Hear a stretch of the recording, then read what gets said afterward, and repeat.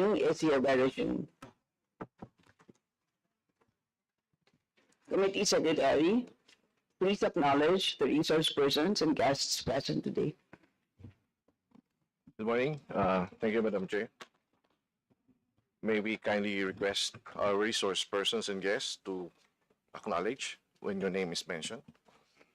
From the Department of Foreign Affairs, Secretary Enrique Manalo. Secretary.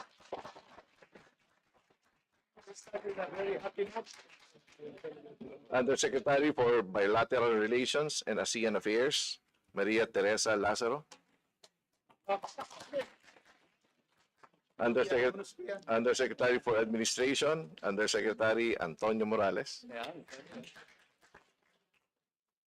Office of the Undersecretary for Multilateral Affairs and Internal Economic Relations, Senior Special Assistant Raquel Solano.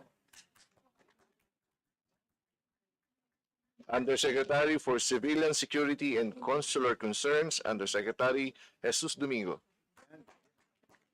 Are you here, sir? Undersecretary Domingo? Wala siya. Wala siya. Undersecretary for Migration Affairs, Undersecretary Eduardo De Vega. Office of Financial Management Services, Assistant Secretary Domingo Nolasco.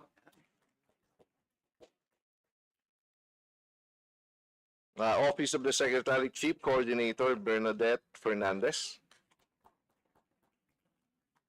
Policy Planning and Coordination, Assistant Secretary Patrick Chuasoto. Deputy Assistant Secretary Melanie Diaño. Department Legislative Liaison Office, Liaison Unit, Assistant Secretary Adrian Bernie Candolada. Office of Cultural Diplomacy, Assistant Secretary Celia Ana Feria.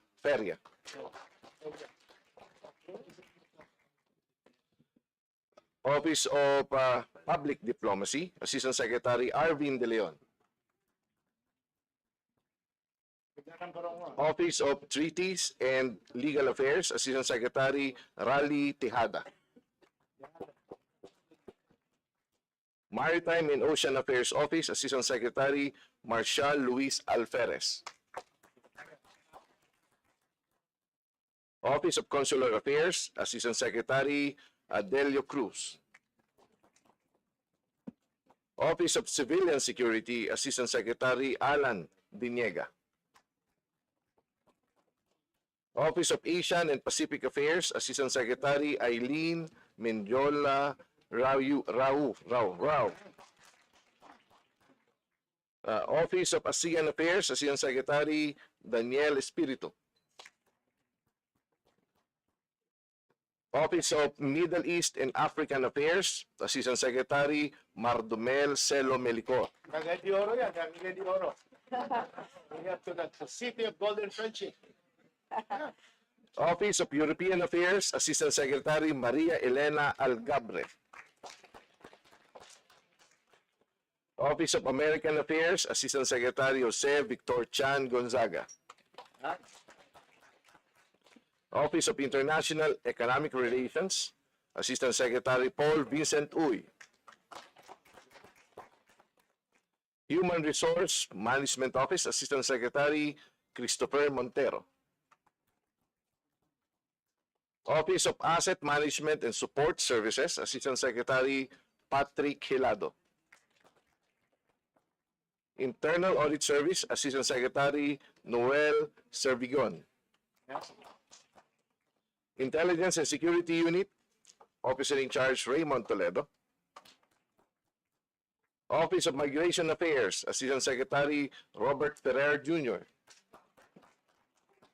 Office of Protocol, Assistant Secretary Ariel Peñaranda. Overseas Voting Secretariat Vice Chairperson Robert Quintin. Foreign Service Institute, Director General Francisco Noel Fernandez. From the Technical Cooperation Council of the Philippines, Chair Alternate Mary Ann Padua. Are you here, ma'am? Mary Ann Paba. Okay. Presidential Commission on Visiting Forces, Under Secretary Antonio Atanasio Habulan. Philippine National Commission for UNESCO, Secretary General Ivan Anthony Henares. And also from the Department of Budget and Management, we have Maricel Dizon. Dito, sir, sa likod po. Tatago. Tatago. Budget should be here. And may we also acknowledge the presence of the members. Former our Representative Gloria Macapagal Arroyo.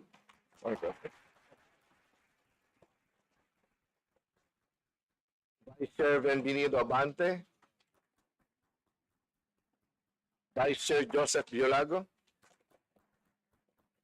Vice Chair Arnie Frentebella. Vice Chair Rachel Arenas.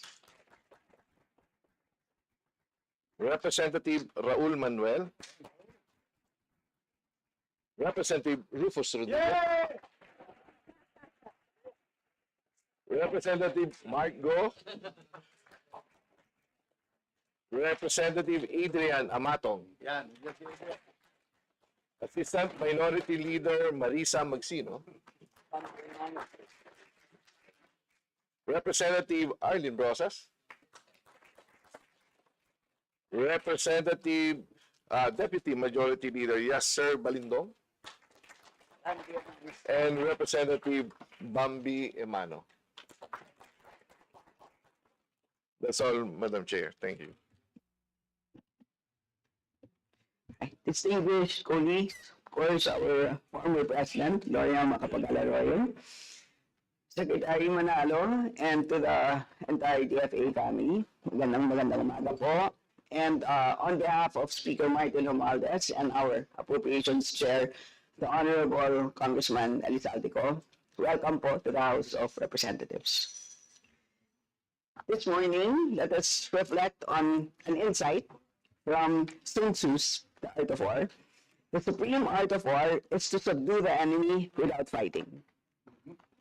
In the current context of the West Philippine Sea, this strategy emphasizes the importance of diplomacy, alliances, and strategic positioning over confrontation.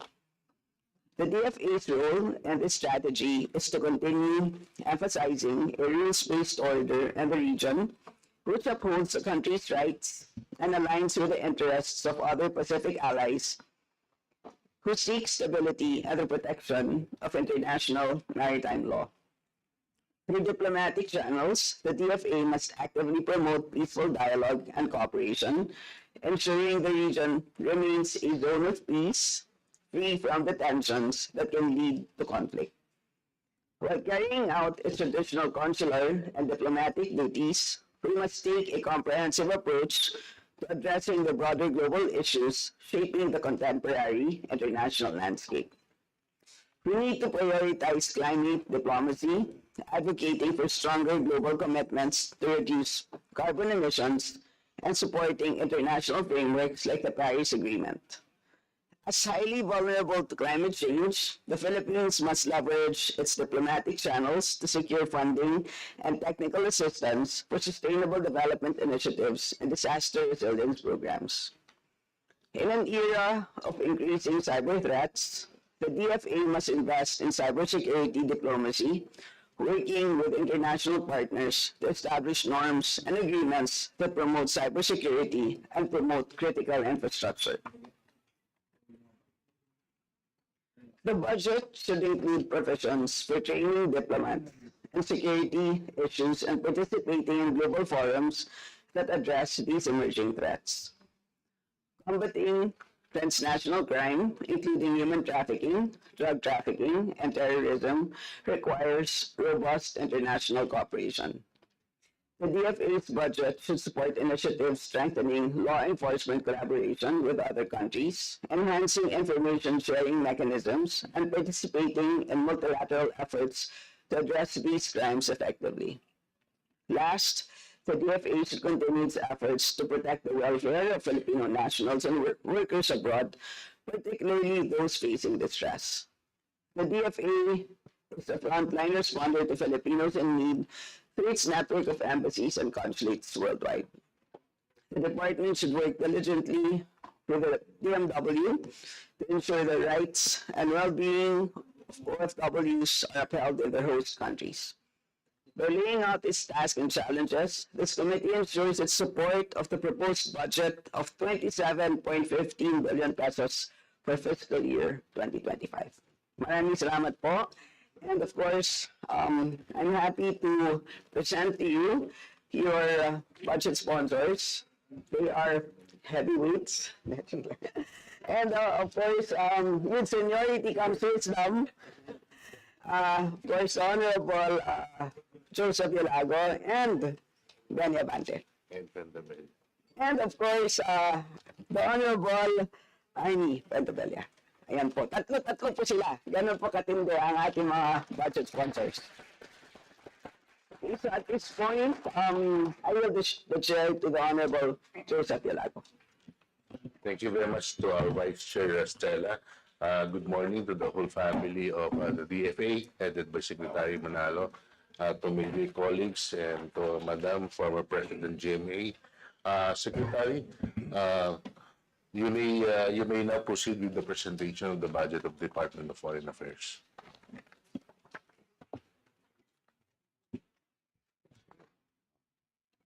Thank you very much, Mr. Vice Chair. Honorable Stella Luz Kimbo, Senior Vice Chair. Honorable Joseph Gilbert Biolago, Vice Chair. Honorable Vice Chair Abante, Benny Abante. Honorable Vice Chair Arnie Puentebella.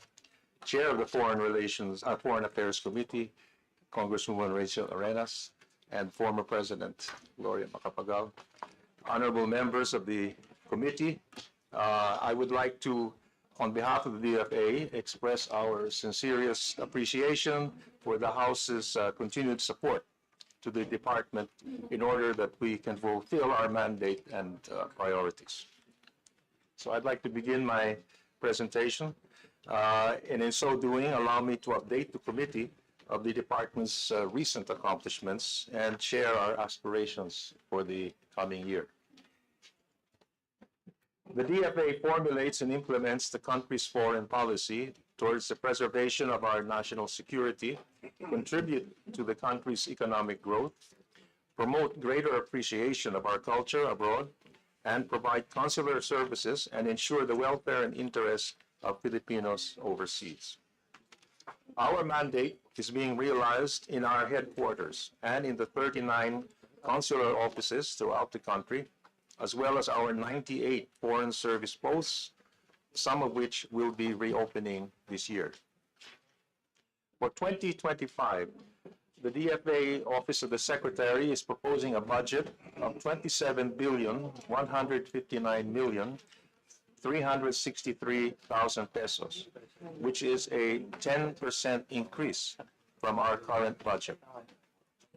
Allow me to share some of the department's recent accomplishments. These past few months have been a whirlwind of activity. We have been and still are beset by challenges that spurred interest from other countries and provided us with fresh opportunities to pursue greater and new engagements. It is fair to say that, quote, we've been on hyperdrive over the past year or so, unquote.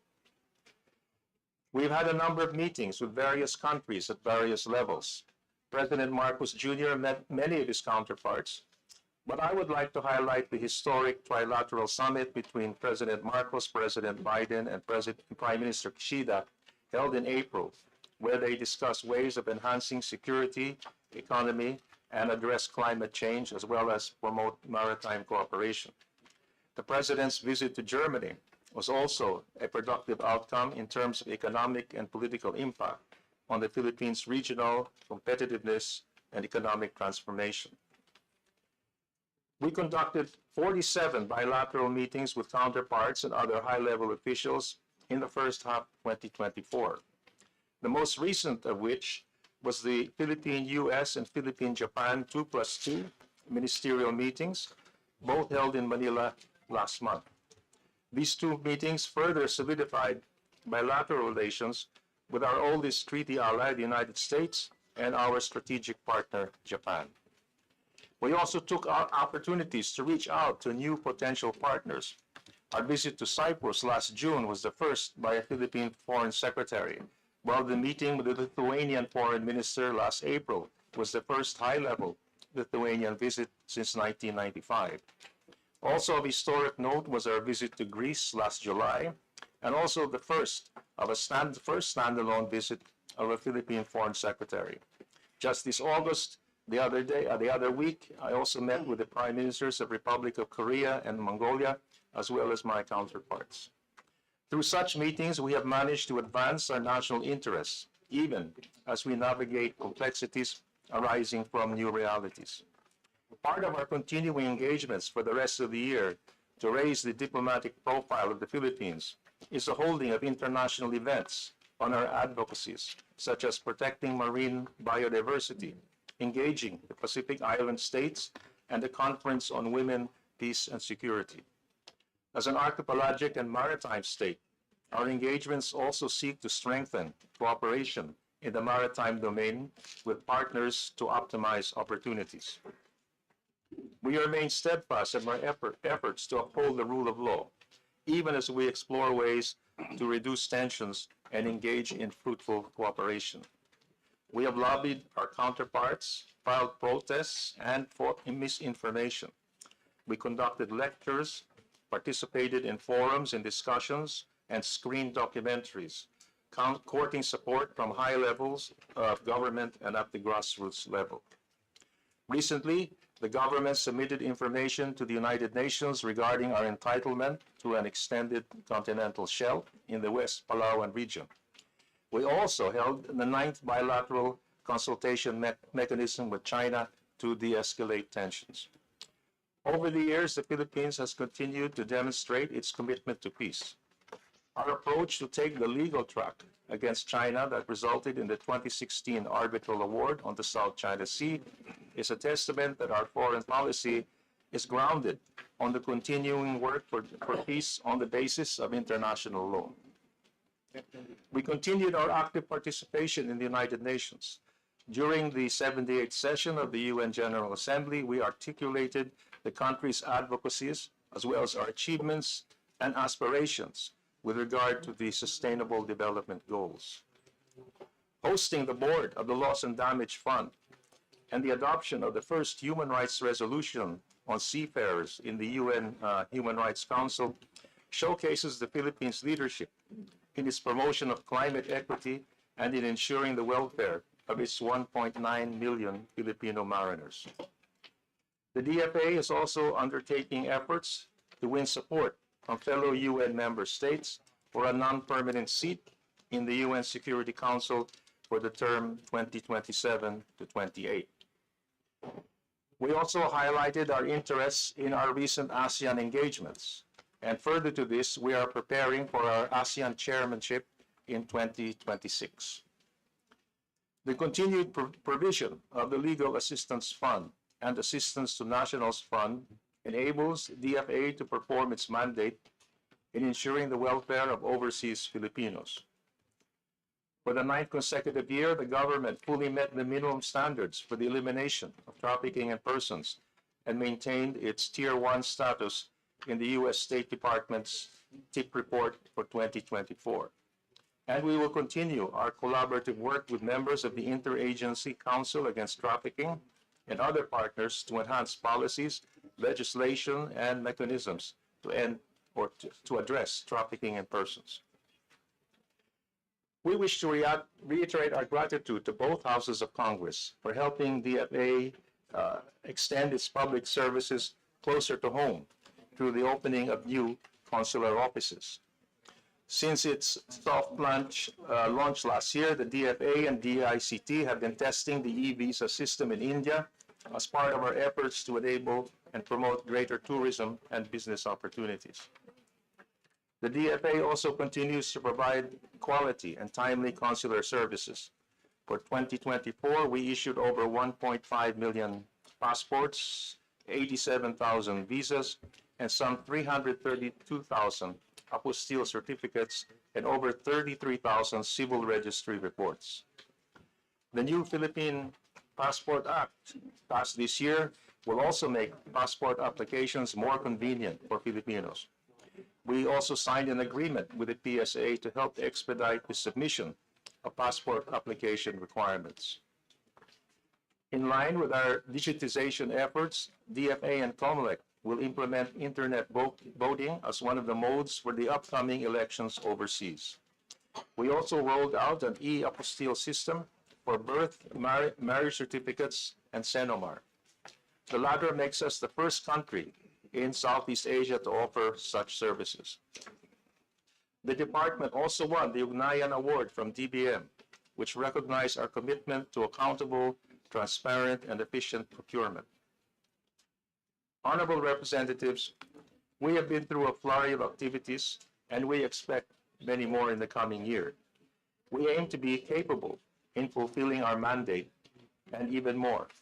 To that end, here are our priorities for 2025 and also our trusts. The opening of 4 new foreign service posts, campaigning for a non-permanent seat on the UN Security Council for the years 2027 to 28, preparations for our ASEAN chairmanship in 2026, promotion of the 2016 Arbitral Award, and the retrofitting of the DFA headquarters. In closing, we respectfully request for your favorable consideration of the DFA budget for 2025. Your support would go a long way in ensuring the fulfillment of our mandate to the Filipino people. Allow me now to give the floor to Assistant Secretary Domingo Nolasco, who will elaborate on the financial performance of the department as well as the technical details of our budget. Thank you very much. Thank you, Mr. Secretary. With the permission of the Honorable Chairperson. Lastly, you are recognized. Thank you, sir. Good morning, Your Honors. Before I proceed with the technical details of the DFA's 2025 budget proposal, may I report on our financial performance last year and this year. In 2023, Your Honor, can we, the slides is being arranged. Can we have a few seconds? Okay.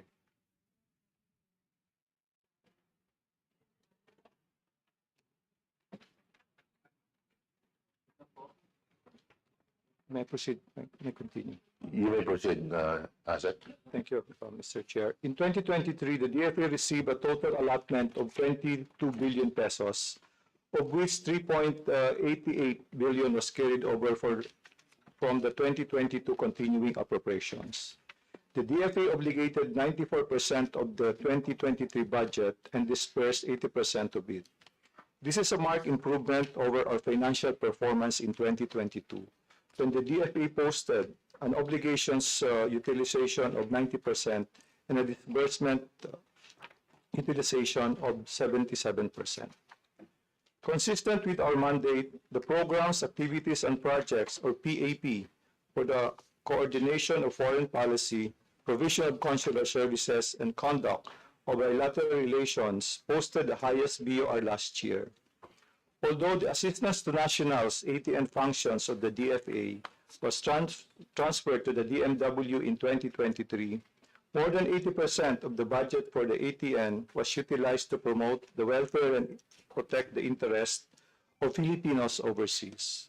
We wish to assure our partners, Your Honors, that the Department is earnestly doing its part in ensuring the timely spending of the government's budget as instructed by the President.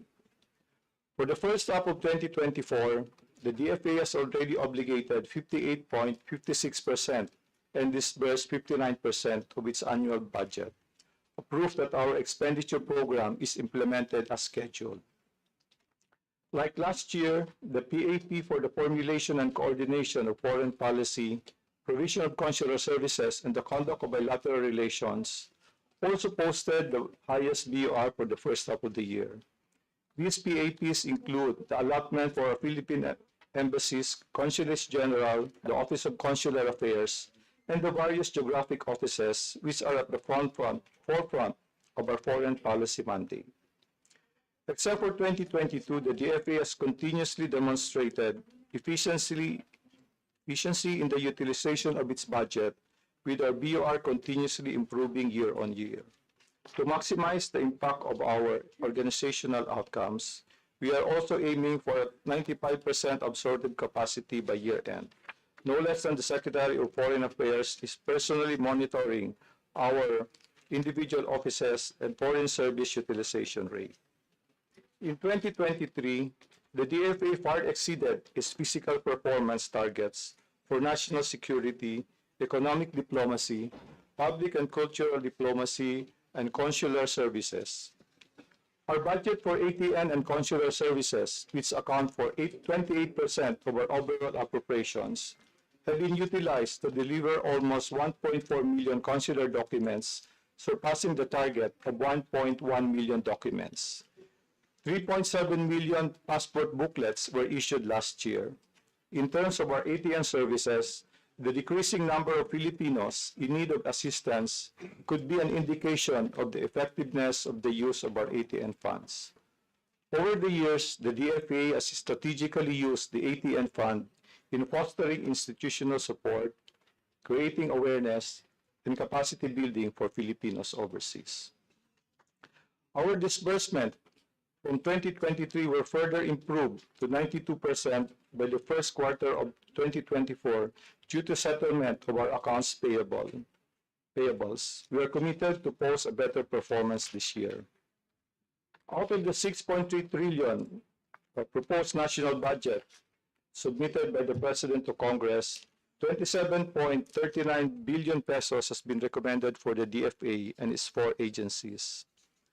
Under the National Expenditure Program, the DFA's Office of the Secretary is proposing 27.159 billion pesos. In terms of allotment class, 36% is for personal services, 56% for MOE, and 8% for capital outlays. Net of retirement and life insurance premiums, our proposed budget is 26.9 billion. We thank our partners in Congress for helping the DFA reinstate its annual budget to its regular level in 2024, following a budget cut in 2023. Upon the receipt of our budget confirmation letter this year, the DFA conveyed its concurrence of the proposed 2025 budget to the DBM Secretary. By geographic location, the DFA's home office share is 10 billion pesos, while 11.8 billion pesos will go to our foreign service post, and the remaining 5 billion is for our major frontline services under the Office of Consular Affairs. In terms of our operations, the DFA allots 11.8 billion pesos or 55% to the diplomacy program and 9.8 billion pesos or 45% to the consular and ATN program. 80% of the DFA's overall budget goes to these 2 major organizational outcomes. Among the major items in our budget for personal services this year are the following: payment of the salaries of our 3,010 field positions, foreign service allowances of our 1,501 personnel stationed in 96 foreign service posts, and terminal benefits of 61 compulsory retirees. Our MOE comprises more than half of our overall budget, will be used for the following major expenses. For consular services, 54.6 million for the second year initial implementation of the e-apostille system, 4.2 billion for e-passport booklets. In our NEP, there is 3.4 million additional provision for our consular offices in Olongapo, Tagbilaran, Pagadian, Balanga, and Candon. The DFA remains committed to protecting and promoting the interests of our national overseas. The 1 billion peso assistance to national fund and the 200 million pesos for the legal assistance fund that have been carried over to 2025 will be used in assisting overseas Filipinos in distress and in crisis situations, especially in countries where there are no migrant workers, officers of the DMW on site. The Office of the Undersecretary for Migration Affairs is also shifting to migration and diaspora management. For the first half of the year, funding for the ATN Fund has assisted 23,000 Filipinos, while the Legal Assistance Fund was tapped to respond for the needs of 642 Filipinos. In the run-up to the 2025 national elections, our Overseas Voting Secretariat is intensifying efforts to encourage more Filipinos overseas to exercise the right to vote. The main mandate of the DFA is the conduct of diplomacy. For 2025, our proposed budget includes 25 million for the UN Security Council seat campaign for the term 2027 to 2028, 2.7 billion for our mandatory contributions to international organizations, and 95 million for the hosting of our international conferences, and 4.3 million for DFA Mindanao, which has been strengthened to better respond to the needs within the southern Philippines, including coordination with the BARM and matters concerning the BIMP-IAGA. In 2026, the Philippines will assume the chairmanship of ASEAN, and under our NEP, 193 million has been allotted for the 2025 preparatory activities. While we intensify our foreign policy mandate, we do this in parallel with our general administration and support programs. As the global demand for travel picks up, the cost of deploying foreign service personnel has also increased. In the NEP, the DFA's total deployment fund for 2025 has been increased to 374 million pesos. Following a series of consultation, the DFA has finally been able to receive the approval for our information system strategic plan. 395 million pesos has been allotted for this. Later this month, the DFA is scheduled to transfer to temporary offices to give way to the retrofitting of the 52-year-old DFA building at 2330 Ross Boulevard. Under the 2025 NEP, we have been proposed a budget of 75 million pesos for the temporary lease, 509 million for the retrofitting of the building, and 1.87 million for project management under a multi-year contractual authority that was given earlier.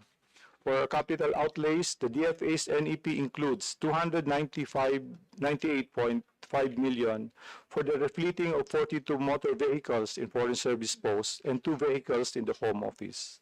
The DFA's building fund has also been allotted 1.450 billion.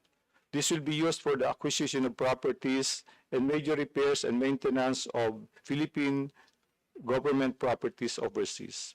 In closing, Your Honor, we wish to assure that the DFA continues to exercise fiscal prudence and ensures that the PAPs directly contribute to the 8-point socio-economic agenda of the President, while staying true to its mission of promoting and protecting the Philippines' national interest in the global community. Thank you. Thank you very much, Sec. Nolasco. It's done. So thank you very much to Secretary Manalo for the budget briefing of the Department of Foreign Affairs. So, my dear colleagues, before we proceed with discussion, may I remind our distinguished colleagues that each member is given 5 minutes for questioning or interpellation, excluding the response of the resource persons. And when you hear the bell, it means you only have 30 seconds to wind up with your questions. As part of our long-standing and respected tradition of the House of Representatives to accord preferential treatment to the minority members of the House and followed by the majority members in the alternating manner. The Chair recognizes from the minority, dear colleague, Representative Raul Manuel. You are recognized.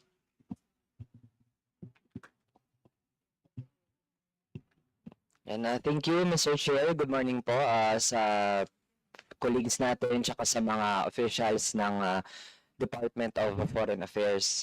Mr. Chair, naniniwala po ako na dapat nga given ang nangyayari sa West Philippine Sea, we don't want to heighten confrontations. Gusto nga natin ma-resolve yung usapin in a peaceful and diplomatic manner. Kaso lang, Mr. Chair, dito papasok yung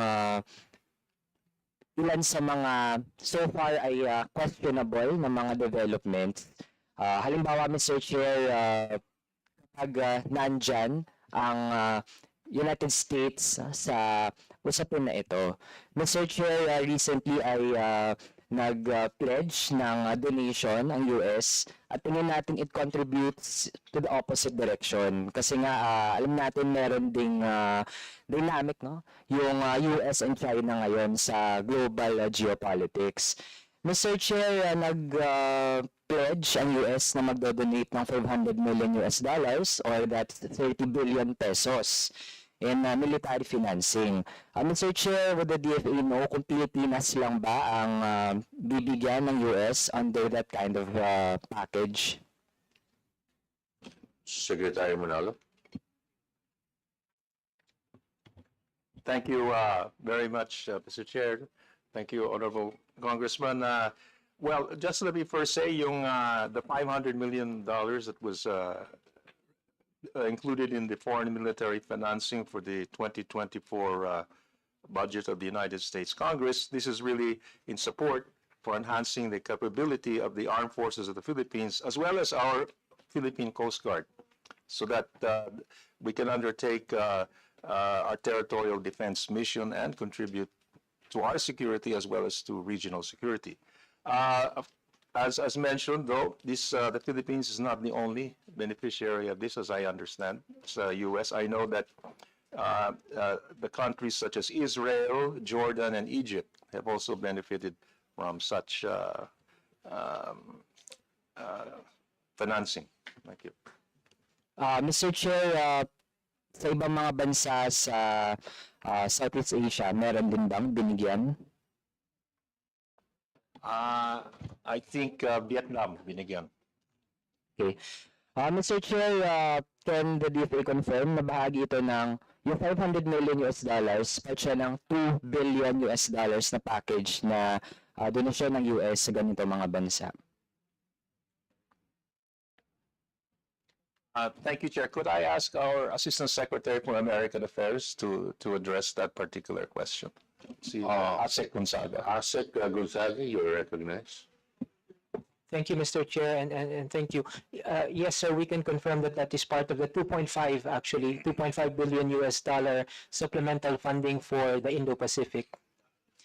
So kung ganun, Mr. Chair, ibig sabihin, ang donasyon na yan ay hindi siya masasabi o maituturing na donasyon lang purely para makatulong sa Pilipinas. Dahil nga kung ito ay bahagi pala ng ganitong $2 billion package ng US, ibig sabihin, nakapangibabaw dito kung ano ang mga interest talaga ng Estados Unidos. Ibig sabihin, hindi ito matatawag lang na ito ay isang donation na walang bahid din talaga ng kung ano din ang mga interest ng Estados Unidos. Kaya delikado, Mr. Chair, ang ganitong pinapasok natin. Alam natin na ang US has been acting like a global police. It has lots of even military bases na nakakalat sa iba't ibang mga bahagi ng mundo.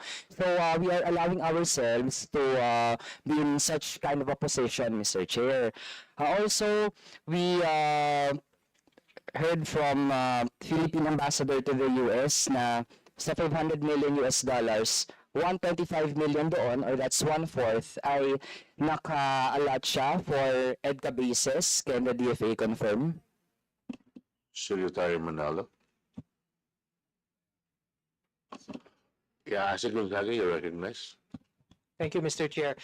No, sir, the $125 million is actually contained in President Biden's budget message for 2025.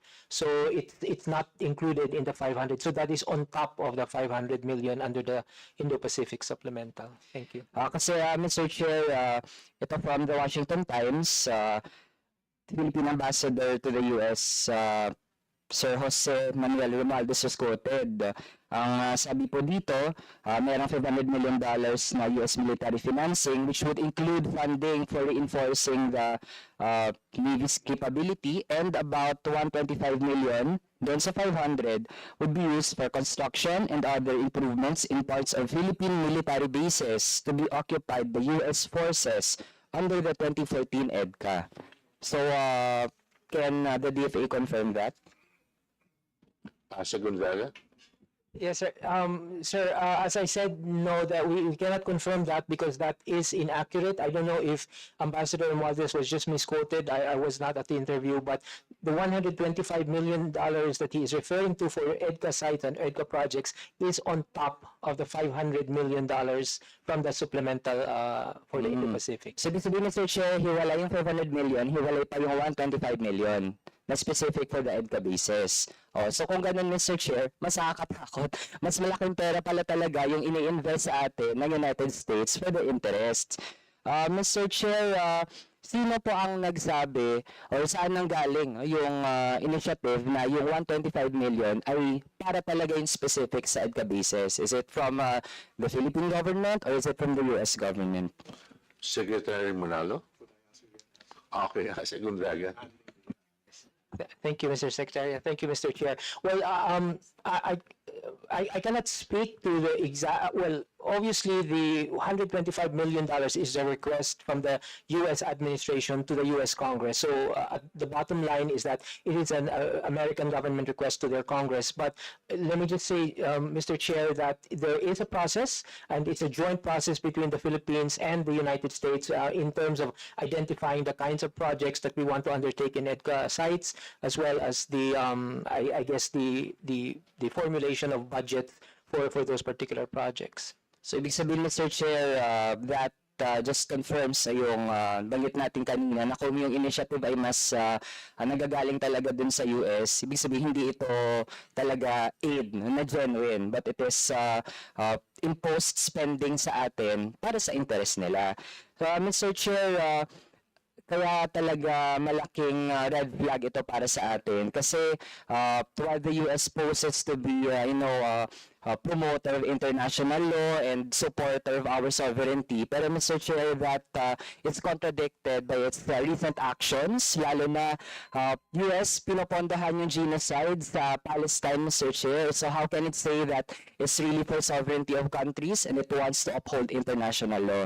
So on a different topic na lang for my remaining time, Mr. Chair, yung sa Myanmar situation, kasi nga nandiyan ang National Unity Government with duly elected representatives na isang tabi lang dahil sa military junta, but the NUG has significant supervision even in many areas sa ngayon ng Myanmar. So have we already engaged with the National Unity Government?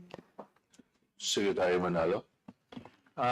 Thank you, Mr. Chair. Just like to give one quick response to the previous topic. Just on the EDCA sites, much of the financing is for refurbishing, but the basic thing I'd like to say is that any activity undertaken at the EDCA sites has to be done through mutual agreement, and it cannot be imposed on any particular country. It has to be done by agreement. Dun po on Myanmar, the Philippines basically and does continue to subscribe to the 5-point consensus of ASEAN. That is the pillar of our engagement, and in that 5-point consensus included is our cooperation or discussions with all stakeholders, including the NUG and other stakeholders in Myanmar. So we are guided by that. We have been supporting ASEAN efforts, especially through the ASEAN Troika, to see whether we can bring and discuss bring together all the stakeholders. That has been our approach. So, and we are continuing to do that. Ang problema, of course, it's not a very easy task because of the conflict now going on in Myanmar. And therefore, our goal really here has been more on emphasizing humanitarian provision of humanitarian assistance. And we have been working through ASEAN with the stakeholders. So that has been our approach ever since the 5-point consensus was adopted, even with the agreement of the Myanmar government at the time. So a quick last clarification lang, Mr. Chair. So bukas tayo, pero in these recent times, meron na po ba nangyari na nakipag-usap tayo with them, got to relate with them. Well, yun mo ang problema because of the conflict and because of and apparently the irreconcilable differences in the views of the various protagonists. It's very hard to get them together. Pero nevertheless, these efforts are continuing. As I understand, at least the ASEAN Troika is now open to discussing even with other countries who have sent special envoys, including the UN, to deal with this issue. But like I Mr. said, Chair, yung question po is, tayo as Philippine government with the NUG, may ganun na po bang nangyaring communications? yeah. Well, maybe I could ask our Undersecretary Lasso for that. response. You said, Lasso, you recognize. Thank you, Mr. Secretary, and thank you, Your Honor. Doon po sa tanong nyo, kung direct engagement, hindi po natin ginagawa pa yan dahil we are looking into that aspect of being part of the ASEAN grouping because ASEAN has appointed a special envoy just for Myanmar. Ang chairman po ngayon ay Laos, and Laos with special and the other representatives, they kinakausap po nila lahat na stakeholders, including particularly the NUG. Okay, so yun na lang, Mr. Chair. Sana talaga ma-exhaust natin lahat kasi nga kung discredited na rin even within ASEAN and even in the international community, yung junta ng Myanmar, then I think for us to really reach the representatives of Myanmar, andyan na rin naman yung NUG. Yun lang, Mr. Chair. Thank you. Okay, thank you very much, Representative Manuel. Now, from the majority, the chair recognizes my good friend, Representative Rufus Rodriguez. Mr. Chair, before Congressman Rufus, may I interject in relation to the questions of Congressman Manuel? Okay, Congressman Amanda, you are recognized. Ashe Gonzaga made mention that the fund that the Philippines will get in the U.S. has been requested by President Biden to the U.S. Congress. So may I know if the U.S. Congress has approved the budget? Ashe Gonzaga, right? Yes. You're recognized. Thank you, Mr. Chair, and thank you, Representative Abante. As far as we know, it's still pending in the U.S. Congress po. So we're not going to be sure that the U.S. Congress would actually approve the budget. Am I right? Yes, sir. I mean, it's going to be up to the Thank you very US much. Congress. Thank you, my co-sponsor. Now, Representative Rufus Rodriguez, you're recognized. Thank you, Mr. Chairman. And I would like to greet Secretary Manalo and all the family of the officialdom of the Department of Foreign Affairs, many of whom are my good friends from way back. And especially I'd like to make special mention to Ambassador Yusek Mar Melicot, because he comes from the city of Golden Friendship. Let me congratulate Mr. Chairman. Now we have to put on record that Congress, most of us, are in support and would thank Secretary Manalo and our Foreign Affairs Department for a robust and proper policy, foreign policy in our country, especially on the West Philippine Sea. We see now the President himself, in his first State of the Nation address, never to give an inch of Philippine territory to anyone. And we will, in second speech, Sona, we shall never yield, and our rights in the West Philippine Sea is not an imagination. He said it in Tagalog. That is a reality that we should always fight for as long as we are united. Article 1, Mr. Chairman, of the Constitution is about national territory. All the rest, economic, cultural, is secondary to our territory, and that is why Article 1 is on the national territory. And the United Nations Convention on the Law of the Seas clearly states that we have sovereign rights over a 200-mile exclusive economic zone. And then this was reiterated and decided by the International Tribunal July 12, 2016, when China's 9-dash line were totally declared to be baseless and illegal. So thank you, Secretary.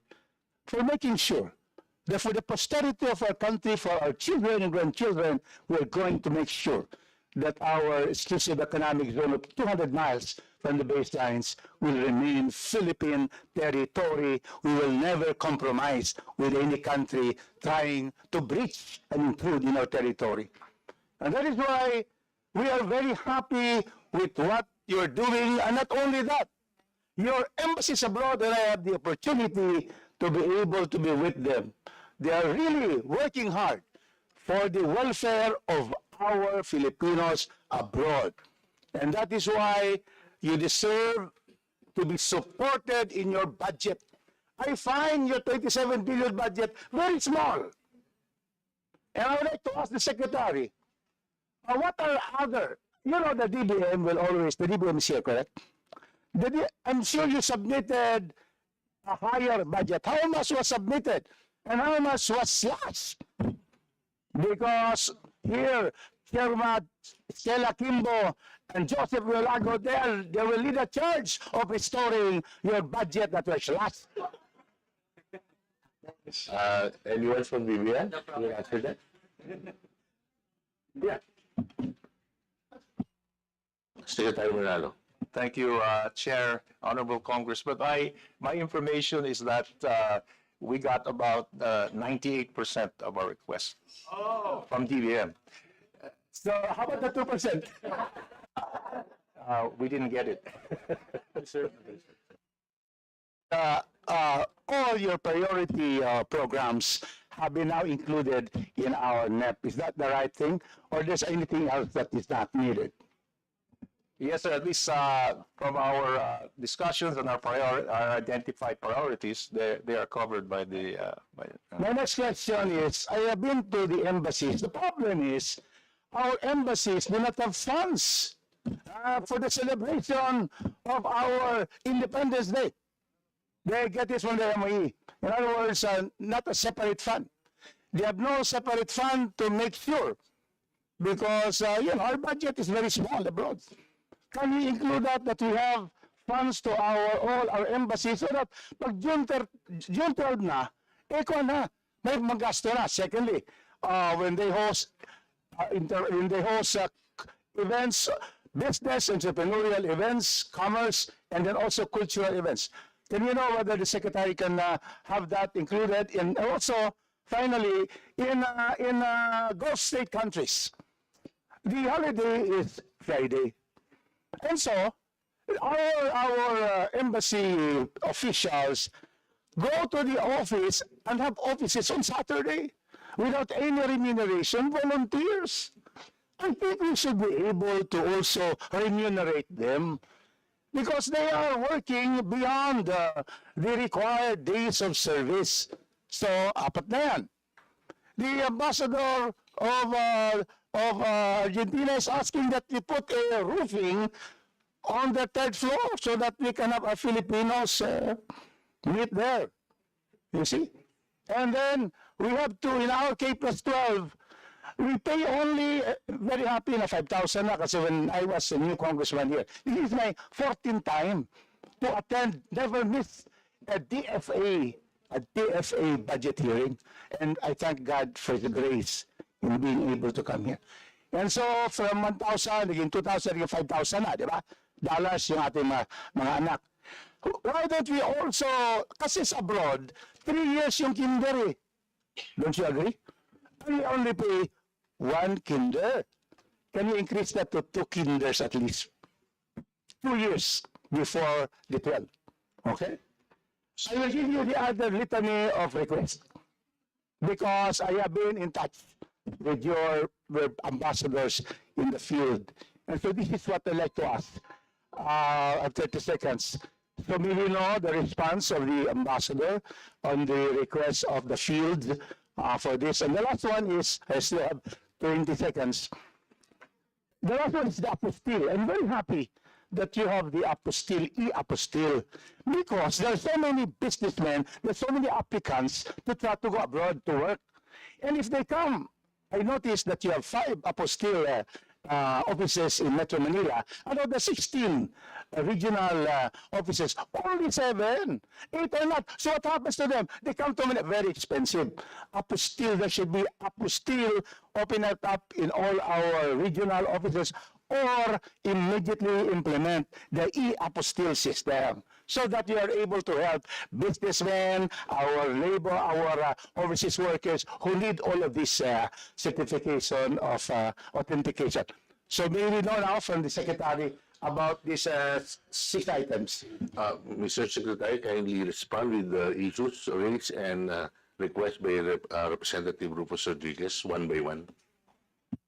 That will be 6 issues, right? 6 requests. Thank you, Chair. I will respond in general, and I'll ask ASIC Nolasco on the individual. Just let me say that what the congressman observed is actually correct. Most of these activities that he mentioned, we finance through, we augment through other funds. So we don't have any particular fund. For example, in terms of Independence Day, we get that from the MOE. The cultural fund. So we have no specific fund. In fact, in all of those areas you mentioned. And I'm also would like to confirm what you said about e-apostille. We are really going full force now, and we've managed to get more countries to recognize our e-apostille. I think ngayon, we only have 2 countries who are still not yet recognizing our e-apostille, but we're working very hard. So hopefully very soon we will have universal recognition. But perhaps on the individual points, could I ask the... Yes, ASIC Nolasco, you're recognized. Commission of the Secretary and Your Honor, Mr. Chair. With respect to the allowances, thank you, Congressman Rufus, that with the cooperation with the DBM, the DFA and the DBM already conducted its review of the Foreign Service allowances, and a draft executive order is now in the pipeline. In fact, it's already included, Mr. Chair, in the second-year funding for the new allowances is now a line item in the miscellaneous personnel benefits fund of. So it's in the pipeline, Your Honor. With respect to the augmentation of foreign service posts, we saw your recommendations, sir, with respect to the Santiago Philippine Embassy. Their MOU was already augmented to enable them to more than 1 million, sir, pesos for their activities for the June 12. And we do this for all other posts. The posts, we just have to submit to the Home Office the program of activities, financial plan, and then the Home Office give them MOE for the celebration of the cultural activities. So with respect to what you mentioned about the Philippine Embassy in Buenos Aires for the repair, the DFA is a building fund. Next year, sir, it's 1.4 billion. So the committee in the DFA, upon its recommendation, the Secretary approves, and these posts are given funding so that they will be able to repair major repairs for the chancery. So kung wala man sir dun sa post yung pera nasa Home Office, maghingi lang po sila ng ano to. Yun lang po, sir. Thank you, sir. Thank you, Mr. Chair. Consular.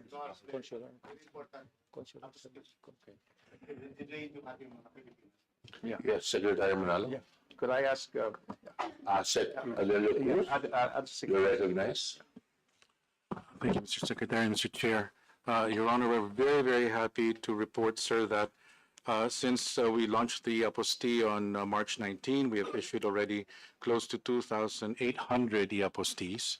And right now, sir, out of the 39 consular offices all over the country, with 3 more to be opened at the end of the year, we have 11 COs, sir, that services apostilles.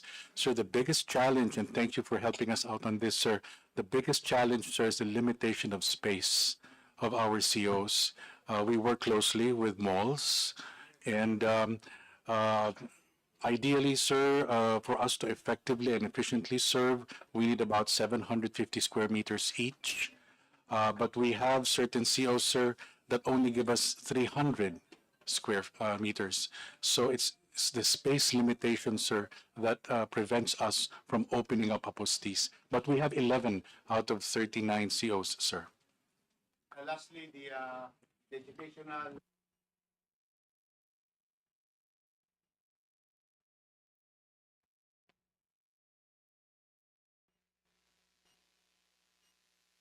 With permission of the chair and the secretary, currently the educational allowances at the DFA is based on R8 10533 and the K-12 on Enhanced Basic Education Act of 2013.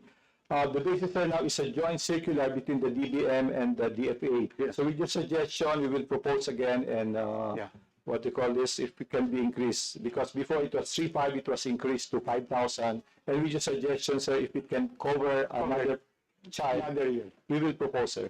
Thank you. Thank you, Mr. Chairman. Thank you so much for the time. Thank you to our Department of Foreign Affairs. May I not be excused. I am attending a hearing to abolish and declare illegal e-sabong. So, yung pogo, wala na yun. E-sabong na naman tayo. Andiyan pa rin eh. Your Thank you. excuse, Representative Rodriguez. Mr. Chair, Yes, before my good friend Congressman Rufus go, I would just like to ask him if you can help the sponsors of this budget in the DFA to increase that so that all of your questions can be satisfied. Second the motion. To increase pa, to include. Thank you, thank you. thank you very much. For our next interpolator from the minority, the chair recognizes Assistant Minority Leader Marisa Magsino. Magandang umaga po sa ating mga colleagues, of course, former President Gloria Macapagal Arroyo, to our DFA Family Secretary Manalo, sa inyo pong lahat, magandang araw po.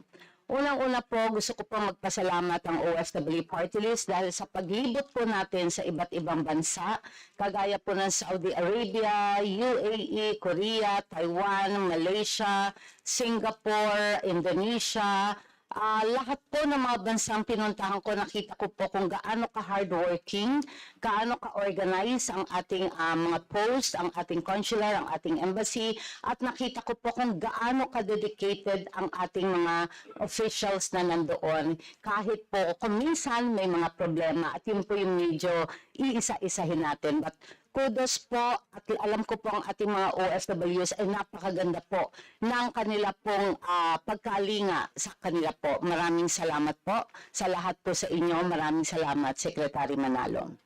Ngayon po, dito po sa pagbisita natin sa Saudi Arabia at sa UAE noong nakaraang July, medyo nakapagbisita tayo, nakita po natin at nakausap ang mga Filipino community leaders natin.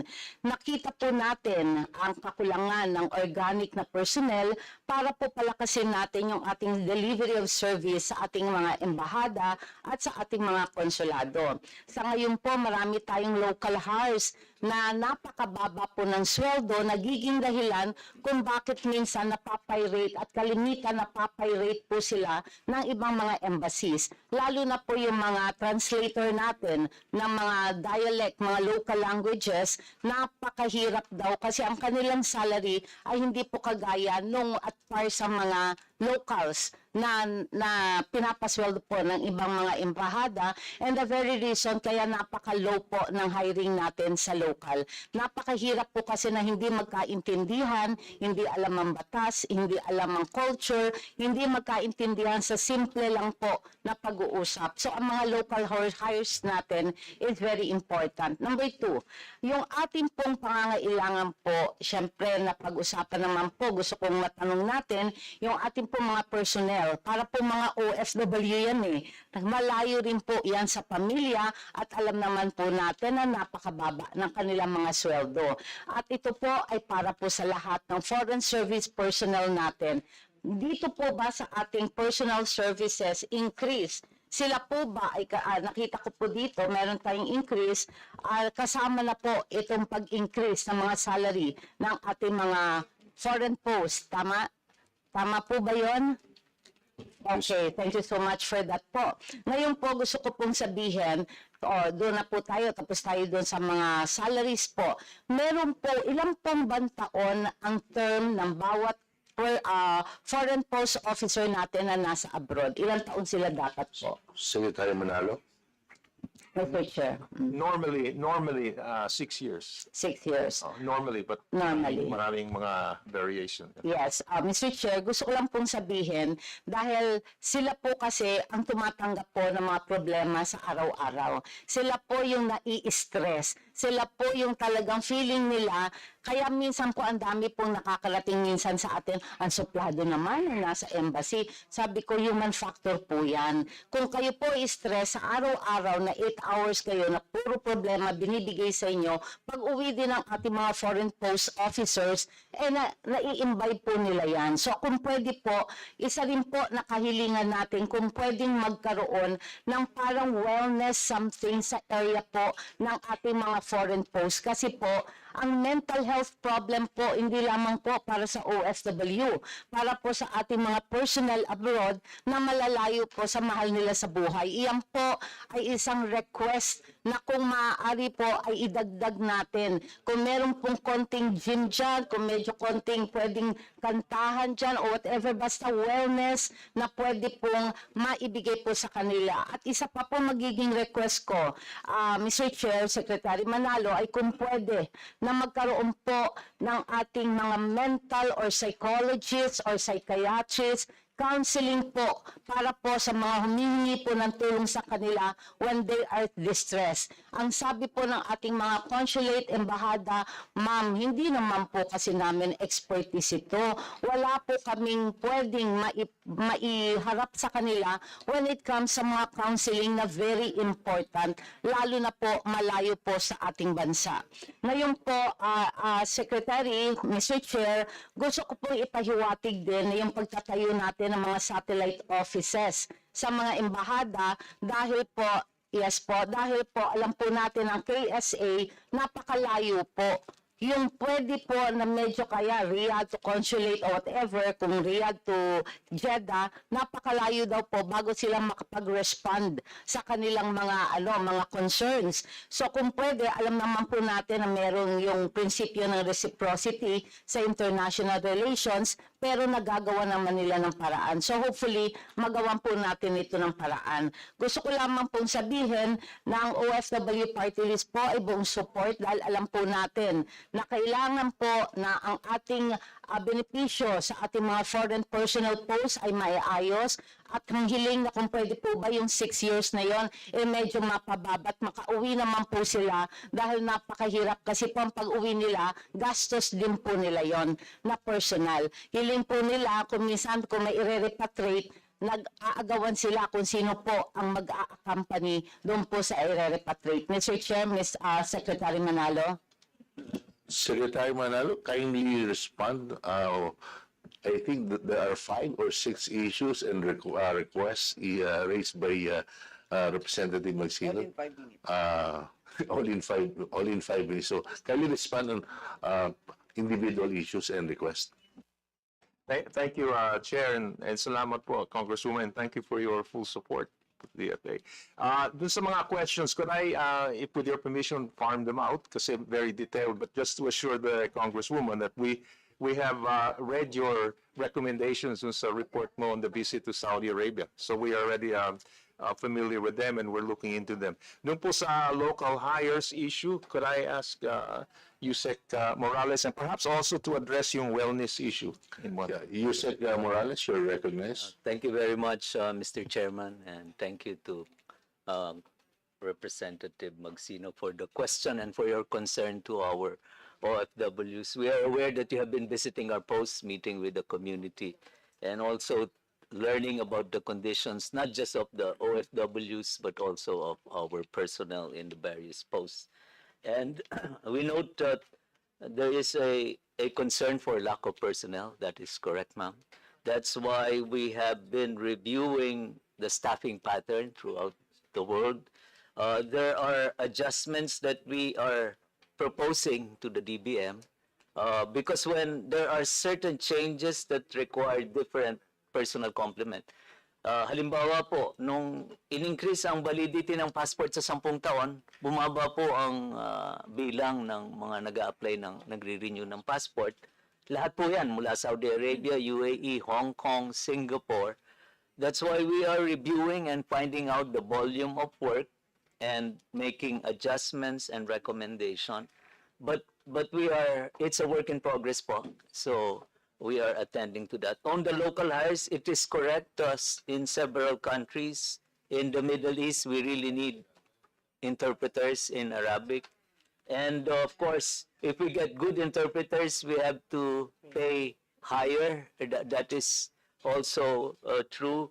But one way we are addressing this, Your Honor, is recently the payment of salaries of local hires have been transferred from PS to MOOE, which gives us some latitude in making adjustments in pay and benefits. And whenever overtime is also allowed for local hires, and whenever it's difficult to give them, because of budget constraint, these benefits, we allow for compensatory time off. May mga panahon naman pong hindi masyadong kinakailangan ng interpreter, pinapayagan pa po natin silang lumiban sa trabaho. Although we try to pay overtime pay as much as possible within the limits of the budget.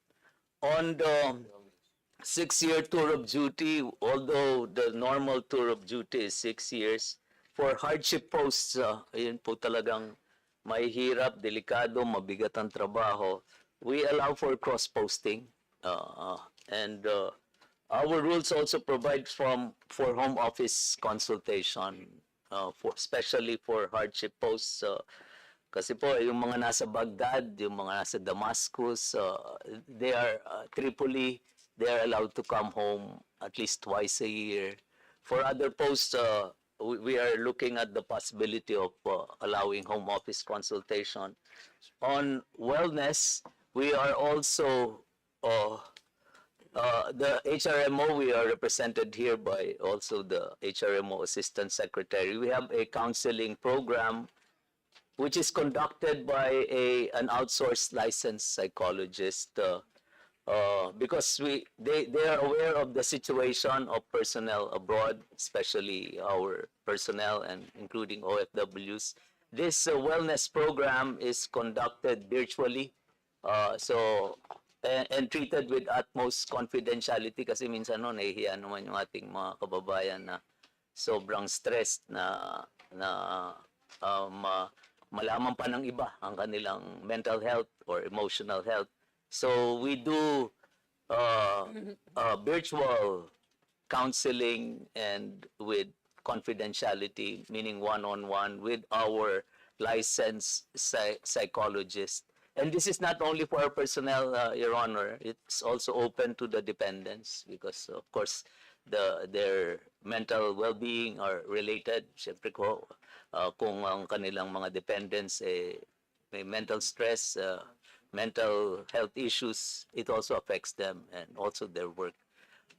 We also regularly organize webinars on mental health and well-being. It's very important. We realized this during the pandemic, but it's a continuing concern on the mental health and well-being. On satellite offices, before we can open for any satellite office, or even if we are moving our embassy or our consulate, we really need the approval of the host government. Hindi po tayo pwedeng magbukas. And I think for Saudi Arabia, we have some challenges in getting the approval of the host government in several areas. And may I just add, we were told that you recommended, ma'am, a psychological first aid seminar workshop at our embassy in Riyadh and our consulate general in Saudi Arabia. Thank you very much for the recommendation, ma'am. And we are currently exploring the immediate conduct of this workshop po. Salamat po sa inyong suggestion. Thank you, Mr. Chair. Yes, Secretary. Yeah, Yusek De Vega, your record. Yes, Madam, thank you. Always a great pleasure. Yes po. That's precisely why we are requesting the same amount for ATN, Assistance to Nationals Funds. Although a lot of the ATN fund is not just purely used for direct assistance to an overseas Filipino, but it can be used under guidelines for programs and other expenses for the benefit of overseas Filipinos. So it has been used in many occasions by posts to hire translators and other assistants under contract because it's for the benefit of the kababayans abroad. So for us to retain our budget will give us a beautiful feeling, as beautiful as yourself and all the lady legislators across the table. Salamat po. Mr. Chair, thank you so much for that. Isang very short lang po. Ano po, Mr. Chair, ano po ba ang ating laye o ang ating regulasyon pag ang isang OFW ay namatay na po sa ibang bansa at ang problema po ay hindi po maiuwi dahil wala pong exit visa? Ano po ang nagiging bilateral labor agreement natin tungkol dito? Kasi marami po tayo nakausap, wala po silang exit visa, namatay na po, so hindi po ma-repatriate dahil walang exit visa. Ano po ang regulasyon natin dito, Madam Chair? Mr. Chair. Yusek De Vega, Madam, I need clarification. Walang exit visa yung namatay. Yes. They will not... Dahil daw po, ito yung issue na napakarami dahil may utang issue. May utang, ano yan, tawag yan, may loan na hindi po nababayaran, na kinamatayan na po, nagkasakit na po, wala nang pambayad, and I also have talked to DMW about it, but then sa issue po ng DMW, ano po ang magagawa po ng DFA sa ganito pong mga sitwasyon? Thank you po, Mr. Chair. I ask yung loan ba, is it from private sector or the government ng nasabing bansa? Mr. Chair, pwede po itong private o pwede pong, I doubt naman po na government kasi baka naman po, baka po private or government, I'm not sure lang po, Mr. Chair. Wala pa kami experience na yun ang issue sa shipment of remains na may utang yung namatay. No? However, we do allow the funds to be used to pay what we call exit penalties, exit visas or so. We don't call it payment of utang because technically we should not be paying utang. But if a court or an administrative body imposes an amount needed so that makauwi, and that amount might actually be an utang, but hindi nakalagay utang, it's just an amount we will pay for it para lang mapauwi na as soon as possible. Ayun, That's the first time I've heard of this, ma'am. Kasi why would you require an exit visa for a dead body? No, I mean that's strange. Yeah. Narinig ko po ito sa community town hall meeting namin in Saudi Arabia and UAE, and this is a common knowledge to everyone, and the very reason is para maiyak-iyak nga sila, patay na, hindi pa maiuwi sa sariling bansa, and I've learned that 180 days, pag hindi ka nagkaroon ng exit visa for any other reason, sila po ang magbe-bury sa bangkay, and hindi na po pwedeng kunin ng familia. Yun lang po. Madam, Mr. Chair. Contact us right away, and we will do something about it. Thank you so much, Mr. Chair. Yeah, thank you very much to our Assistant Minority Leader, Marisa Magsino. Before I recognize our interpreter, may I ask our good secretary, with the current increase of our yung mga cost po ng living allowance na then increase of lahat ng mga basic commodities, may I ask, yung salary for sa mga foreign posts compared to other third world countries, ano ho ba? Is it malayo na or practically nandun naman pa rin tayo sa level na competitive pa rin yung binibigay natin? Or may adjustment na ho ba? Well, Congress, Honorable Chair, I think first on salaries, of course, yung salary na tatanggap nila is our salary here. So where the competitive thing is the allowances. Ngayon sa like overseas allowance, housing allowance, etc. I think I'll ask Nolasco perhaps to say something here. But I think in general, my experience abroad, we're like on the middle middle level. Kasi mga higher, obviously, hindi tayo compare sa mga... Yeah, so because the salaries, I believe meron tayong batas dyan, di ba? May salary grade. So yung allowances. Allowances ang... At saka siguro, sabi nga ng ating senior, paano kinocompute yung allowances para yung living allowance doon sa bansa na yun, maging compensate. I think, they vary on UN rates, pero I'll ask ASIC question. Secretary, with the permission of the chair, in the DFA, sir, as the secretary mentioned, we are under the salary standardization rate that we're part of. But when we are assigned abroad, we are given allowances. Currently, sir, it's based on an executive order that was issued in 2013 that provides for the allowances of not only the DFA personnel, but all personnel of government agencies that are posted abroad, armed forces, DTI, and other. Sir, this rate is based on the International Civil Service Commission. They have a price index.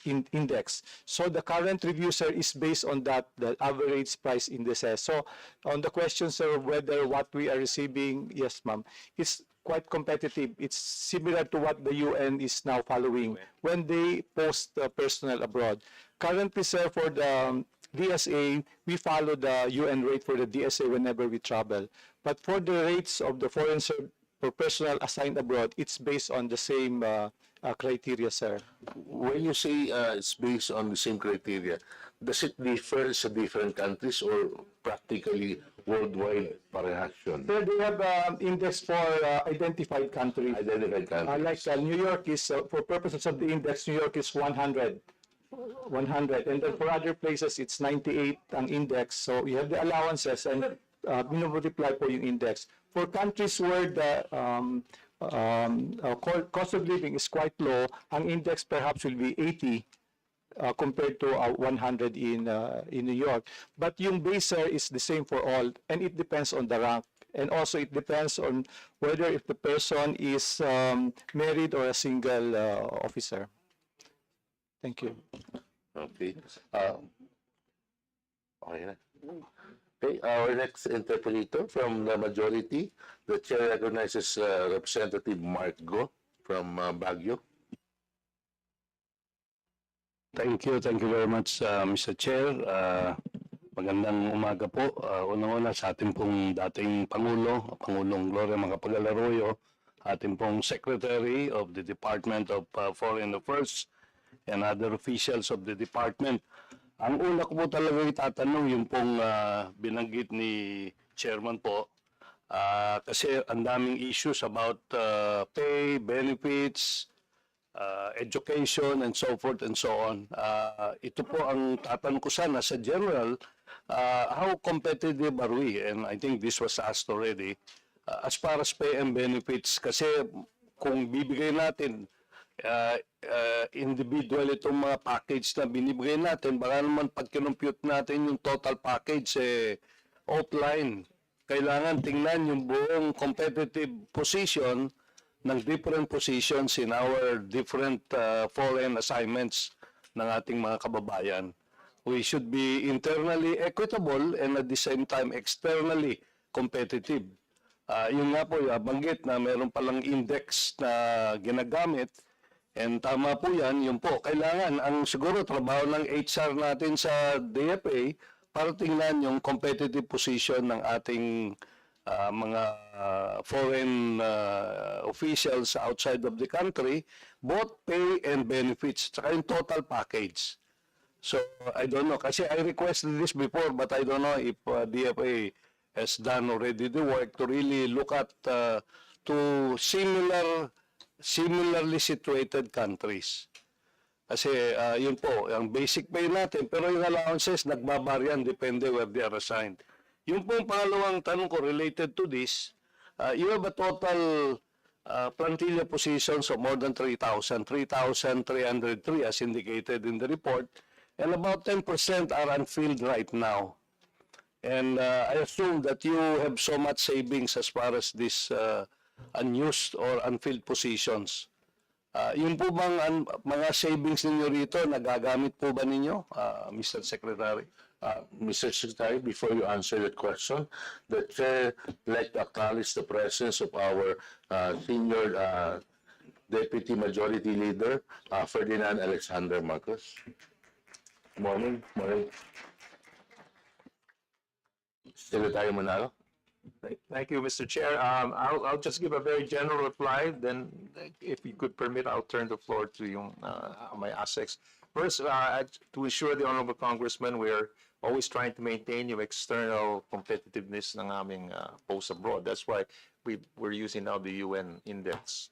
And then, of course, to try and make the internal factor also equitable as much as possible.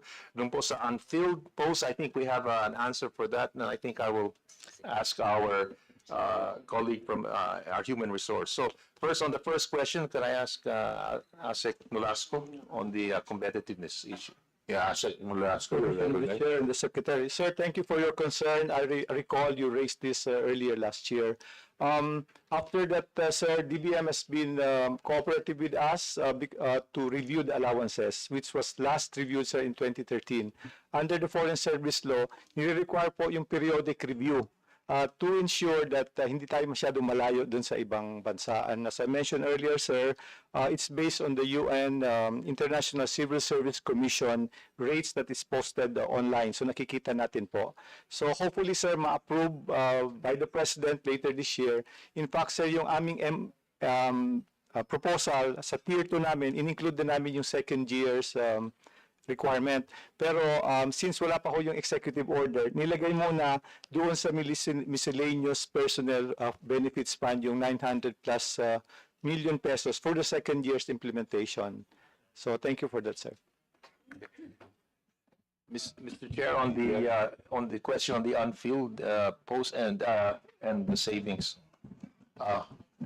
Who will answer? Secretary Asek Montero of our human resource. Asek Montero, you are ready. Thank you very much. Asek Montero, you are recognized. Thank you very much, Secretary, Mr. Chair.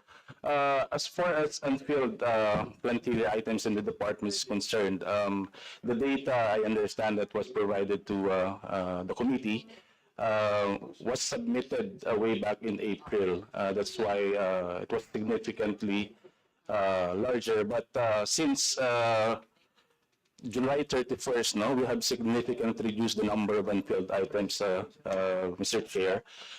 It's now down to 257 unfilled items. The reason for this being that majority of these unfilled items pertain to FSO positions, foreign service officers, and some of the members may be aware how tough and rigorous the FSO exams are. And for the past 2 to 3 years, no, we have only passed a little less than 50 FSOs, no. So that significantly contributes to the relatively higher number of unfilled items, Mr. Chair. But as to whether we're able to utilize savings from RPS, no, for these unfilled items, I would defer to my Assistant Secretary of Fiscal. I understand, no, based my own basic knowledge, you cannot realign PS to MOE. No. So they remain part of the PS, I think, Mr. Chair. Mr. Chair? Yeah. Yes, Representative. Yeah, okay, I think I understand that. Now, in terms of, you have a budget proposal of 27 billion, and I understand you have some internally generated income. I would like to know if you are allowed to spend this internally generated income for other expenses that you have in the department, or you have to immediately remit this to the National Treasury, Mr. Secretary. Yes, Secretary Manalo. If I could ask Asek Nolasco to give the response. Yeah, Asek Nolasco, you're recognized. With the permission of the Secretary and the Chair. Your Honor, in the DFA, we have an internally generated fund. It's called the Passport Revolving Fund. The amounts that we collect for that, we are allowed to use that for passport, consular, and other department services, except travel, representation, and representation expenses. So that one, Your Honor, is part of that. It's a trust fund under the special provisions of the DFA and also under the passport law. So the DFA keeps that. As of last month, sir, we have already about 700 million balance for that. Annually, how much is the internally generated income? About 400, sir. 400 million. A year. A year, sir. Okay. Yeah. So this helps you in terms of your other expenses, except as you mentioned, travel, PS, and other expenditures. Yes, Your Honor. In fact, almost one half of this is for the salaries and other benefits. So you're allowed. But these are job orders, I No, think. no, sir. These are contractual personnel. Contractual or COS. Mainly doing passporting and consular work in the home office and also in our consular offices all over the country. Thank you. Okay, thank you. Last question. I'd like to ask, just like what was asked earlier on the West Philippine Sea, I know that every nation, when they deal with other nations, their primary concern is their national interest. Is that correct, Secretary? Just like us, we deal with the U.S. or any other country for that matter, because we'd like to protect our national interest. Yes, Secretary Manalo. Yes, Mr. Secretary, the fundamental priority of every country is to protect national interest. Now, with the situation that is happening in the West Philippine Sea, have we start thinking of having a backdoor negotiation with the other party, Mr. Secretary? Thank you, Your Honorable. I think, well, of course, we try and keep our communications open with every country. We have, and we do this through various means. And it's good to have many possibilities because sometimes one channel works better than another. And this we apply to many of our partners. So the whole idea is to have lines of communication open, especially if there's a need to discuss. So in other words, you are saying in effect, yes, to my question, Mr. Secretary. And I agree with that effort that you are doing, Mr. Secretary, outside of the usual diplomatic ways of establishing and building relations with our nations. Thank you. Thank you very much, Representative Mark Go. Our next interpolator from the minority, Representative Arlene Rosas, you are recognized. Thank you, Mr. Chair. Mr. Chair, direct na lang dun sa tanong para mabilis, no? Mr. Chair, under the special provisions, may budget ang DFA for passport booklets and any deficiency will be augmented by the passport revolving fund, right? At yun po yung medyo tanong ni Kong Margo. Ngayon, bakit po hindi free yung reissue ng mga passports natin? Tapos may mga cases pa na merong third parties na nagva-vouch sa consular office pero may additional fee na sinasabi. So, Mr. Chair, gusto nating maliwanagan doon. Secretary Manalo.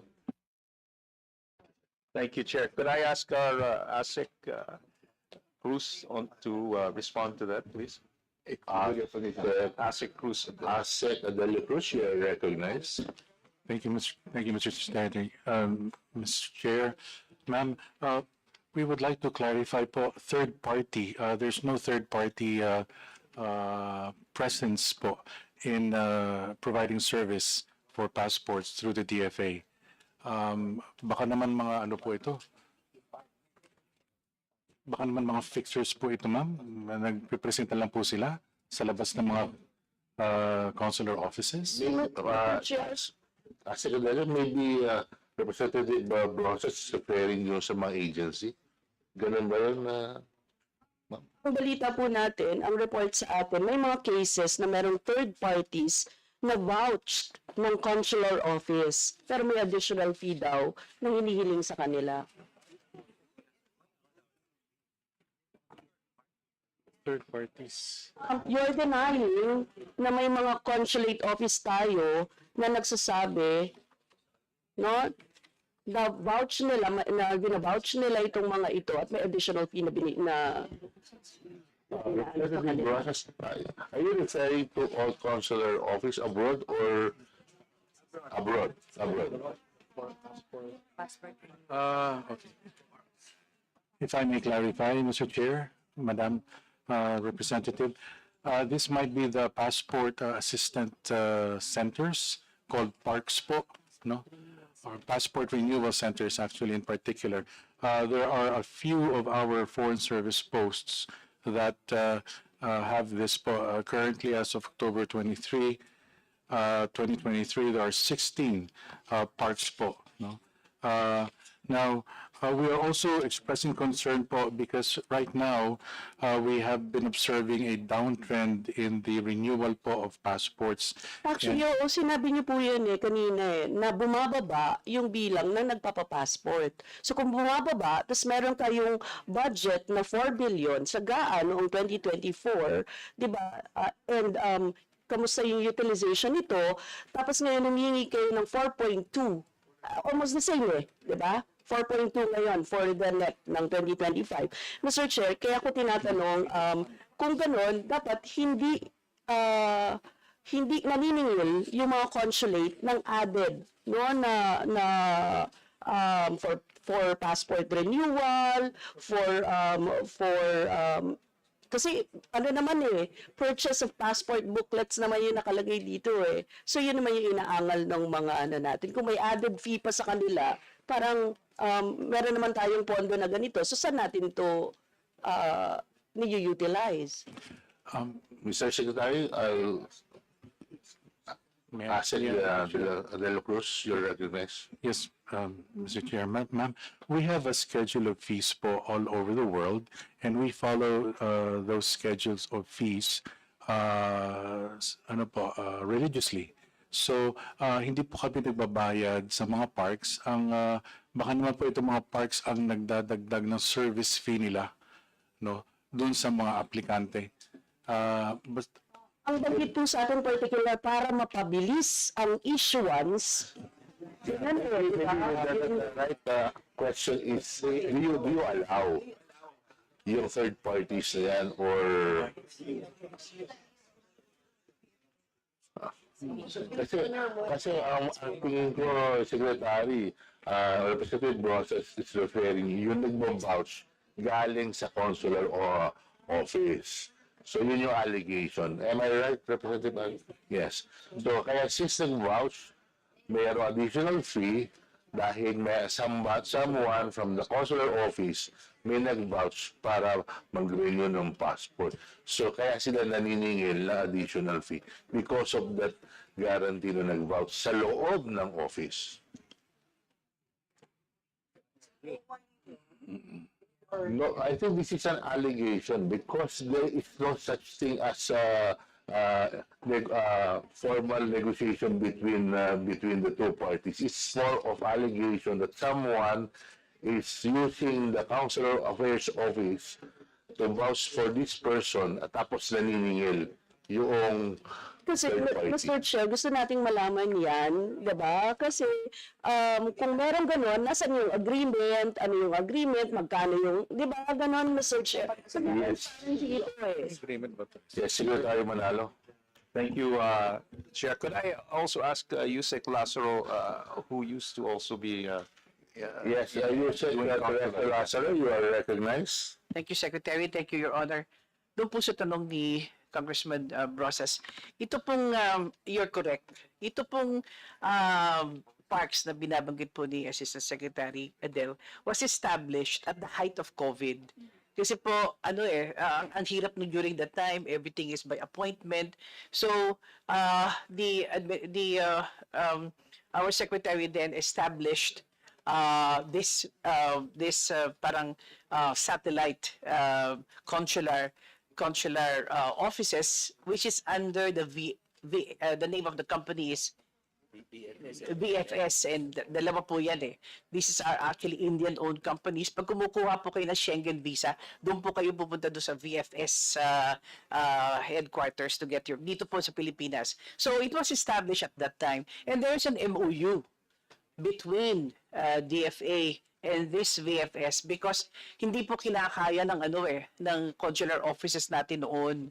So because of that, since then, and now it has already been established na bumagsak na po ang numbers since we implemented the 10-year passport duration. So siguro po pag-uusapan po ng department on the possibility na anuhin na po yun. Siguro, I mean, it has not been discussed but there will be a possibility for future discussions. Pero kasi hindi na po, tama po kayo, Your Honor, medyo hindi na po kailangan dahil bumaba na rin po yung paggamit, apply ng passports. But yes, there is such, pero hindi po to hindi po to nag-guarantee. It is actually a way of assisting our Filipino kababayans to facilitate kung nag-aamadili po. But it's optional.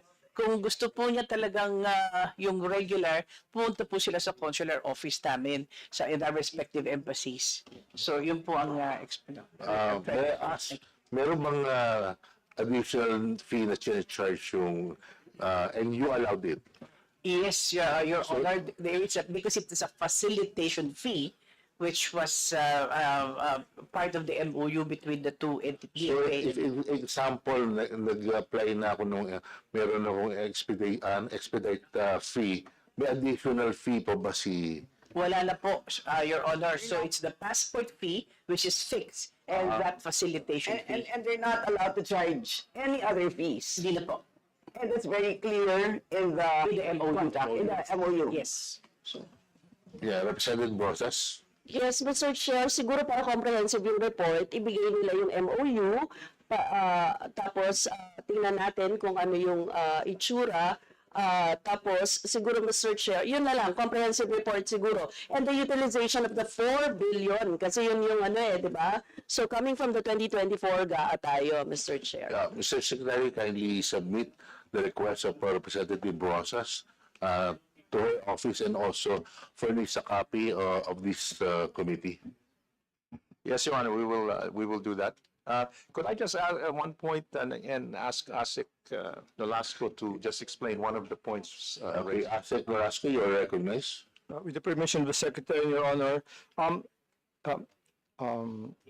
Mr. Chair, the passport supply now that's reflected here, a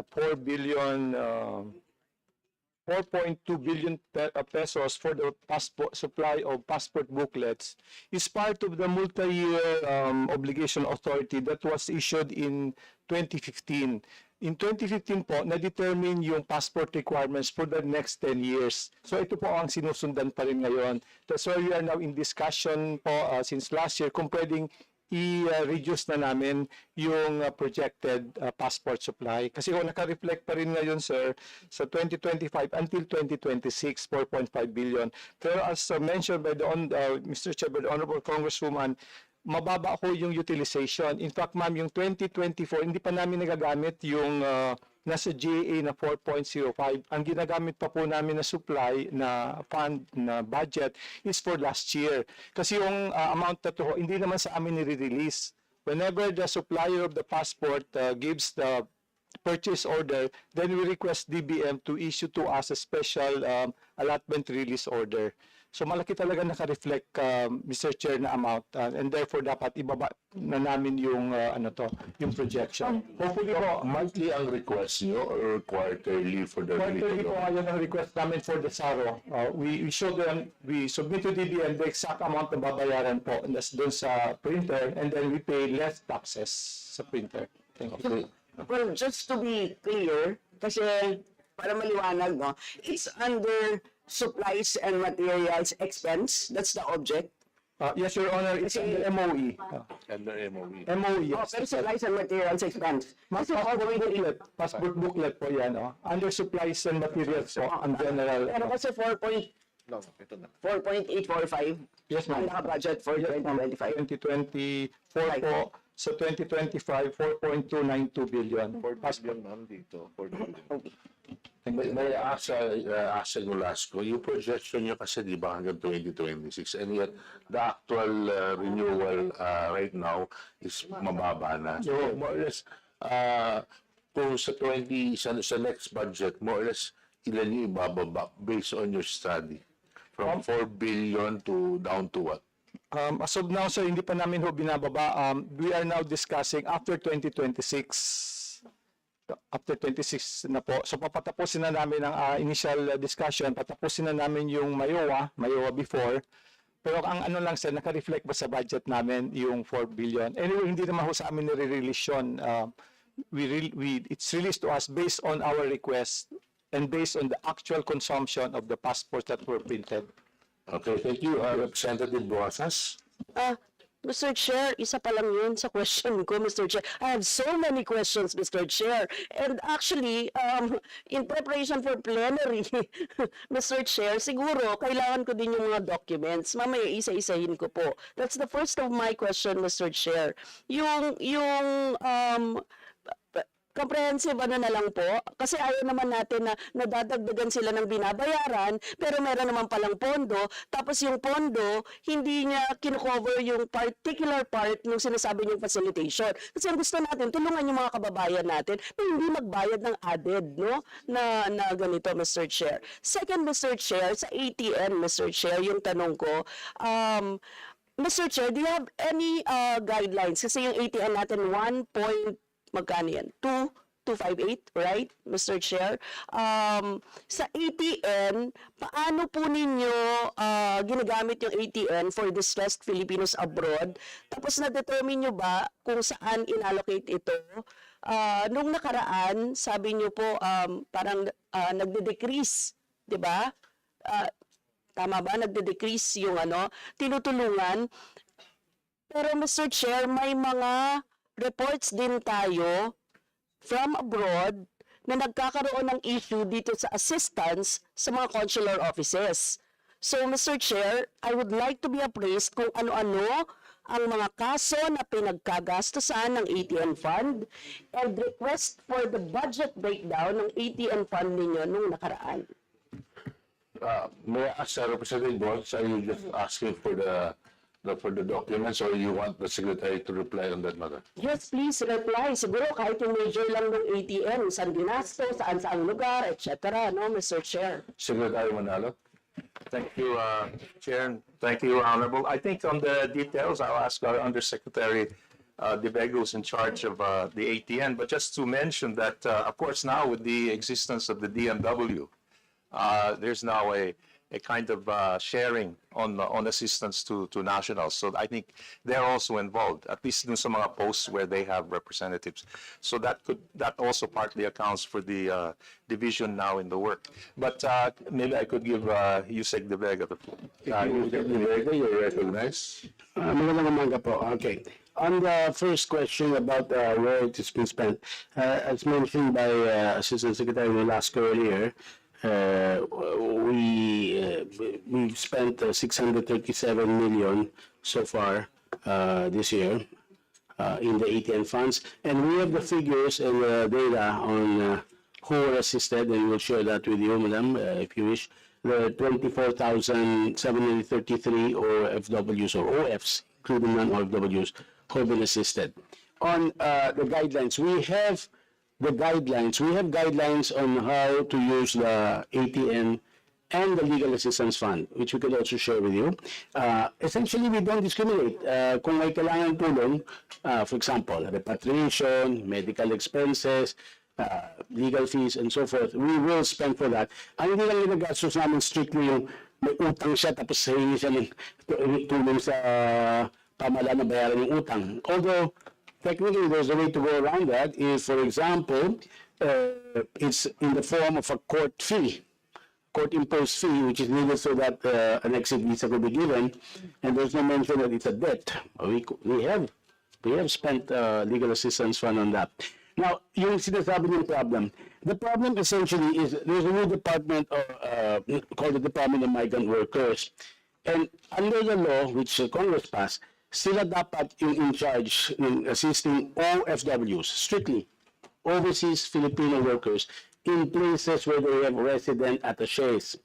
So, we have over 90 posts. Mr. Chair, Yeah. before you go on with the DMW, siguro yung tanong lang, case-to-case basis itong ATN. With regards to DFA, hindi pa tayo nag-uusap ng DMW kasi tatanungin ko kung kailan tinransfer yung fund eh. Nag-transfer ba kayo ng fund? Kailan tinransfer yung fund? Or ito yung ginamit ninyo nung nakaraan? Ngayon, kung yun yung nakaraan na ginamit ninyo, kasi we have been hearing reports from North America ng assistance sa consular offices na tinatanggihan. Nire-refer ng consulate, hindi pala tinatanggihan, parang nire-refer sila ng consulate sa mga NGOs or local Filipino communities or organizations para humingi ng assistance sa embassy.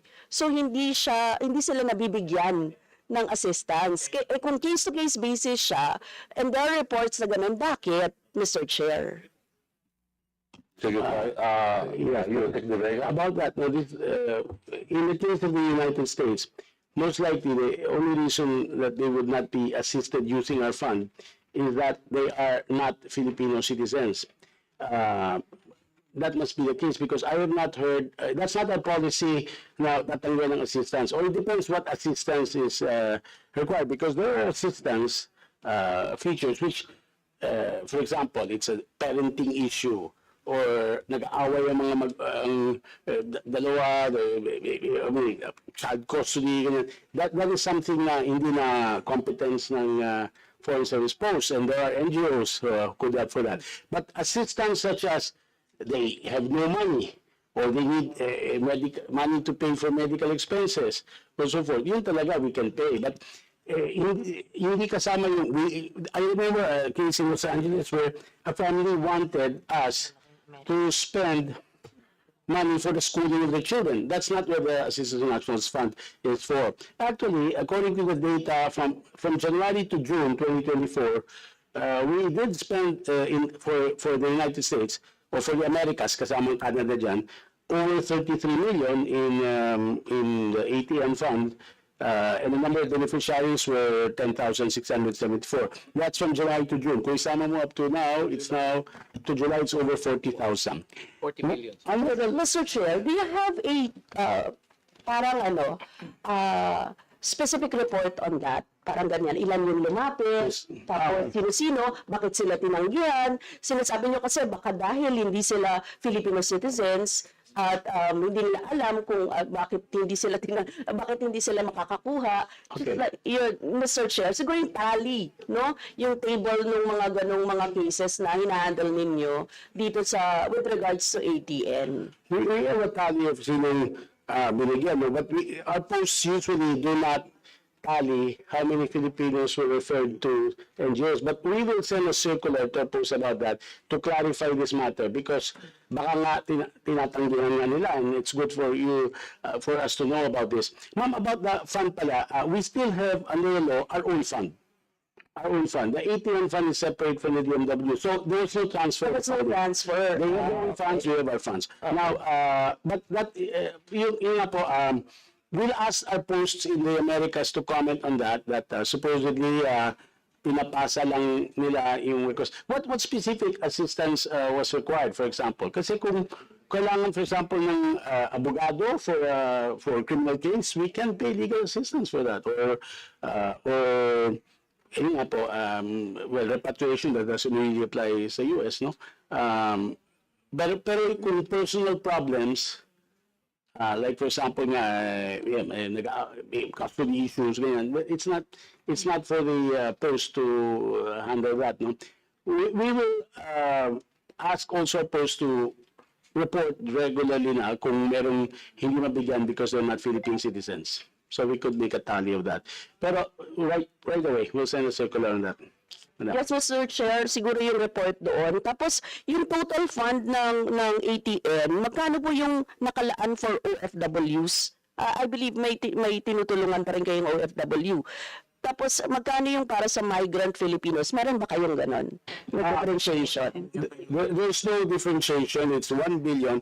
OFWs in places where there are no DMW representatives, amin yun. So, for example, in Asia, we don't have in Thailand, we don't have in Indonesia, so we continue to handle it. And we don't distinguish kung OFW or overseas Filipino na hindi OFW. It's only in places like, for example, the Middle East, or in Korea, in Japan, where you have attachés wherein supposedly there's under the law a distinction. Yung talagang pumunta abroad para magtrabaho, DMW will handle that. Pero yun nandun because they're immigrants, they're students, or Hajj pilgrims, for example, sa Middle East, we will use our funds for them.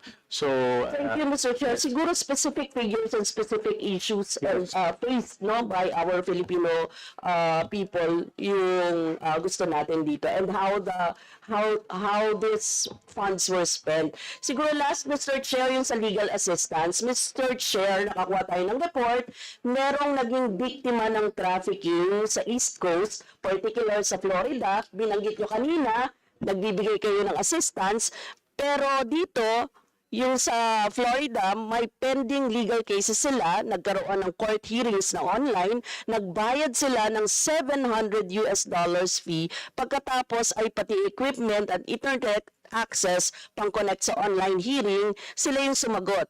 Kahit nasa konsulado sila. Dapat, di ba, part ng free legal service nyo yung kagamitan para sa online hearings, Mr. Chair? maybe they will, kasi, Secretary, is it Just to say, it's in Florida, the case, we don't have any more honorary consul there in Florida.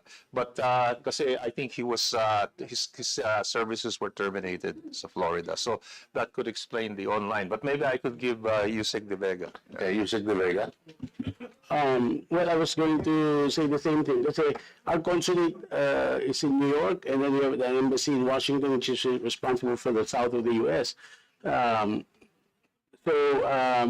We'll get details on you para kung pwede pa matulungan itong kababayan natin sa Florida. Yes, Mr. Chair, kasi kung sinasabi niyong legal assistance nakakapagbigay, bakit sila ganito yung kanilang karanasan, Mr. Chair? But this is just one specific case, ano? And I'm sure meron pang mga iba, Mr. Chair. So anyway, in preparation for this, Mr. Chair, siguro manghingi din ako ng status ng mga nakakulong ngayon, ilan yung natulungan, tapos ilan yung mga kaso natin, including penalties that they faced. Tapos, Mr. Chair, yung nasa death row natin, give us the number of cases per applicable country, as well as how many women are currently on death row, ano-anong mga aksyon and pending death row na ginawa ninyo, kaugnay dito sa pending death row cases na ito. And, Mr. Chair, we would like to request for an updated list of foreign missions where PNP, AFP attaches are posted. May tinanong po kasi ako nung nakaraan dyan. And specific siguro po yung budget for contributions to hosting of regional and international conferences. Mas ano naman siguro to? May hinost po ba tayo ng nakaraan? Wala. International conferences. Dun sa last part, yung last question, yes, we have hosted conferences, regional, and we can easily provide yung data. In fact, we're planning to host more this year. So we can provide that. Dun sa mga ibang requests, I think we have the data, and we'll be very happy to provide that. Yes, Mr. Chair, this is in preparation for the plenary kasi wala na po akong time para magtanong. Si Mr. Chair ay mahigpit. Kaya kailangan ko pong makuha yung mga details na ito para mapag-aralan. You do that this week? No, I'm asking you this week. Or before the plenary? Before the plenary. Okay. Thank you. Our next interpolator from the majority, the chair recognizes Representative Adrian Amatong. Good morning po sa entire DFA family. Tsaka good morning din sa ating mga colleagues. Mr. Secretary, gusto ko lang sanang itanong at saka baka pwedeng isingit pa. Kasi meron kaming request for a establishment of a consular office sa Liloy, Zamboanga del Norte. Liloy, Zamboanga del Norte. For your information po, I represent a district na 56% below poverty line. So, at saka kahit yung buong Zamboanga del Norte na province na may more than 1 million population, marami din yung mga mahihirap. Although marami naman mga overseas workers ngayon, pero siyempre marami pa rin gusto mag-avail ng services ng DFA. Pero siyempre, pag malalayo masyado yung opisina, nahihirapan kasi sa transportation pa lang hirap na. Tapos hindi lang once yan, ibabalik-balik pa yan. So baka naman po pwedeng maihabol natin yung office natin sa Liloy. Ready po kaming mag-donate ng lupa kahit nga doon sa yung kaninang napag-usapan na wala kayong ma-establish kasi kulang sa space, di ba? Pwede rin kami maglagay noon para doon sa documents. So, yun po. Secretary Manalo? Ano po pala, more than 2 years ago, tayo ng resolution number 79, nagre-request nga doon sa consular office ng Liloy. Yes, Secretary Manalo. Thank you, Mr. Chair. Thank you, Honorable. Could I seek your permission to give the floor to Ase Cruz on this particular issue? Ase Cruz, you're recognized. Thank you, Mr. Chair. Thank you, Mr. Secretary. Sir, we are looking forward to working with your people. In fact, we at the Office of Consular Affairs have created a technical working group na po. Under AO 45, most of the minimum requirements have been met po, but there are still quite a number of challenges that we need to look into po, especially about the venue, the place, no?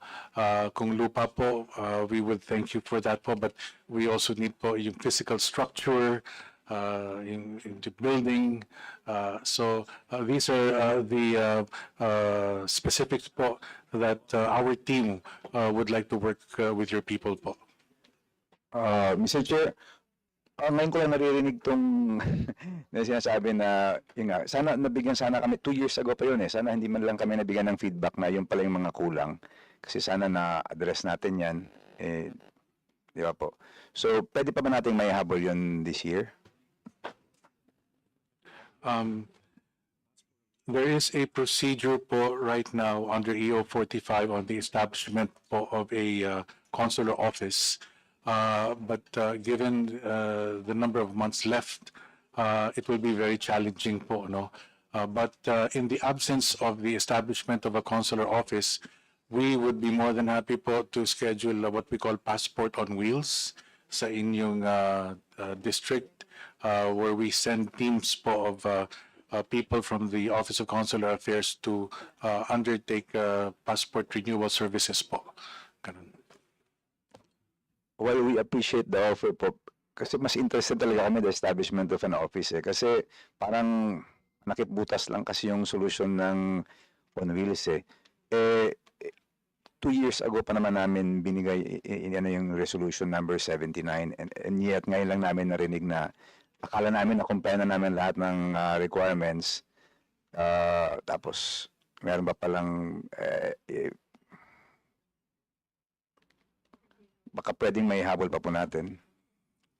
Sige sir, if given the opportunity, I'd like to talk to you po later and yes sir. I'd like to reiterate na syempre tayo sa gobyerno, ang mandate natin is to serve lahat ng tao. Kami nagugulat kami, mas naman ma-establish ang consular office sa mga lugar na mayayaman naman yung mga tao. Sa amin mahirap yung mga tao at nagkikiyos wala kaming tamang income. Gusto naman sana mga taga sa amin na din, pumunta rin sa ibang bansa, magtrabaho and all. Hindi kami nabibigyan ng priority. Sa totoo na po yung district ko, matagal nang forgotten. Laging nakakalimutan sa lahat ng mga services, laging nakakalimutan. Baka naman po dito, mabigyan naman tayo ng priority. Kasi, di ba po, kayo pag nagre-represent kayo sa mga taong mahihirap, tapos araw-araw, kinukulit, baka naman pwedeng lagay natin dito. Naman po, pag-umpisa pa lang ng term ko, nag-file na ako noon kasi alam ko malaking pangangailangan ng distrito ko yun. Matatapos na yung term ko ngayon. Ngayon ko lang malalaman na meron pa palang kakulangan. So baka po pwedeng maisingit natin para mapakita naman natin sa mga mahihirap na binibigyan din natin sila ng pansin. Lalo na po yung area ko is an area of concern as far as peace and order. Tapos matagal na kaming peaceful kasi nga hinihintay natin yung services ng government. Ipapasok na natin yung services ng government. Huwag lang po yung on wheels. Yung gusto natin, total, ready naman kaming magbigay ng lupa para gamitin nyo. Baka na po pwedeng meet halfway tayo. Sige po, sir. We'll do our best. Yeah, Mr. Secretary. Thank you, Mr. Chair. I think we can. I think we'll try and discuss and see how we can address your concern. I think there are ways we might be able to do it, but we'll have to discuss. Thank you very much, Secretary. May I ask the representative, are you requesting for a permanent office or just a satellite office? Whatever works for both parties. Basta kami, ready kaming kung ano yung kailangan nila. You're willing to, ano. Because if regarding lang naman to sa passport, maybe satellite office rather than a consular office. I'm willing to discuss po kung ano yung kailangan, ano yung pwede. And in relation to that, may I ask, Mr. Secretary, how do you determine if there's a need to put up an office or a satellite office? Is it by geographic location or by population? Thank you, Chair. We're guided by Executive Order number 45, which indicates yung mga guidelines for setting up consular offices, regional offices. Of course, these are more or less guidelines, so we can discuss them. Okay. Thank you very much, Secretary. Congressman Amatong, are you done? Okay. Before I recognize the next interpolator, the chair would like to acknowledge the presence of DFA, ASEC Maria Teresa Almuhelat from DFA Office of United Nations and International Organization. She is formerly, she is Subsecretary Manalo. Where is she? Good morning, ma'am. Our next interpolator from the minority, Deputy Minority Leader Franz Castro. You are recognized, ma'am. Thank you, Mr. Chair. Magandang umaga po sa DFA family led by Secretary Manalo. So yung first question ko po, Mr. Chair, regard ito sa West Philippine Sea. So recently, parang nagkaroon ng usap between the Philippines and China because of the intensifying situation in the West Philippine Sea. At regards din doon sa siguro yung sa rotation and the supply reprovisioning of troops. So can we have detail on that, Mr. Chair? Agreement, ano yung nature ng pag-uusap, ano yung napag-usapan, so pwede bang makuha yung details? Thank you, Chair. I'll give the floor, thank you for the question. I'll give the floor to Yusek Lazaro on that point, just to mention, yes, there is a provisional understanding with China on the provisioning of supply and resupply to our troops, Ayungin Shoal. And perhaps to give a little bit more information on that, I'll give the floor to Yusek Lazaro. Yeah, Yusek Lazaro, you are recognized. Thank you very much, Mr. Chair, and thank you, Secretary. Just to give a brief background, this issue of the our problem with the Ayungin Shoal, concerning the RORE, has been a subject of bilateral discussions with China, and it started since January of this year when our DFA delegation was invited to Shanghai by our Chinese counterparts. But nothing really happened during that Shanghai meeting because of some non-starter issues. Thereafter, we told the Chinese counterparts to please, let's continue our bilateral consultative mechanism here in Manila. And it was set actually on July 2. However, there was an intervening event that which is the June 17, yung ating pong isang tropa na putulan po ng daliri. So, but even before the setting of the July 2 meeting of the bilateral consultative mechanism, nakaset na po yun, and it came from them that they will visit and they will continue and they would like to discuss this issue. So the salient points po of the provisional arrangement is basically, one, this provisional arrangement is without prejudice to our national positions. Ito po siguro pinaka-importanting provision nitong provisional arrangement. And number two, this will be subject to review. Now, the main point here is there is already an agreement that our Chinese friends have agreed that there is a RORE. RORE meaning rotation and reprovisioning of essentials. So the details of which of this meeting is, I would really request for an executive session kung mabarapatin po ng chair because of the sensitivities of the arrangement. Thank you. I think I agree with Yusek. If there's a national security concern. So, nag-agree po ako no doon sa executive session, pero this is of national interest. No, lalong-lalo na po yung hindi lang sa national security, kabuhayan no ng ating mga mangingisda ang at stake dito. So matagal na ng panahon kahit ng panahon ni President Duterte, talagang hirap na tayo. Ang hirap na yung ating mga mangingisda no na makapangisda diyan. At ito nga yung problema natin dito sa intensifying yung aggressiveness ng China dito sa West Philippine Sea. But of course, hindi rin naman natin ina-underscore din siguro kung ano yung mga dahilan din. No? Yung ating foreign policy as regards naman doon sa US. No, especially yung mga EDCA, yung BFA, yung mga balikatan na yan, at nadagdagan pa tayo ng mga players, nagtawag pa ng mga kalaro ang US, di ba? Yung iba pang mga allies natin na talagang ang ating sea, yung kalupaan ay ginagamit talaga na for military exercises. So I would be willing, Sir Chair, no, can we schedule that temporarily kung kailan po kaya kasi kailangan nating malaman yon, Mr. I think I will refer to our chairman, Chairman Saudi, and my other colleagues regarding this executive meeting, if we can still accommodate before the plenary. Yes, thank you very much, Mr. Chair. May tanong natin ito, Mr. Ma'am, I think that the secretary wants to reply. Just to add to sa sinabi ni Yusek Lasso, just 2 points on first, the understanding, which is provisional, and therefore it can be also subject to improvement, particularly concerns yung resupply of the sa Ayungin Shoal.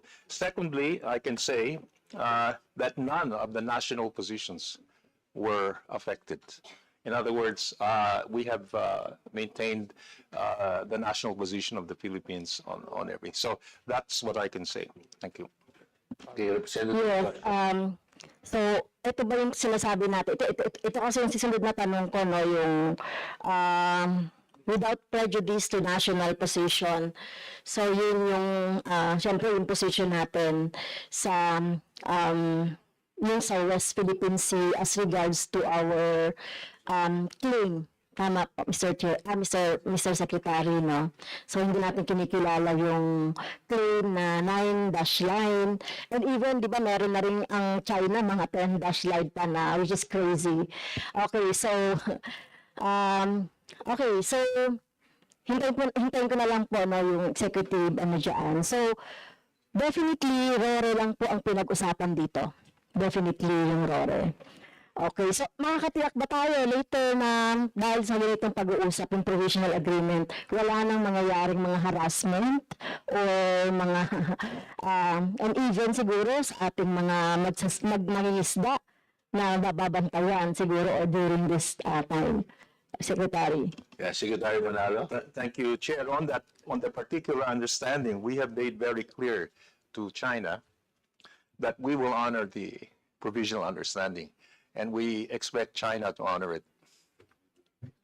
Thank you, Mr. Chair. So next, so recently, mayroong exercise ba ng Philippine Air Force sa Baho de Masinloc. And definitely po, di ba, ang Baho de Masinloc ay part siya ng exclusive economic zone. At yung China ay nagpalabas ng nagharas using the flare. So, kitang-kita yan, ng international, ng buong mundo, kung paano tayo hinaharas-haras nitong China na to in our territory, no, sa PAF. So, nag-file po kayo ng diplomatic protest, Sir Chair. Can you give us the details nitong diplomatic protest nito? Secretary Manalo. Thank you, Chair. Yes, in fact, a number of statements also issued, the President issued a statement.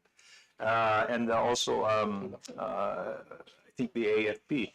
That was, the department also sent a note verbal. Without going into the details, the essential points of all of these statements were the strong condemnation of the incident and the fact that yung Philippine Air Force jet plane posed no threat to the PLA Air Force, and therefore these were lawful flight operations, and they did not violate any sovereignty or jurisdiction. They're within our rights, and they entered over our airspace. So they were undertaken over our airspace, and those were the main points we stressed to China in these statements and also in our note verbal.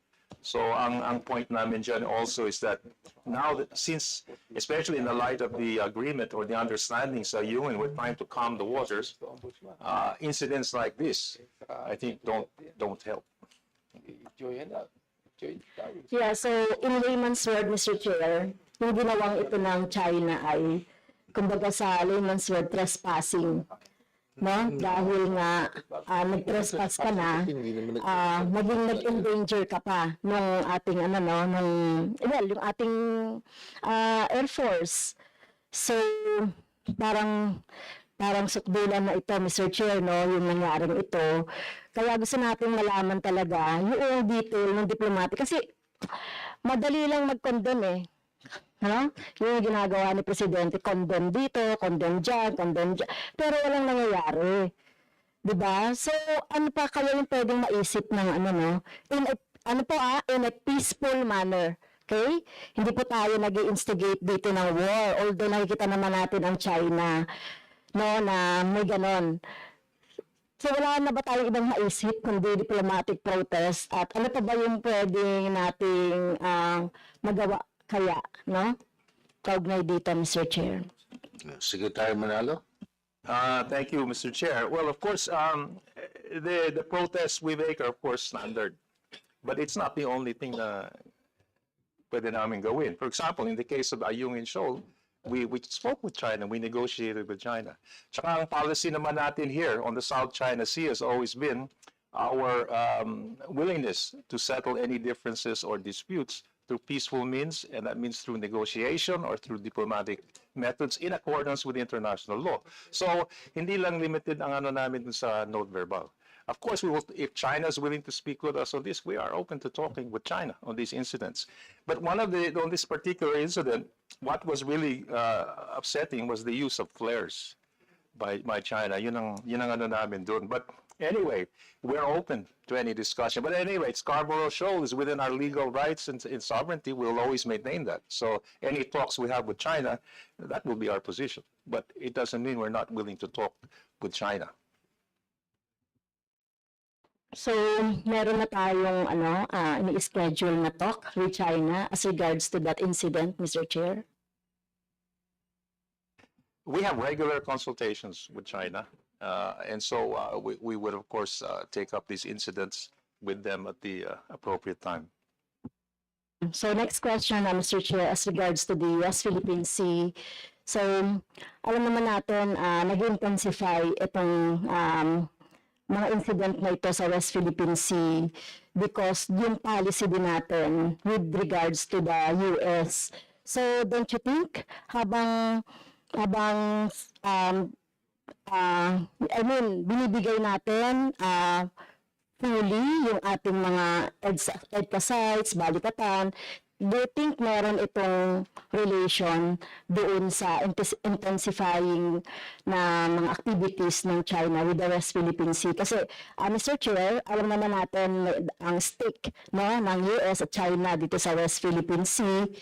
at kaya tayo ay naiipit at saka siyempre yung tungkol doon sa conflict with Taiwan. So, ano tingin po ng DFA kaugnay nito, Mr. Chair? Meron po ba tong relation in some way? Secretary Manalo. Thank you. Thank you, Honorable, for the question. With the actions the Philippines is taking vis-a-vis yung on the West Philippine Sea is, as the President said, it's in accordance with our own national interests. It's in accordance with defense of our own rights and sovereignty. It's not linked to the U.S.-China rivalry. We have our own concerns. As the Honorable Congresswoman said, these are issues which affect our EEZ, our fishermen, our use of natural resources, our right to use the airspace, freedom of navigation. These are issues of interest to the Philippines and nothing to do directly with any U.S.-China rivalry.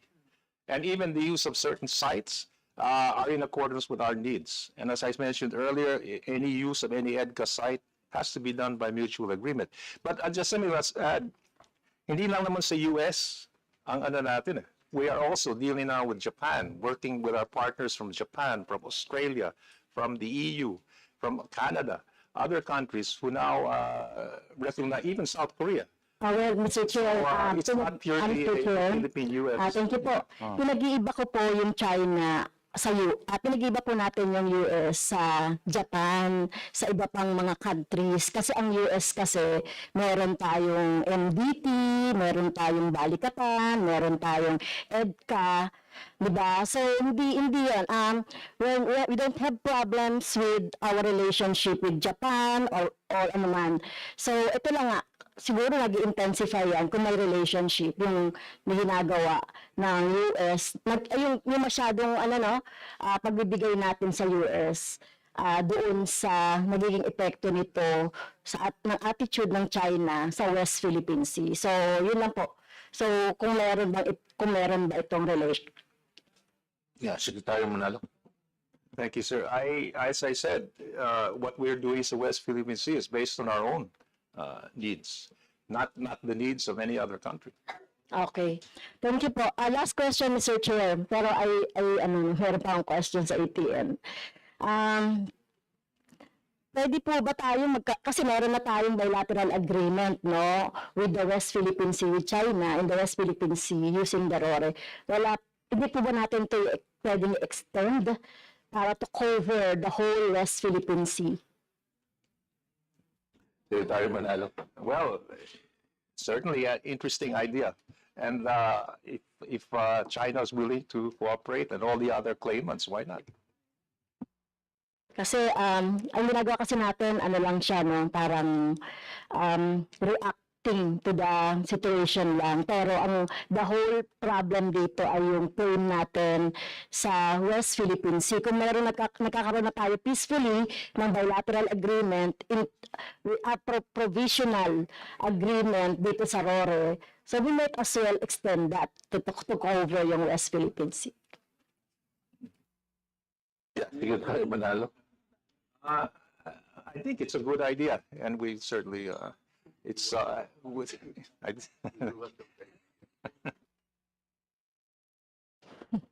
Kasi nag-open ang China baka pwedeng na yan. Anyway, pero depende pa rin yan sa ating magiging attitude pa rin sa US. So, ang hirap, no, timbangin. Anyway, may time pa ba ako, Mr. Chair? Go ahead, ma'am. Okay. So, next, Mr. Chair, yung dudutuan ko lang yung ATM. Kasi kapag meron tayong mga kababayan, Mr. Chair, na merong legal cases, ang problema naman nila, is it within the DFA, kasi hindi ko rin tiyak, no?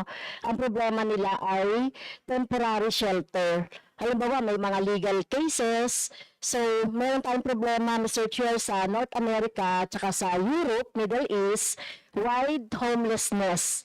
Dahil dyan, ang intensifying crackdown abroad, migrants, especially illegal migrants, tsaka yung need for temporary shelters. Especially po yung may mga kaso. Kasi according to Migrante, yung labor exploitation po yung nagiging #1 problem. Okay? So sa mga ganyang situation po ba, meron tayong mga temporary shelter para sa ating mga kababayan? Secretary Manalo. Thank you, Chair. Could I request that you give the floor to Yusek De Vega? Yusek De Vega, you're recognized. Yes, Your Honor, each consulate or each post with a number, substantially more Filipinos, supposed to have a migrant workers resource center. It's run by the post, by the embassy under the one country team approach. No? So, yun ang isang pwedeng shelter. And using our assistance to national funds, we have had cases po, Your Honor, wherein kasama sa assistance, yung may place sila to stay. Para lang habang yung kaso was ongoing. No? So, yes, it's possible. No? Kung ito yung po yung mga exploited, yung mga walang lugar, kaysa nakakulong po or what. No? Yes, pwede po yan. Yeah, Mr. Chair, kasi siyempre yung konkreto lang na hinga ng tulong ng ating mga kababayan as regards to kung mayroon silang mga problema ay yung DFA. Kasi yun yung automatic na pupuntahan nila. So, ito yung problema talaga, no, yung temporary shelter na kung saan dinidinig yung kaso ng ating mga kababayan. So, meron pa ba kayong budget doon? Parang wala akong nakita. Saan po siya nakalagay doon sa ATM mismo? Well, kasama sa guidelines po, which we'll share with you, Your Honor, na pagbibigay ng shelter sa mga Filipinos. If you're referring to yung Migrant Workers Resource Center mismo, that's under the dotted dome ng NDMW budget. But we're referring to individual, yung bibigyan natin ng kunwari place to stay, yung boarded Airbnb, mga maliliit na yung place, pwede yun sa ating ATM fund. And Madam, if I may say to Your Honors, all of you, in case you need assistance, merong Facebook page yung DFA for that, yung Overseas Filipino Help. Overseas Filipino Help, so that you can bring it right away to our attention, and we'll work on it in cooperation with other agencies. Salamat. Thank you, Mr. Chair. May time pa ba ako, Mr. Chair? Sa last question natin. Yes, ma'am, go ahead. Okay. Ano po yung prospect pala natin doon sa ICC?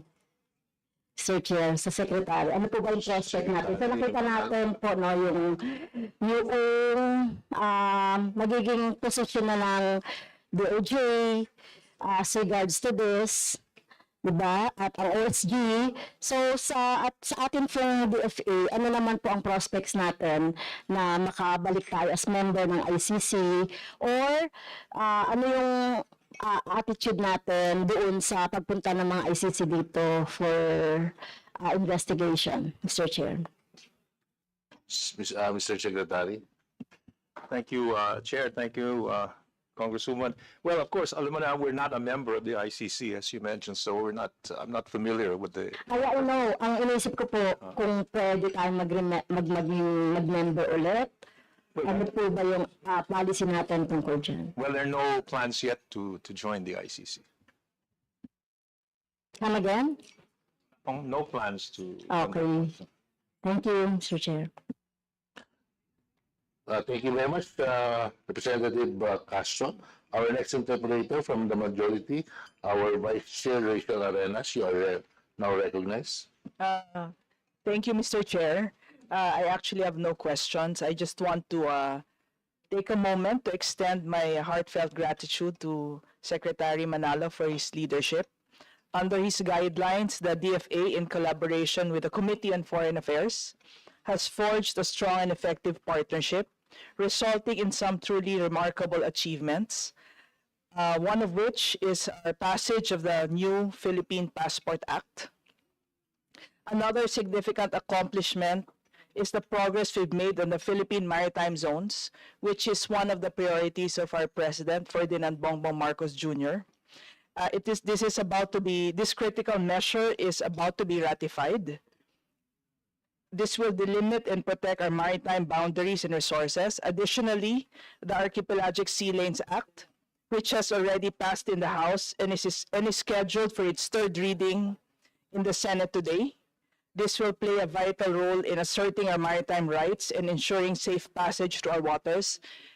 when these measures are ratified, this may answer the questions raised in this committee today. The Loss and Damage Fund Board Act, which addresses the urgent issue of climate change impacts, is also up for third reading in the Senate. This measure reflects our shared commitment to protecting our nation and its people from the devastating effects of climate change.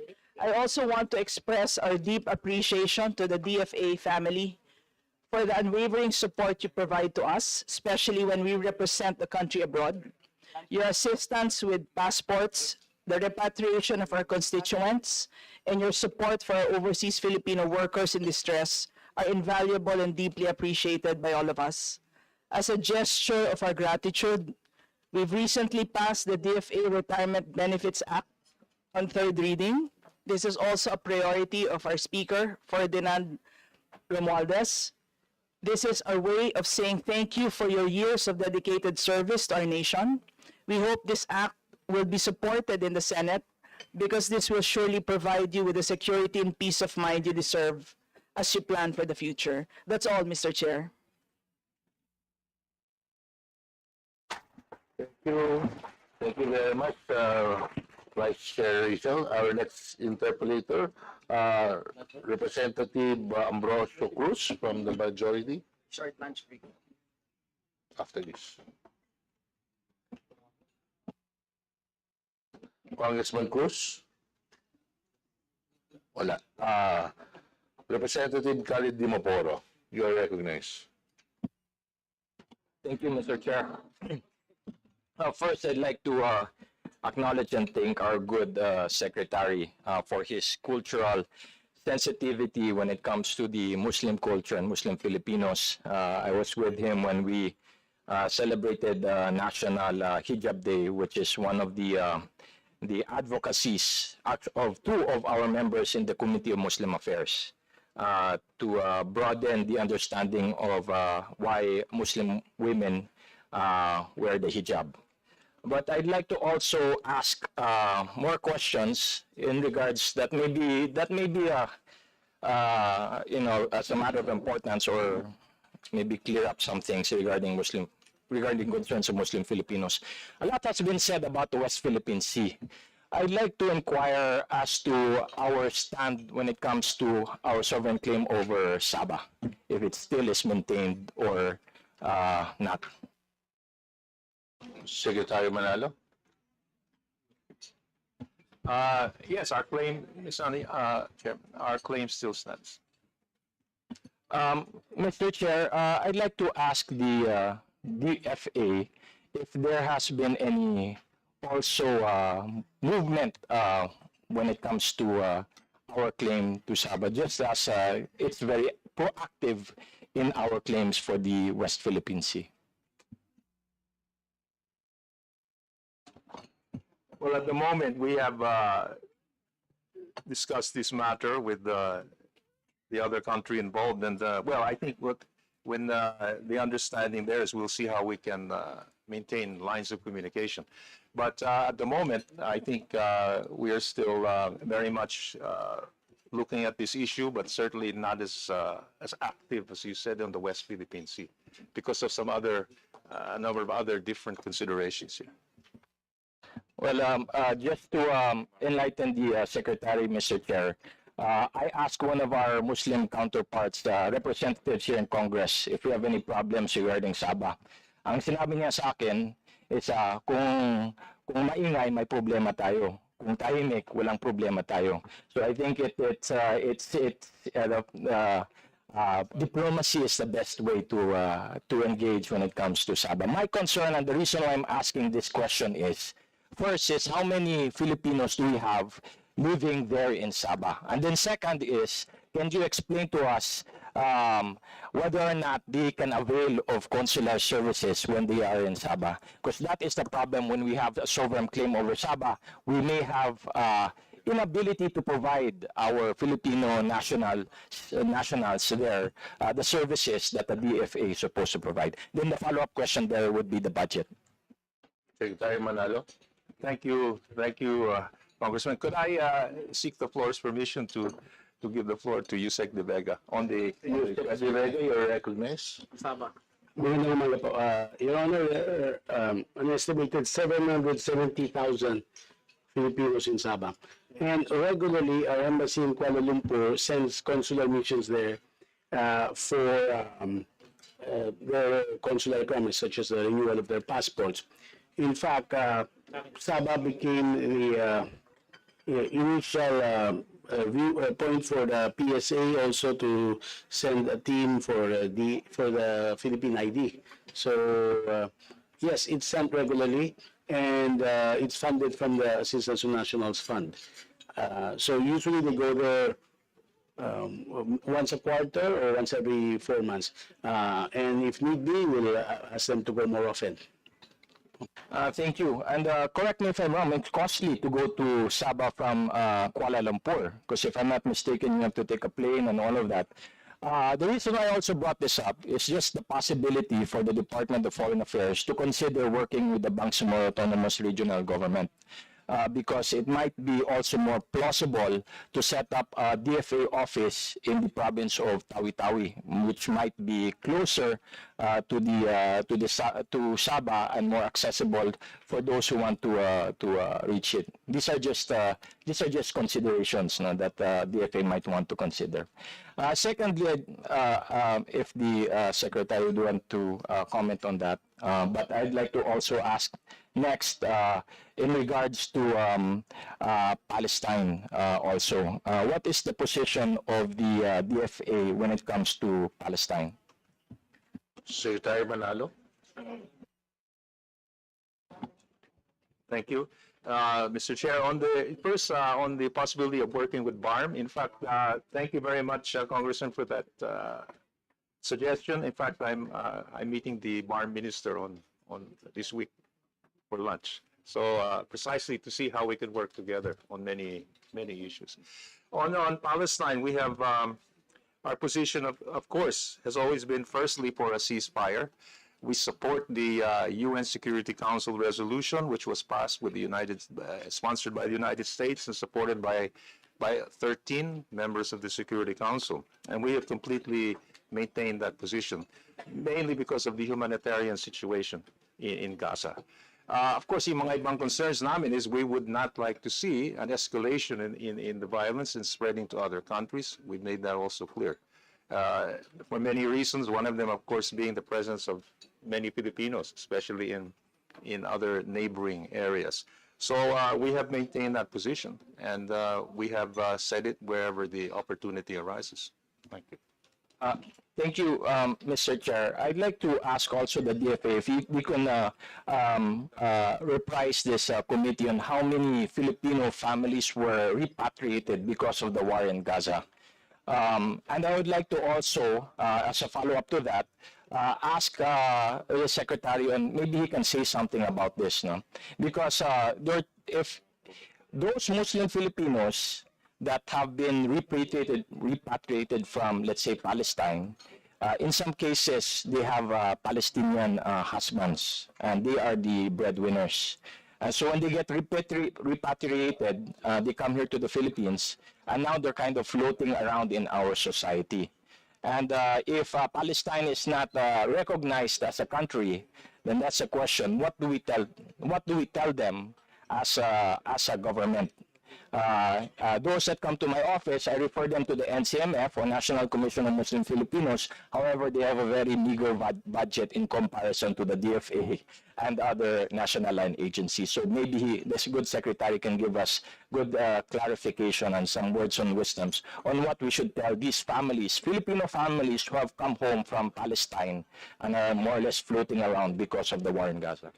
Secretary, in terms of where to get assistance. Okay, thank you, Congressman. Well, just as far as I recall, we repatriated from Gaza every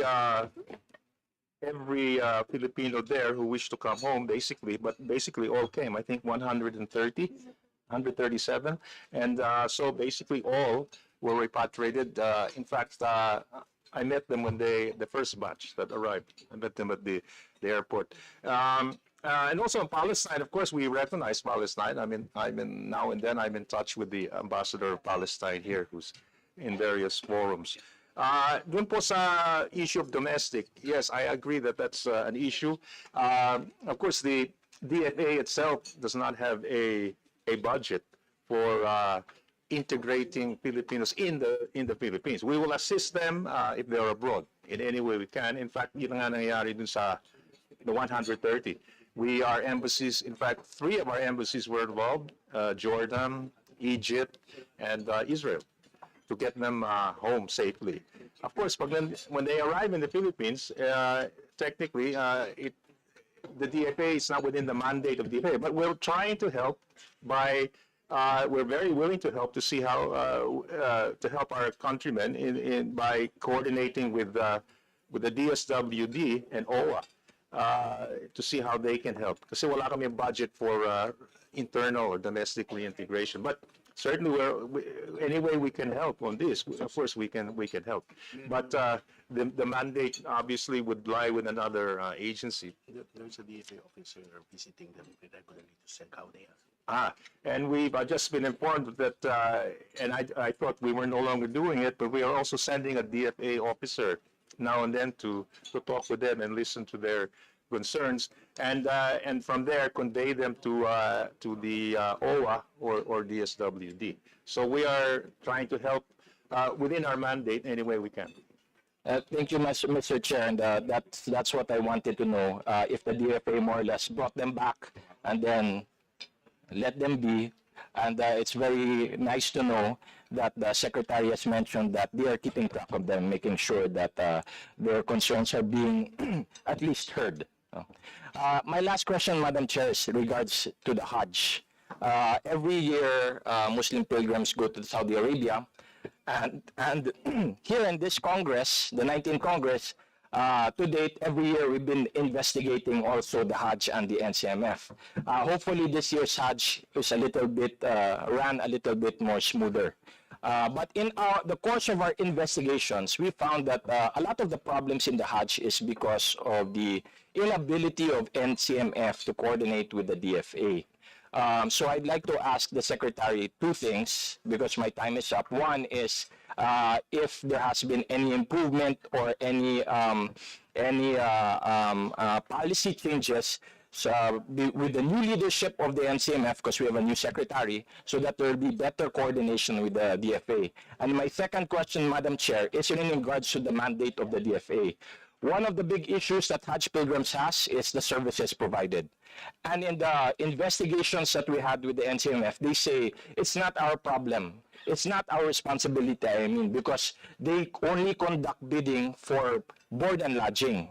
When it comes to the bus, this is where pilgrims get stranded. They get stranded in the middle of the heat. They might not be able to make their plane. It's not our service provider. It's a service provider of the Kingdom of Saudi Arabia. And this is all embedded in the mother contract, which the NCMF signs with their counterpart in the Kingdom of Saudi Arabia. I would like to question that and ask the DFA to submit to the committee a legal opinion, because it doesn't sit right with me that the NCMF secretary represents the entire Philippines and signs a mother contract in the absence of DFA. We need more transparency when it comes to the Hajj. More transparency will lead to better services. So I'd like to ask that legal opinion from the good secretary, from the DFA, if possible, so we can do our work in the Committee on Muslim Affairs. Thank you, Madam Chair. Secretary Manalo. Thank you, Chair. Perhaps I could, and thank you for the question and suggestions. Could I request the floor to give the floor to Asek Pelicor, who is dealing with this. Melicor. Of our Pelicor, Thank you, Honorable Chair, Honorable Secretary, and Honorable Congressman.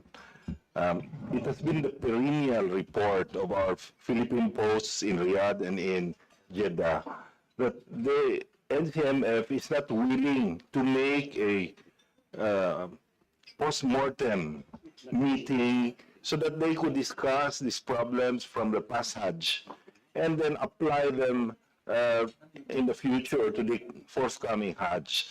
But we have a new leadership now. Perhaps there's still no time to get the assessment of our two posts.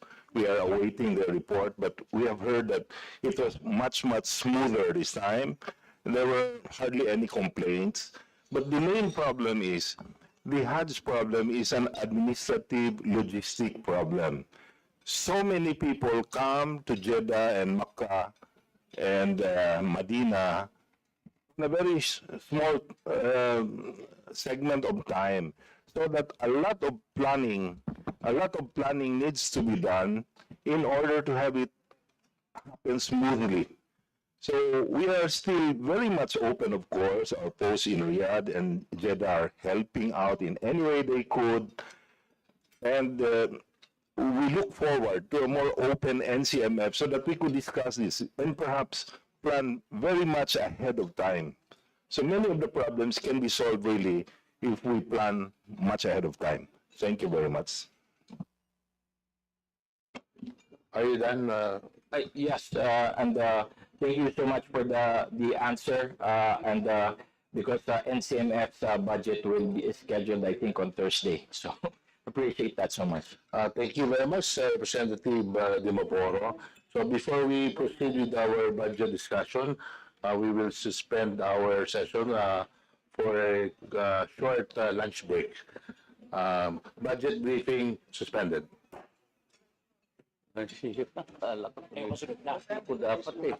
Ako dapat na eh. Hindi pa sinuloy.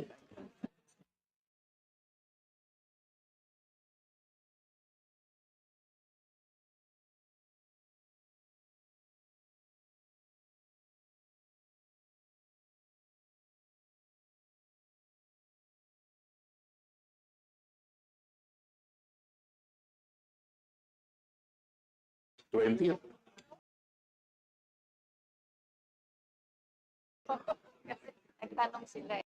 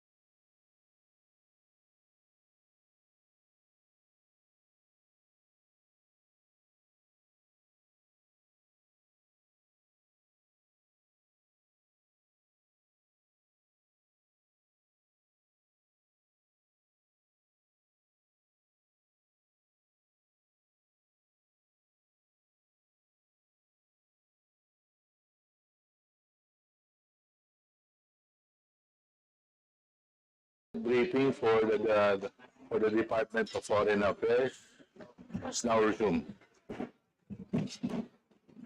To continue our discussion, our budget discussion, the next interpolator from the majority, the chair recognizes Representative Salvador Plato. Thank you, Mr. Chair. My colleagues, Foreign Affairs Secretary Enrique Manalo, other key officials of the Department of Foreign Affairs, other guests who are here today, magandang hapon po sa inyo lahat. I have no concern regarding how the Department of Foreign Affairs is being run presently.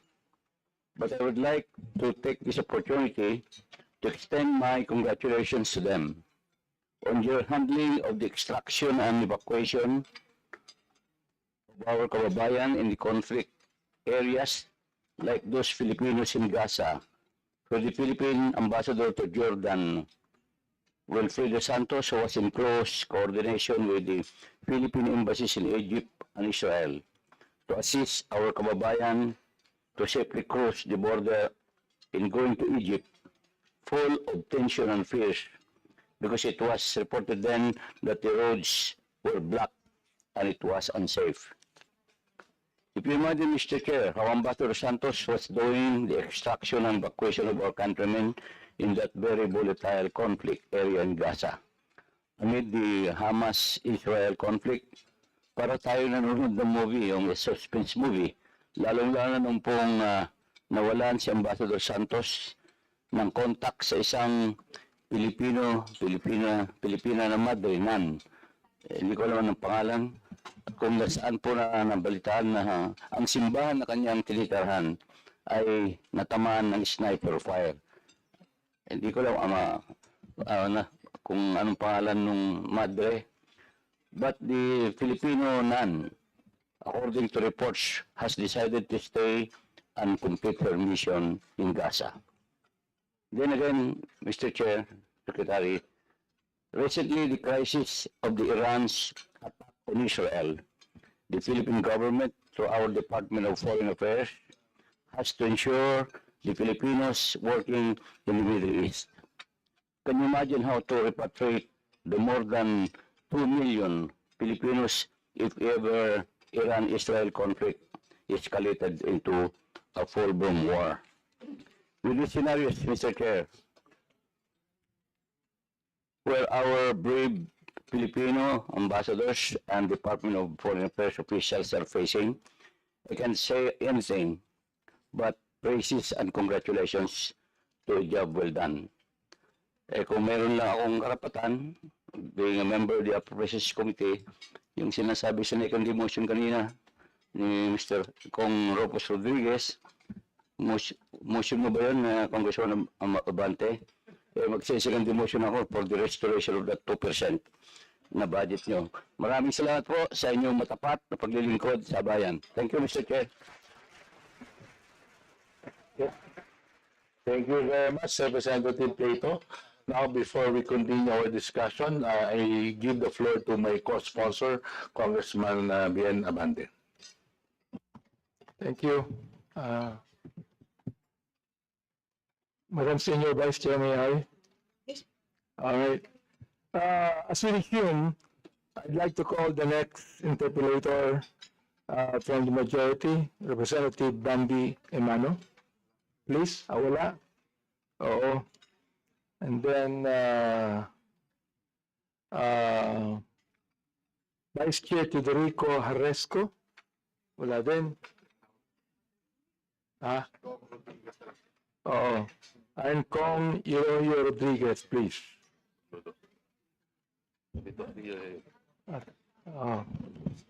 Pagkatapos na, tapos na. Thank you, Mr. Chair.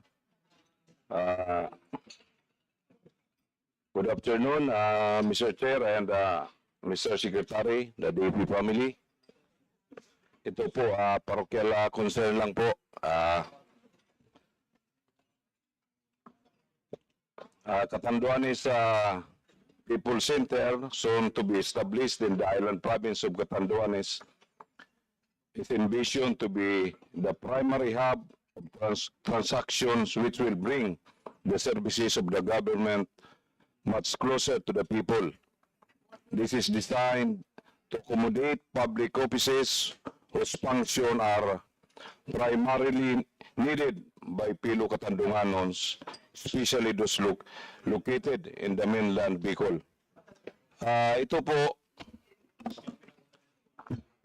ongoing po itong construction po nitong Catanduanes People Center. So, ito po, pag natapos po ito, so alam naman po natin na kami po, matagal na kaming probinsya ng Catanduanes. Sa ngayon, parang nasa anino pa rin kami ng Albay. Kasi, pag nangailangan po kami ng mga dokumento, siyempre, tatawid pa kami ng mainland Albay. Di po ba? Pag kumuha kami ng passport, tatawid kami doon. Pag nag-renew kami ng itong mga professional license, tatawid kami doon para sa PRC. Pag nangailangan kami ng NBI, tatawid pa kami ron. Pag may problema ang aming mga OFW, tatawid pa kami ron para sa UWA. So ang sa akin po, nung ako nabigyan ng tsansa, nagserbisyo sa amin bilang representante, so ito talaga ang aking prinaject na magkaroon kami doon ng building na pag-opisinahan po nito mga government essential agency na nandun po sa Legazpi. Ito po, Mr. Chair, Mr. Secretary, kung mamarapati niyo po, baka pwede na po kami doon magkaroon ng satellite office niyo po ng DFA. Yes, Mr. Secretary, please respond. Thank you, Mr. Chair. Could I request through you our Go ahead, Asik Cruz? Thank you, Mr. Vice Chair. Thank you, Mr. Secretary. Sir, magandang hapon po. We are very, very happy po to report that your request po for the establishment of a consular office has passed all the requirements po sa EO 45. In fact, it has also been vetted po by the different offices in the DFA. So we're right now doing a cost-benefit analysis po, and in the presence po of our beloved Secretary, we will be favorably endorsing po the creation of a CO po. And then hopefully we will forward, once signed and approved by the Secretary, forwarded na po to the Office of the President. Maraming salamat po, Mr. Chair and Mr. Secretary. Kasi po talagang ito talagang pangarap na namin. Na alam naman natin na ang isla namin, lalo pag tinamaan kami ng medyo kalamidad, yung hindi magandang panahon, pag nangailangan kami ng dokumento, hindi po kayo makatawid. So talagang siguro sa tagal na namin probinsya, panahon naman siguro na para magkaroon naman kayo ng mga satellite office na po sa aming isla para naman po di mahirapan ang aming mga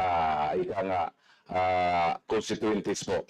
Lalo-lalo na po yung mga nasa alaylayan. Alam naman natin na ito po ang programa ng ating butihing Pangulo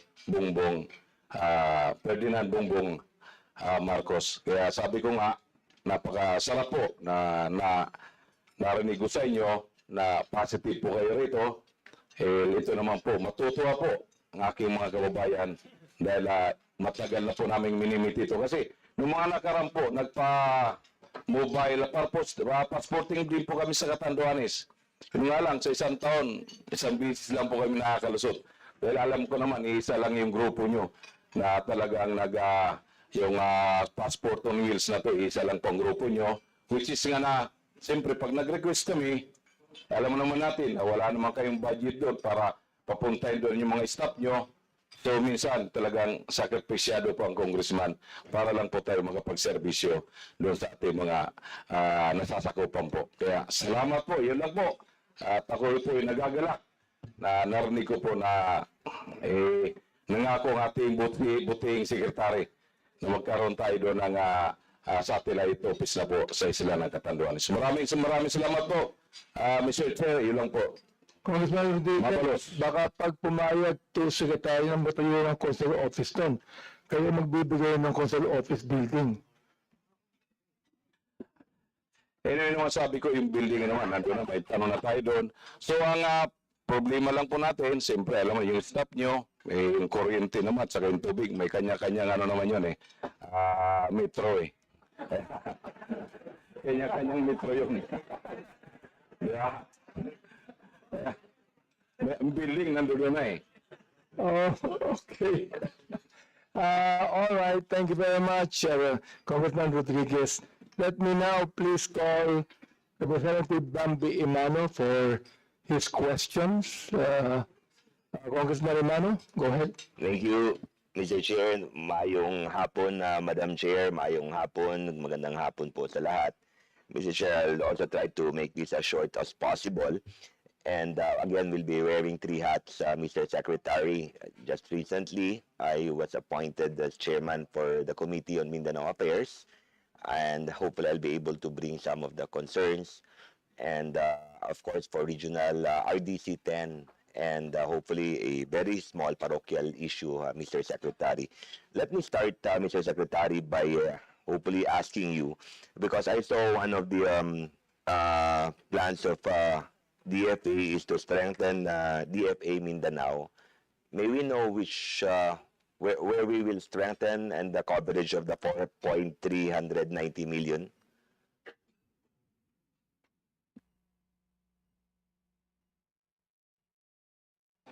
Oops. Yeah.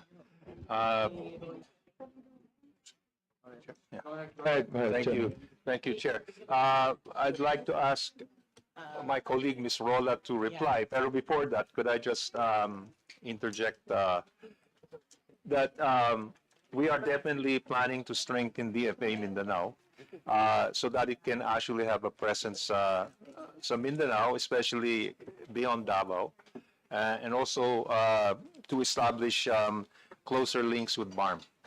So yun ang intention namin dun sa DFA Mindanao. This will entail increasing perhaps the number of personnel at saka also the budget in order that we can have a better presence in Mindanao, because given the importance of the province and also our coordination with BARM. But I can give the floor now to Mr. Rolla on some of the mga details. Let me recognize Director, please. And Director, Mr. Chair, Director Roda. Roda is, what position is he holding under DFA, Mr. Chair? Kindly state your name and position. Good afternoon po, Your Honors. I'm Christina Rolla McKernan. I'm the Deputy Undersecretary of Civilian Security and Consular Affairs. I'm representing Undersecretary Gary Domingo. Our office po, sir, if I may continue to explain, sir. Go ahead. Is actually we had a recent department order that has transferred the supervision of DFA Mindanao from the Office of the Secretary to UXCA, which is DFA UXCA, by officer. Part po kasi is we have recognized... Can you possibly speak closer to the microphone, ma'am? Sorry po. Sorry. Thank you, sir. Sorry. Yes, sir. So there is a recognition, sir, that it is very important to strengthen the DFA Mindanao for its unique role in the area, which is in Davao, but also covering relations with BARM. So we have come up po sa DFA through the change management team for parang updated terms of reference of its mandate. And part of that po, in the budget po, in the NEP, it has now earmarked 5,747,000 po for the DFA Mindanao operations. We anticipate, sir, for the future budgets, posible pong lumaki pa po. We are now kasi po in the process of exploring given po na magkakaroon din elections sa BARM, what is the interface between DFA and the BARM government po, there will definitely be more to be established in terms of projects to strengthen the partnership po. But right now po, umakyat na rin po yung budget niya na pinopropose po namin. Yeah. Yes, sir. Thank you, Mr. Chair. But what I'm asking is the coverage of the 430 million, Mr. Chair. Kung saan gagamitin po?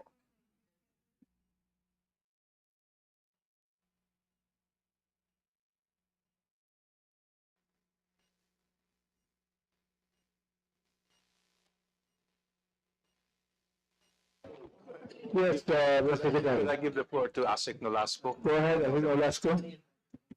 Thank you, Mr. Secretary, and with the permission of the Chair. Sir, the component of the 5 million pesos being proposed for DFA Mindanao. Yeah, sir, it's in the briefer that you gave us, it's 4.390, not 5, sir. It's on page 28. For the MOE, sir, Okay. plus 792 na. Sir, that's for the MOE plus an additional 792 for capital outlays para ma-upgrade ho yung kanilang mga ICT equipment doon. Yan sir ang component po na. Okay. Yeah. May we know, Mr. Secretary, if we have a USEC or ASEC for Mindanao under DFA? Like other departments, they have USEC or ASECs for Mindanao, Mr. Secretary? For future engagements with MINDA under Secretary Leo Magno.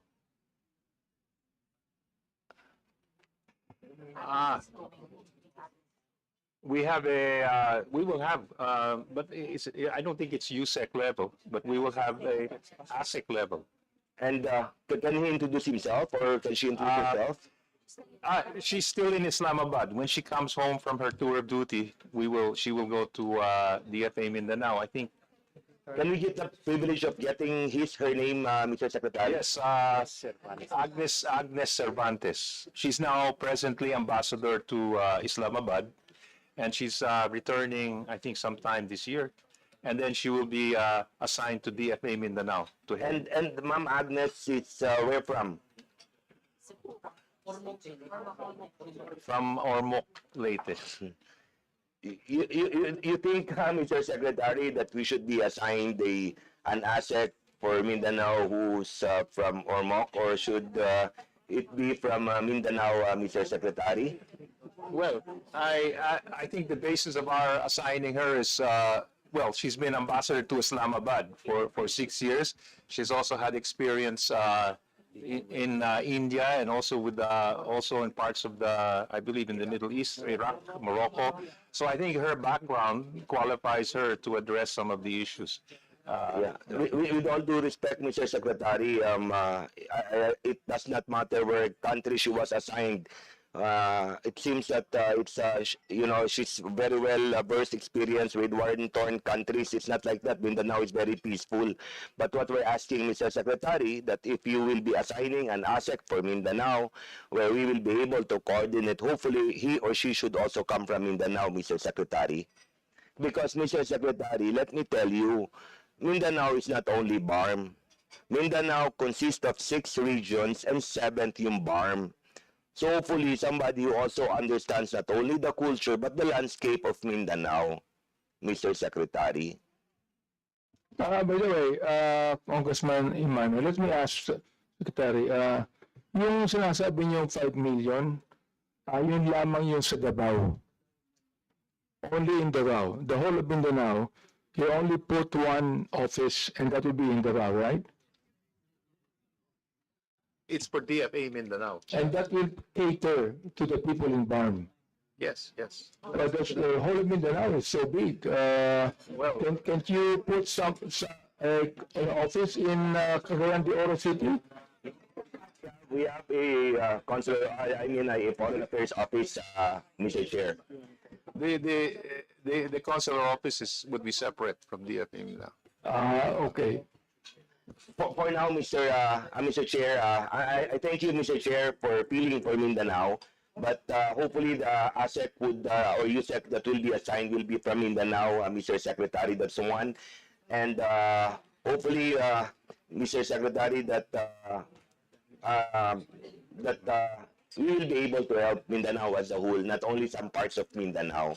If we want to develop Mindanao, it should be a whole approach, Mr. Secretary. And second, I do not have questions, Mr. Secretary, from the RDC 10. This would be my last question.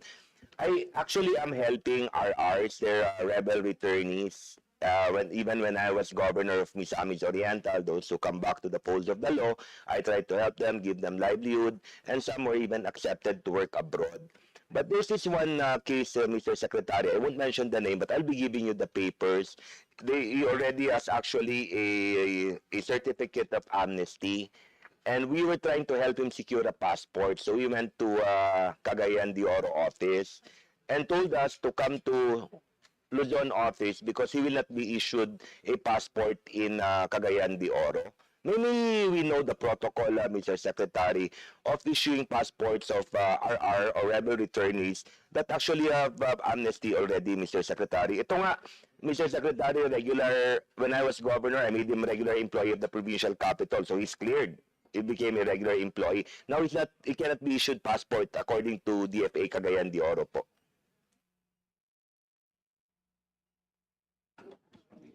Mr. Chair. Thank you, Mr. Chair. Could I, through you, ask Adele Yes, to respond? Asek Cruz, go ahead. Thank you, Mr. Vice Chair. Thank you, Mr. Secretary. Sir, as long as kahit po certified true copy ng clearance niya from the appropriate security agency, we will have no problem with the issuance po of a Philippine passport at the place of his application po. Baka hindi lang po siya nakapagdala ng kahit certified true copy po ng clearance. You mean the certificate of amnesty? Yes, sir. Kahit nagbigay kami, Mr. Secretary, regular employee ko to eh. Certified true copy po or photocopy lang po? Certified true copy talaga. Original pa nga pinadala namin eh. Yeah. Well,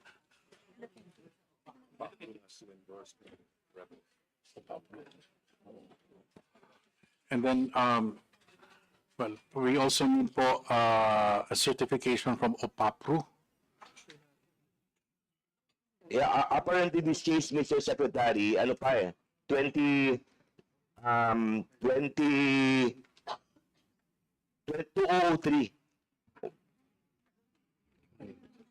Amnesty lang nun eh, wala pa yung UPAC Pro eh. What post? What post? CDO. CDO. Okay. Well, this was not reported to our attention po, but sir, if we can get the details po, I'm sure we can resolve this issue, sir. Yeah, hopefully, Mr. Secretary. Ito lang naman eh, kawawa na kasi ang dami na namin natulungan, siya na lang na yung naiiwan. Yes. Kapag po babalik to sa bundok mo, Mr. Secretary, magre-rebelde, problema na naman natin to eh. Buti na natutulungan natin, di ba? That's all, Mr. Chairman and Madam Chair. Thank you very much. I'll be giving you the paper. Even attach a letter para ma-receive.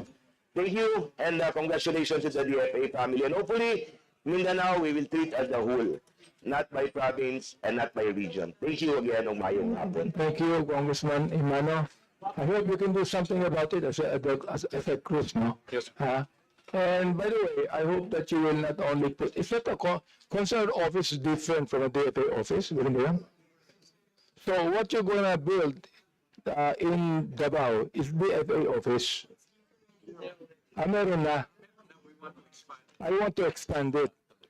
Well, I hope that you could also put one in the Republic of Cagayan de Oro, since you have put one in the Republic of Davao. Anyway, meron akong question, Secretary, no? Recently, in our public hearing, in the Committee on Public Order and Safety, tungkol sa POGO, we found out that the licenses given to POGOs in the different economic zones do not have any clearance from the PAGCOR. And PAGCOR does not even have a list of it. Now, with that also, we found out that the economic zones have the authority to grant visas. Yes, economic zones have the authority to grant visas. Now, let me ask a question to you. Are they, do you have a centralized office for that or no? If not, then you think that the DFA should be the centralized office in which all of these visas will come from? Because we begin to have problems with Chinese, eh? Thank you, Your Honor. I think, well, I personally think that's a good suggestion. But at the moment, it's the Bureau of Immigration's Department of Justice, actually, which has the biggest control of visas. Ang role ng DFA is mainly to issue the visa, but the actual stamping or approval to enter is really up to the Bureau of Immigration. But they don't have a hindi nila alam. Yun ang problema. Yeah. And of course, there are other agencies which are also authorized to change visa. So it may be useful at one point. I'm not saying DFA, but we may need a centralized agency. So it's not a DFA that can become centralized agency. We're not centralized on, We're not, on the visa okay. situation as a whole. Because I'm filing a bill to make it more of a centralized thing, no? Not making it independent. Because the economic zones are quite independent in granting visas. O dapat sole authority yan. That's why we have problems with the Chinese entering in. As we, it's an issue. DFA, di ba? We have we could submit a position paper. Sige, bigay mo sa akin. So I have a Ang budget natin, medyo, yun na yung position paper. Pwede mo na yung position paper. We need to figure. And please, send that to us, okay? Okay. Now, I'd like to now recognize the Senior Vice Chair, Stella Kimbo, for her comment. Salamat, Mr. Chair. Mr. Secretary, hindi ko po alam kung kayo po ay naapektuhan nung bagyong Karina. Pero doon po sa mga taong naapektuhan ng bagyo, ang usually po na malaking kawalan para sa pangkaraniwan na tao ay passport. So, sa mga tao pong nakakausap ko sa evacuation center, yung mga nag-iiyakan po, akala ko po ay sila po ay namatayan. Yung pala po, inanod ang kanilang passport. So, may question po ako. Actually, sorry, it's very parochial. But, does the DFA plan to extend services to places like Marikina and Pasig, to my neighbor, Romulo. Of course, Quezon City, lahat po ng mga areas po na nabaha at mga inanod ng mga passport. Baka po, kasi sa pagkakaalam ko, in the past, you provide mobile passport services. Baka naman po ay pwede niyo pong ibalik ang services na to. Thank you, Chair. Actually, it's still in existence. Meron pa tayong mobile. At saka, anytime we can send assistance as long as may request. And so maybe I'll ask Cruz, but definitely that's not an issue. We can do that. Sige po, we will definitely request kasi ang dami pong naapektuhan. So, isasama ko na po sa request ko ang City of Pasig para hindi po magtampo sa akin si Chairman Romulo. Ayan. So, yes, actually, sanay na po kami kasi we've been availing of this service in the past regularly. Yun. Okay. We have information on the profile of your foreign service officers. Like how many do you have at the moment? How many FSOs? Exactly. Thank you, Chair. Could I ask through you, ASEC Montero, if he has the exact figure? ASEC Montero is recognized, please. Thank you, Mr. Chair. Good afternoon po again. As of July 31 po, the total number of officers, the DFA is 758. This is broken down into 7 ranks from Foreign Service Officer Class 4, Class 3, Class 2, Class 1, Career Minister, Chief of Mission Class 2, and Chief of Mission Class 1. 758 po, plantilla items. Is this a sufficient number?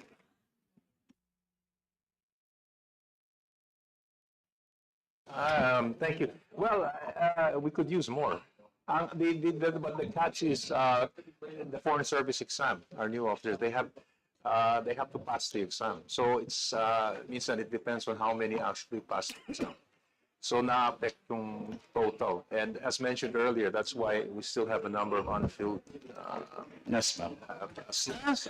It's because of the they're mainly officers. They're meant for officers, but because of the exam, only a small number are able to fill in those vacancies.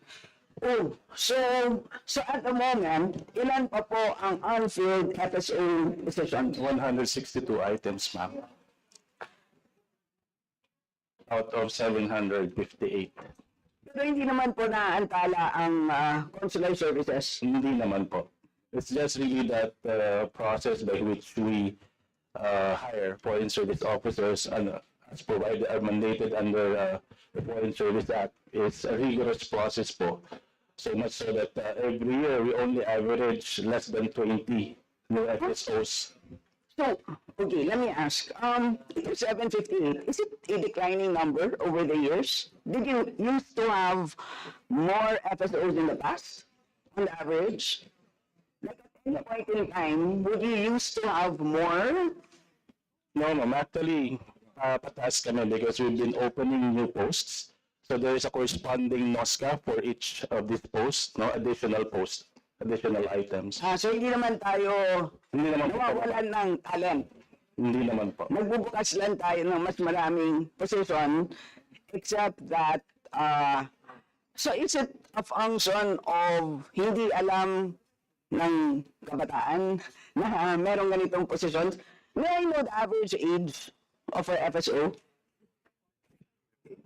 If you're talking about the average age of our FSO? FSO 4 po, average age would be about 30 when they enter the department. When they enter, so age 30. But what's the average age for the 758? Ba't kayo natatawa? Siguro po, in the mid-40s. I mean, it would be good to know, di ba? I mean, ano ba yung, on average, I mean, is it about 45, ma'am. 45? 45 po. It's not so bad. Yeah.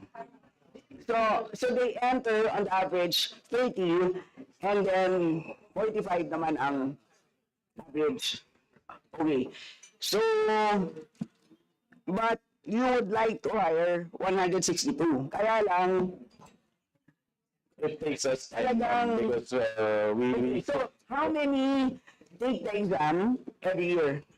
For this year, there were about 700 who took the civil service qualifying exam. And only 120 passed for the written exam. And then the next phase, the oral exam, only 28 passed. And we're still waiting for the results, final results, computing the result of the written exam and the oral exam. I'm not yet at liberty to say whether we'll be able to get more than 20 for this year, ma'am. So mataas po talaga yung mortality rate. Okay, so ano ang kasi baka hindi rin to alam so, sa mga nakikinig. Alam niyo maraming this is a good venue kasi maraming sa kabataan natin na naghahanap talaga ng trabaho. Ano ang pinag-uusapan namin ito dun sa CHED hearing na ang daming may mismatch tayo sa labor market na ang daming nagtitake up ng certain courses and then when they graduate, as it turns out, kulang pala mga trabaho doon. So baka naman hindi nila nalalaman na meron palang kakulangan dito sa FSO. So if you were to tell the young people about this, it's a very good job opportunity. Kasi katulad na sinabi ninyo, sir, yung living allowances nila ay nakabase sa isang global index. ayaw ninyong sabihin sa akin, pero the way kung magkano, pero the way it sounds, it's very competitive. Ibig sabihin, kung ikaw ay nakatira sa New York City, ay mukhang competitive naman ang ibabayad sa'yo. Ibig sabihin, you will earn a decent wage. Tama ba yun? And your may benefits naman, ibig sabihin, may insurance. Yung schooling ng anak mo, mababayaran? Merong konti. Partly.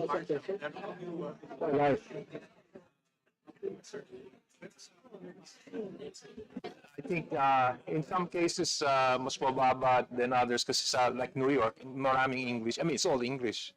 So, wala akong problema masyado kung send them to public school. But if, kung alam mo, ma-assign ka sa Europe, let's say, France or somewhere, maghahanap ka ngayon ng international school, especially if your children are already, like 10, 11 up. So, yung education ang issue din doon. Kasi you'll have to send them to English schools. Yeah. Huli na lang, may advantage ba to take up a certain course? Na may advantage ba na, do you take up economics? Do you take up political science? Do you take up law? Like ilan porsyento dito sa 758? Nakikita ko si Rally, nakikita ko, pero may arkitekto naman kayo dito, si Knock-Knock, di ba? So, ano ang, is there a certain course that will increase your chances of making it as an FSO? Go ahead, Madam Chair. May I ask you to give the floor to Yusek Lazaro? Yes, Yusek Lazaro. Thank you, Secretary. Thank you, Your Honor, Mr. Chair. I'm answering this in my capacity as the chairman of the FSO exams. As far as the course is concerned, there seemed to be a tendency, I would say in the last FSO examinations, it's about 75% are lawyers. This is now a growing trend, and I was even telling my colleagues, why are there so many lawyers here? And most of them have done into practice as well as went into government office. However, there's also a growing number of, well, we have nurses, we have marine biologists, we have, well, you mentioned architect and so forth, but we have doctors, but there's a growing tendency now. So most of them are political science graduates and then Bachelor of Laws or Juris Doctor. Okay, thank you for the information. At least dun sa mga nakikinig, at least malalaman nila kung how they can increase their chances. So yun po. My second question has to do with the assets owned by the embassy. Kasi I know that, by DFA, I know that some consular offices are housed in premium properties abroad. So have you done an inventory of the properties owned by the Philippine government all over the world? And ano yung value? Mr. Secretary, go ahead. Thank you. Could I request through you to Go ahead. give the floor to Member. Velasco? Sir, with your permission of the chair, Madam Vice Chair, Senior Vice Chair. Yes, we have. How many do we own and how many do we rent? Let's see. So in a short while, we have the exact, but the question is, how many do we own and how many do we rent? Sir, buildings 35. 35 buildings, sir, we own. We own the Chancery 35. Yes. And we also own land, sir, in some places. Wala pa yung building. Sige po. So, and then you about nila-rent. That's why we are very appreciative. Sorry, 35 buildings. How many lands?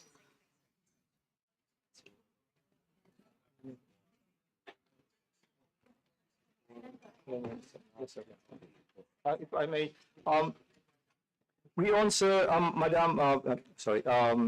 Mr. Chair, 68 properties, including 64 buildings, either built on owned land or land under leasehold rights, especially in London, 100 years po yun. And 4 vacant lots now, yun po ang ating, what do you call this? Those are the properties we own, Mr. Chair, at present. 68 properties. Have you had it appraised? I mean, what's the total value? Okay. Ma'am, it's one of the findings of COA, yung previous AOM namin. That's why we are currently undergoing the what you call this, the cleansing of our properties, because most of our properties are still recorded at the acquisition cost, like $14,000. But the actual value now is much more. So it's part, ma'am, of our compliance with the audit recommendation that we are undergoing now. Kasi ma'am, it's really undervalued yung properties natin, especially in Tokyo, in Washington. Yeah, so you have Roppongi, di ba? Yes, ma'am, Roppongi, and also in New York. It's an ongoing process po, ma'am. So as of now, kaya laging findings po yun namin hindi eksakto yung aming assessment ng property. Siyempre ako, tagahanap ng pera. Let me ask, before another question would be, in the Middle East, do you rent the land or you build a building and the Middle East countries give the land to you, or literally without any cost at all? Ma'am, Mr. Chair, in Saudi Arabia, we own the chancery and the residence of the ambassador. Do you own the land? Yeah, the Philippine chancery. We own the land, sir, in the, what we call this, in Riyadh. We own the land. Did you buy it? I understand. Yes, sir, I think before. We bought it many years ago.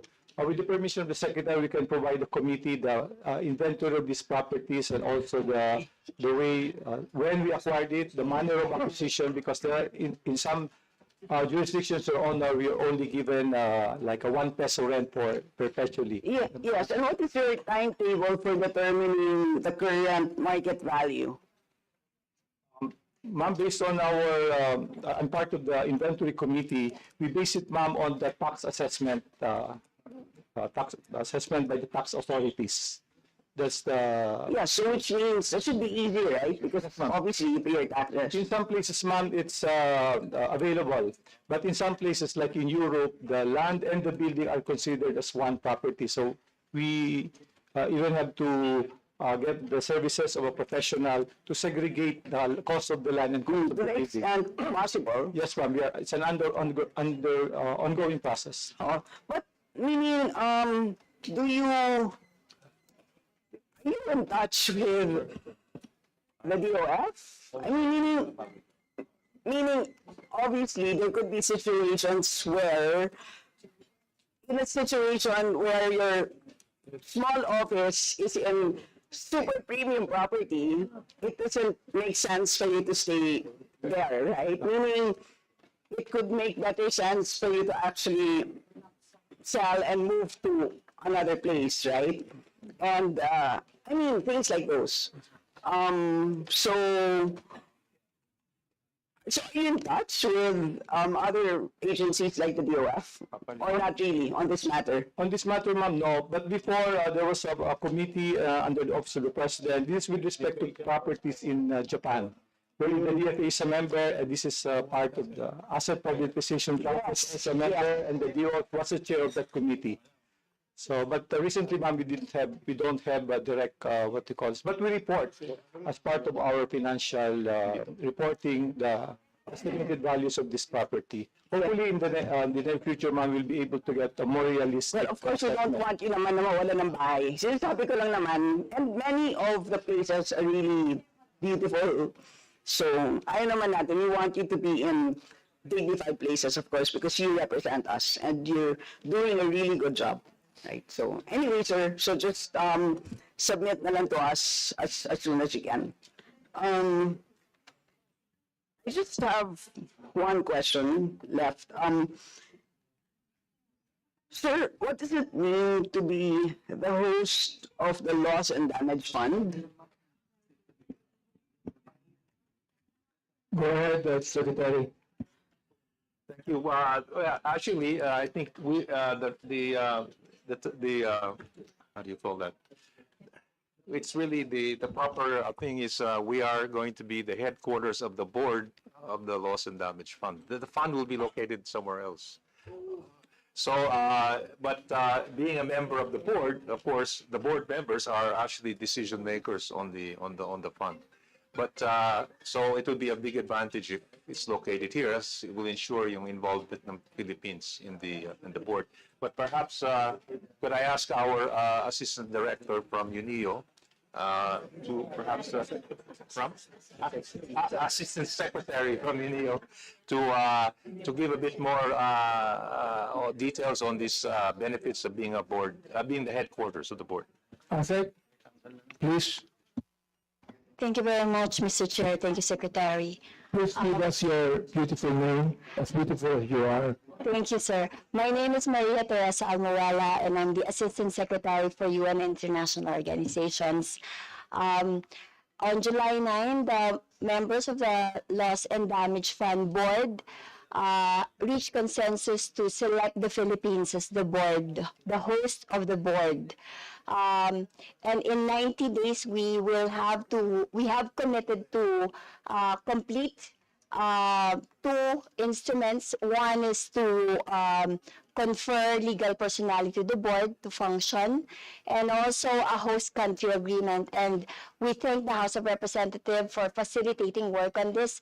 The bill has been, to confer legal personality, has been approved on second reading last week. We thank the members of the House of Representatives on that. But essentially, ma'am, with respect to your question, our selection as the host of the board is actually a signal of confidence of the international community to the Philippines as a long-standing advocate of climate action, equity, and being the host of the Loss and Damage Fund Board make us the third climate finance capital in the world. There are two other funds earlier established by the UNFCCC. One is the National Adaptation Fund. The board is located in Germany. And the Green Climate Fund, which is headquartered in South Korea. So this makes us the first developing country hosting an important climate finance mechanism. Congratulations to us. Anyway, that's all. Thank you. And congratulations to the FA family. And Thank you. we strongly support your budget. Thank you, Senior Vice Chair Stella. Let me ask, ako, hindi ko alam to. What kind of board is it? Are the members of different countries or what? Yes, Secretary. Yes, they are members of different countries. What is the name of the board? The loss and the board of the head is the fund. It's the Loss and Damage Fund. Okay. It's mainly, I think, the intention who was created was for it to finance adaptation and mitigation activities by countries to address climate change. So all the countries in which we have chancelleries are members of the board? There are. I don't know how many countries are members. Perhaps. There are 26 members of the board, and the Philippines is one member representing the Asia-Pacific membership. The U.S. and Japan are members too, right? Japan is a member. The U.S. is an alternate member. Is China a member? China is not a member. That's good. I'm so glad to know that. Sorry, last. Did we make a collection as a result of the last flood by being a member of this fund? In fact, ma'am, the intention of the fund is exactly intended for purposes, but the work of the board has only begun. It's the policy-making institutionalization phase of the board at the moment. They've only had 2 meetings so far since they were established in the UAE during COP29. And during the second meeting in July, that's when they decided to select the Philippines as the host of the board. But we would have. This is this is the kind of situations where we would gain. This is the kind of compensation that countries affected by disasters and other similarly placed countries will be able to tap this financing channel. All right, thank you very much. Our next interpolator is Vice Chair Joey Aquino. You're recognized, brother. Thank you, Mr. Chairman. Good afternoon, Secretary. Secretary, this representation would like to ask the good secretary regarding the establishment. Although I just arrived, Mr. Secretary, now here in Congress, but I heard that it was taken up earlier. But I have a different district, about this apostille receiving center in Butuan City, or just maybe putting up an apostille service in the consular office, Butuan City. Mr. Secretary, can I give a little background of the consular office in Butuan City? Way back 2008, we opened the consular office of DFA in Butuan City. And Mr. Secretary, for your information, I was then a congressman, first termer, and during one of our hearings in the APRO, just like this, I was asking the then Secretary, I think Alberto Romulo, Secretary of DFA before, I asked for a consular office. The reason why I asked at that time, because I pity people from my district, not only from my district, from the whole region of Caraga region, because our constituent will have to travel to Cagayan de Oro to get a passport, and it takes 4 to 5 hours to travel. So, kung kukuha ng that's for my place alone. Kung kukuha ng passport, you will really have to stay there overnight. And para po for me, we are helping another place, putting our money there. You pay for the rent, the hotel, kakain doon yung mga tao namin, instead of helping our city. So that was one of the main reasons. So we were able to put up, but kasi walang budget pa noon, I asked Secretary Romulo if kung ako maglagay ng pera para ma-open up, are you willing? He was willing. So I spent around $500,000 pesos para mag-open yung DFA dun sa Butuan City. And no less than the former President, Gloria Macapagal-Arroyo, was there to open that consular office. That was the main reason. So now, I found out, ito naman itong apostille, parang gano'n na naman ang mangyayari. People will go to Cagayan de Oro or to Davao. So bumabalik na naman tayo sa, para bang, imbes na level up na tayo, balik na naman tayo kami sa, we are the second poorest region in the country. If people from my region will spend money again going to Davao, I have nothing against them, or Cagayan de Oro, malaki na yung mga lugar na yun. They can stand on their own. So ako, I am appealing to you, Secretary, kung pwede po, on makamabuksan kahit yung service lang, apostille service, maybe I can be of help, just like what I did before. I am willing again to help. Mr. Secretary, ayaw ko na pong gusto ko umalis kami sa, we are even almost, our region is almost the mining capital of the Philippines, and yet we're still the second poorest region. Ano na kung pupunta naman, yung mga tao namin, balik na naman dun sa mga lugar na yun, napakayaman na ng dalawang probinsya yun, yung mga city na yun. So, I'm appealing to you, Mr. Secretary, pagbigyan nyo naman kami. Secretary? Thank you, Chair. Can I seek your permission for you to give the floor to? Go ahead, accept the crew. Pwede kang pupulan ngayon. Thank you, Mr. Vice Chair. Thank you, Mr. Secretary. Mr. Vice Chair, we would be happy to go to your area, sir, and open apostille services po.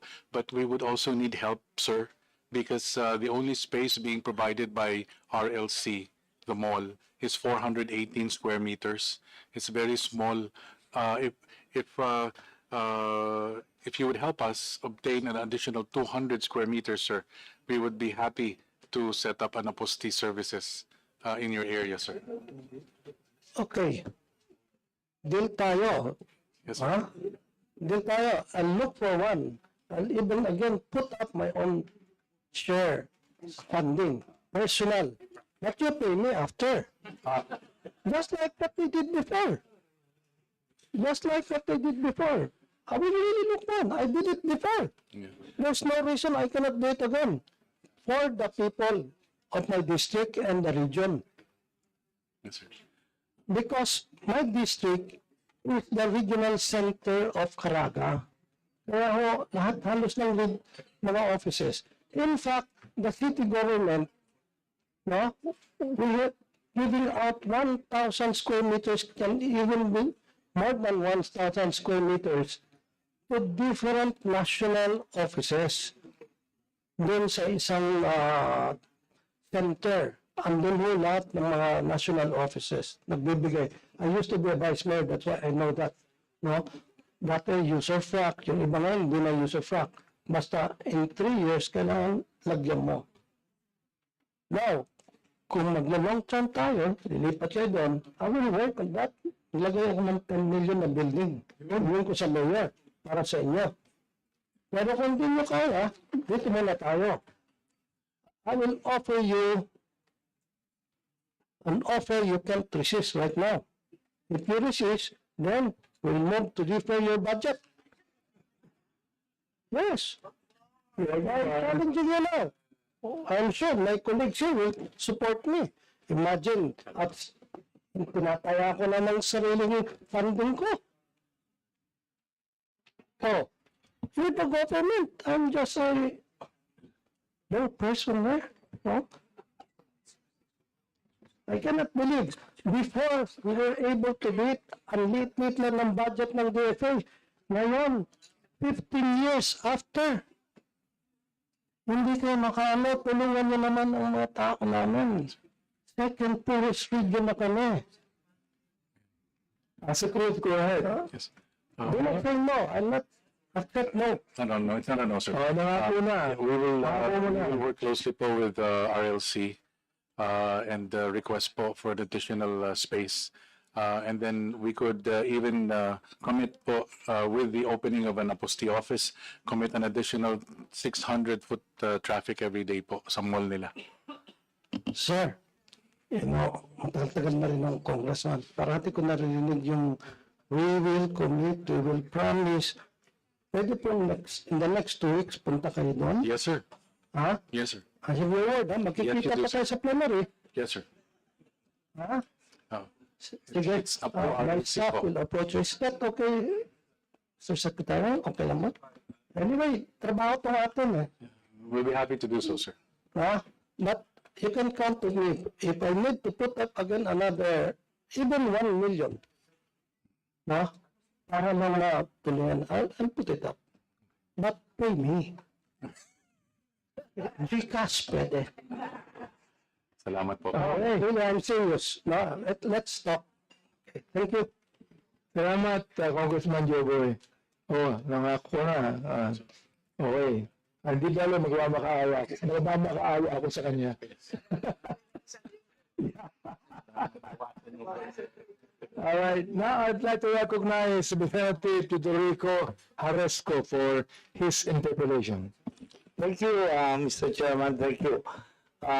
Secretary, welcome to the DFA family. Alam niyo po, nanay ko po, kaibigan ng matalik ng nanay ko, kaya thank you again, Secretary. Tatlong issues lang po, geopolitical. Sinasabi po ng lahat, isang yata ng Amerikano na in the end, China will win. So they always play the long game.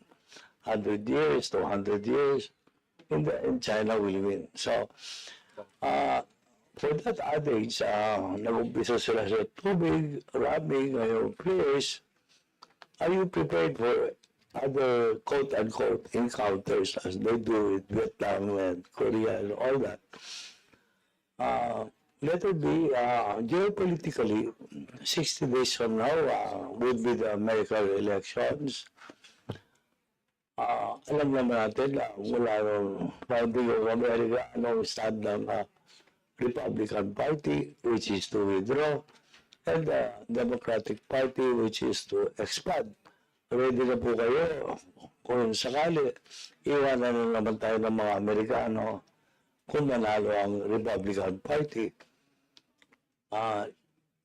Second issue po, national.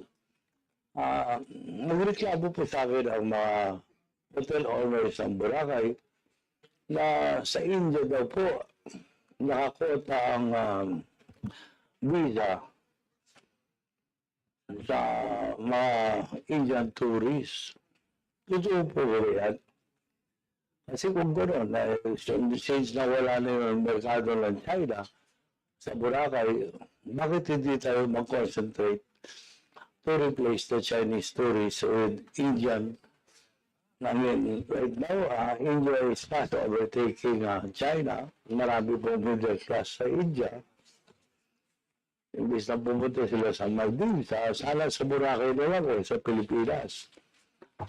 Sinabi nyo last year na meron ng e-visa sa India. Ano na nangyari doon? Let us see sa local po. Boracay, it grew by, Aklada grew by 22.5% to GDP last 2023, more than 4 times the regional average sa Region 6.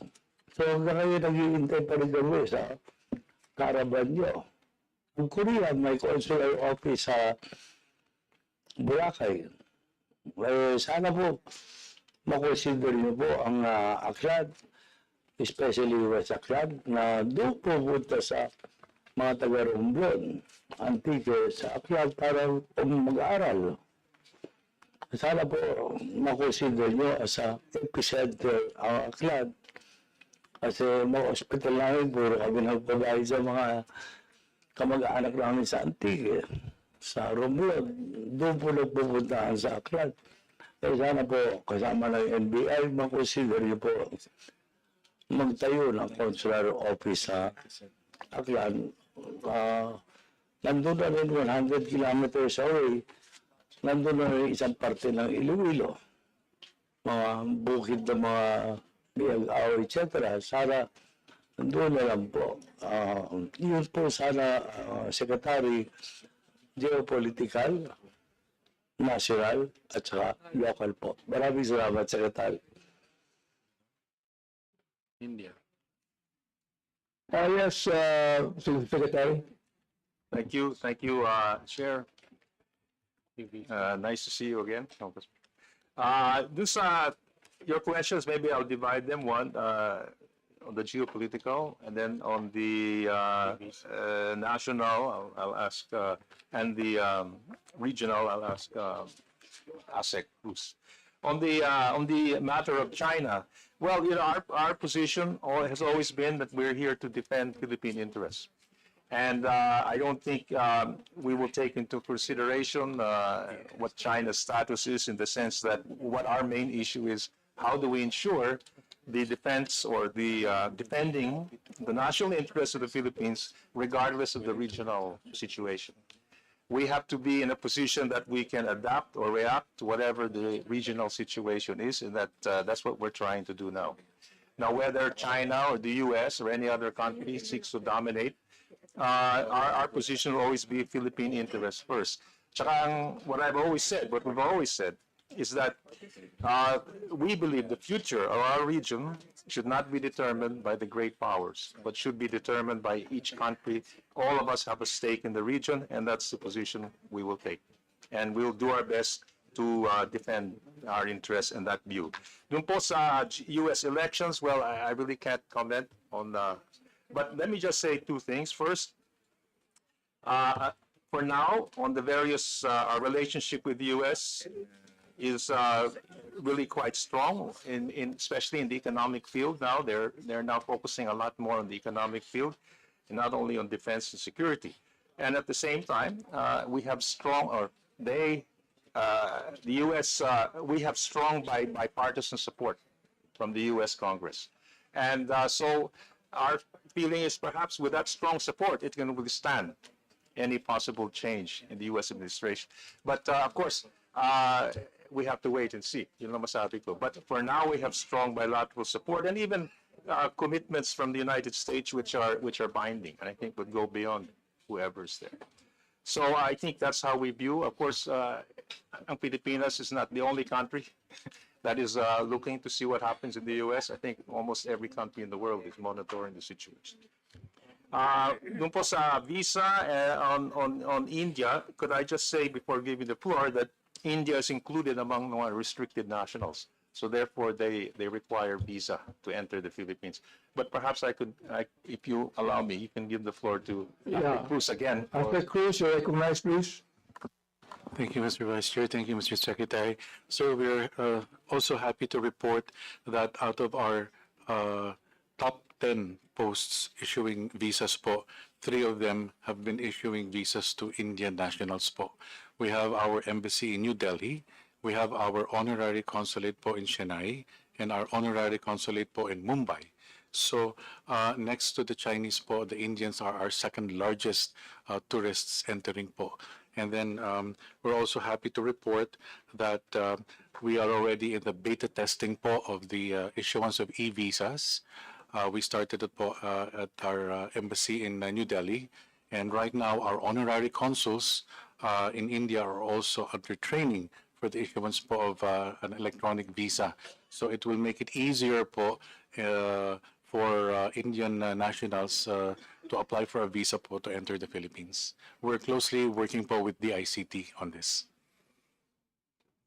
Thank you, Mr. Chairman. May I just add, what percent increase did you from last year to the first 6 months of 2024? Nag-increase ba o pwede ba tayo katulad ng Malaysia or other ASEAN countries na visa upon arrival? We're getting the details for right now, sir. And my main question was, meron ba talagang quota system sa India? Wala, sir. Oh, if I may, sir, comments lang po ng mga pumapasok na mga turista sa atin. Ang sabi po kasi nila, mas mura po sa ibang bansa. Yun lang po, doon tayo po na medyo nalulugi because yung ginagastos daw po nila sa ibang bansa tulad ng Indonesia, sa Bali, Vietnam, mas malaki po ang spending power nila doon. Actually, namamahalan nga po sila dito sa Maynila, pero we keep on encouraging them to come over. So baka interested po ang mga entrepreneurs natin sa Boracay to give special rates po, special discount or promos para makapagpasok pa po tayo ng mga turista. Thank you, Mr. Chairman. Yes, that's true. Boracay po, we have priced ourselves out of the market. Pero marami ako nakikitang mga tourists o mga Indians sa Tagaytay. Pero naman siguro mas mura. Nagtataka lang po ako, Mr. Chairman, bakit wala tayong mga Indian Airlines? No? Meron tayong papuntang Shanghai na mga local airlines, pero sa India, wala tayong mga airlines papuntang India na napakalaking merkado po ang India. Palagay ko hindi na sa DFA yan, baka sa DOTR na yan. DOTR na. Any more questions, Congressman Velasco? Wala na po. Yung local na lang. Dalawang taon na po. Maraming salamat. Just one question, the Secretary. No? You made mention of the West Philippine Sea. No? Recently, the Chinese now is using jets to fly over the West Philippine Sea and even flyers. And it seems that all of the protests being given by the DFA is not being listened to. So is there any more that the DFA can do for the Chinese people, the Chinese government to actually listen and stop what they're doing?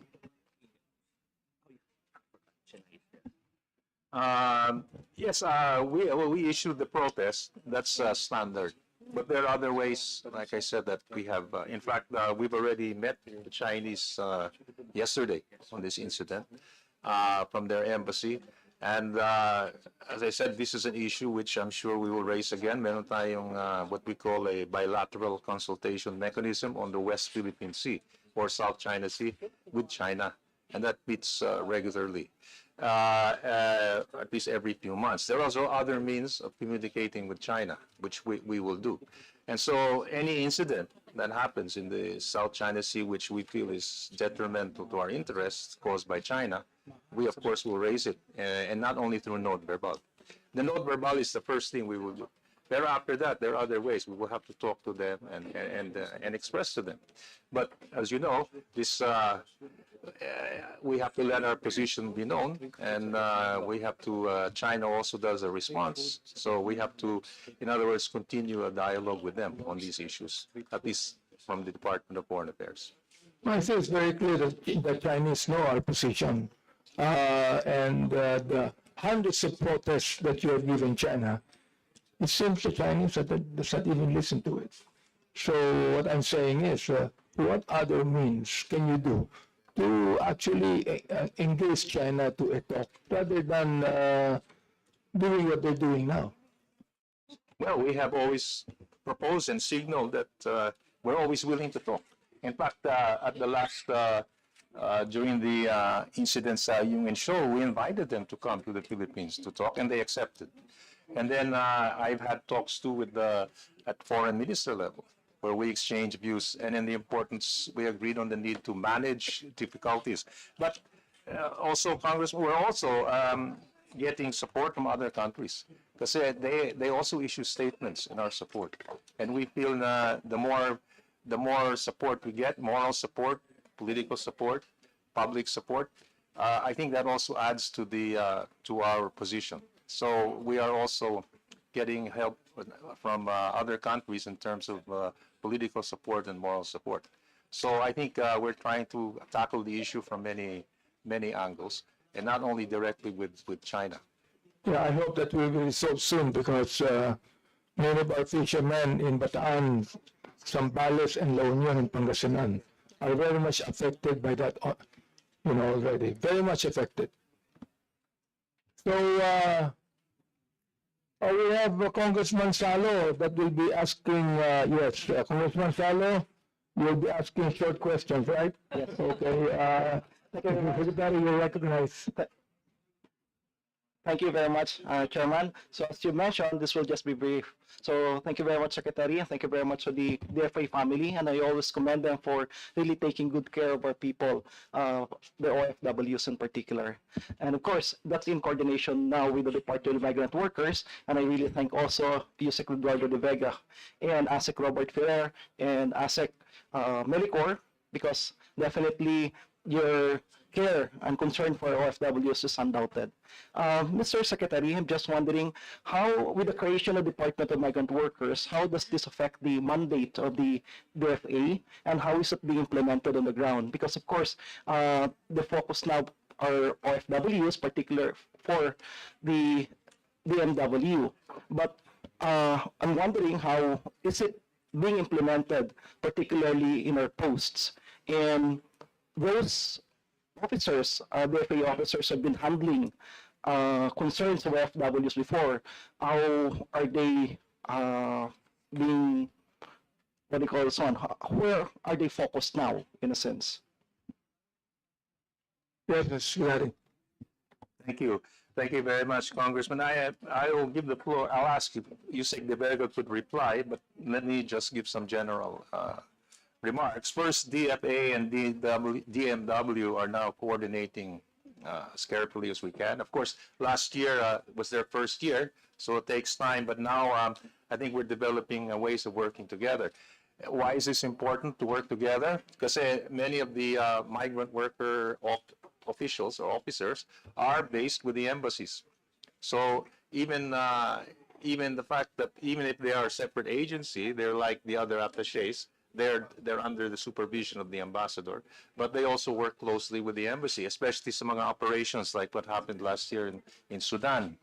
And so we have to coordinate. So the coordination between DFA and DMW is there wherever there's a presence. And there are some posts na walang migrant worker officer. So DFA still undertakes the traditional functions of dealing with mga OFW issues and also other related issues. But at the same time, DFA is responsible for all consular issues and even technically those not classified as OFW. I mean, Filipinos maybe who are ethnic, who are living there, dual citizenship, sometimes we help them. But all of this involves, as we say, some regular coordination with the DMW, especially in areas where they do have migrant worker officers. But perhaps, I don't know if Yusek Nibeg would like to also add some more on this issue of how we are working with DMW. Mr. Nibeg, go ahead. Thank you, Your Honor. Congressman Salo, as mentioned by the Secretary, we're still responsible for countries, for all Filipinos, overseas Filipinos in countries without a resident DMW attaché or on WO. They have 38 offices, while we have over 90. So there are a lot of embassies or consulates without a resident. And in places where there's no resident DMW representative, we'll have to shoulder it. But even in places with a resident MWO, we would still be responsible for non-OFWs.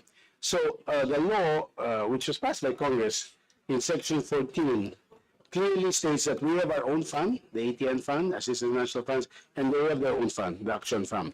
We are coordinating, it's a work in progress.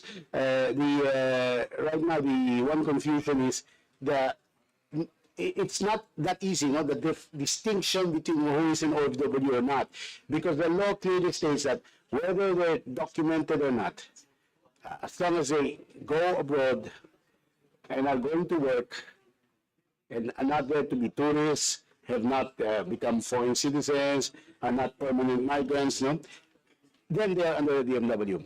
But we are still working with the DMW. I came from Japan, I approached Japan, and their comment was that the local attaché is bound by their own internal guidelines in the DMW, and so far they're only assisting those who are documented. Kung undocumented, meaning hindi lumabas ng bansa with a contract, it's iffy whether they're spending or not. We don't mind. We'd love to spend our own ETN fund. As for the work of the consuls, tuloy po yan because in a case involving OFWs, the diplomats will have to be involved as well many times. For example, if you arrange a jail visit, it cannot be just done by the attaché. You will need a full diplomat to request for the permission. And then, of course, when we prepare for a presidential appeal for clemency, that's also the DFA who does it. So, meron pa rin involvement ang department officers abroad in Assistance National's work because it remains a pillar of our foreign policy. Thank you very much. For my last comment, Mr. Chair, because I've been to the Middle East and certain parts of the world, and I really thank the DFA for your assistance. But at the same time, I just wish to mention that the distinction actually only exists within our government. Because from the point of view of our OFWs, wherever our citizens abroad, when they deal with the embassy, they deal with the Philippine government, they just look at it as dealing with the Philippine government. It's regardless whether the person that they're dealing with is from the DFA, whether from OWA, or whether from the MW. When they deal with it, they would say, doon punta po kami sa embassy, pero hindi po kami inasikaso. Pumunta po kami sa embassy pero hindi nila babanggitin kung ang humarap po sa kanila is DMW officer or from the SWD. Ang pananaw po nila, it's just one and the same. It's the Philippine Embassy. And ang head po noon is the ambassador, which is under the DFA. So, I suppose, Mr. Secretary, yung pong mga protocols po in place are protocols that are come up with in coordination with all the agencies na under po dun sa mga posts. Tama po ba, Secretary? Yes, tama. It's exactly the way we operate. It's the one team, one country team approach, regardless of the agency. Once again, thank you very much, Secretary. Thank you very much, Chair, and to the DFA family. And thank you for all your support to our OFWs. Thank you. And thank you very much, Congressman Gonzalo. And the Senior Vice Chair would like to, I'd like to recognize our former President, Madam Gloria Macapagal-Arroyo, please, recognize. Thank you. Just two short questions. One is from our embassy in Singapore. We're building a new, we're reconstructing the building, but at the same, so that entails everybody moving out temporarily and renting an expensive place in near Orchard Road. In the world now, Singapore is second most expensive. So they have to charge it to the MOOE.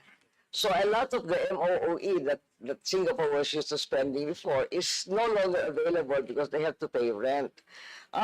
Is there a way by which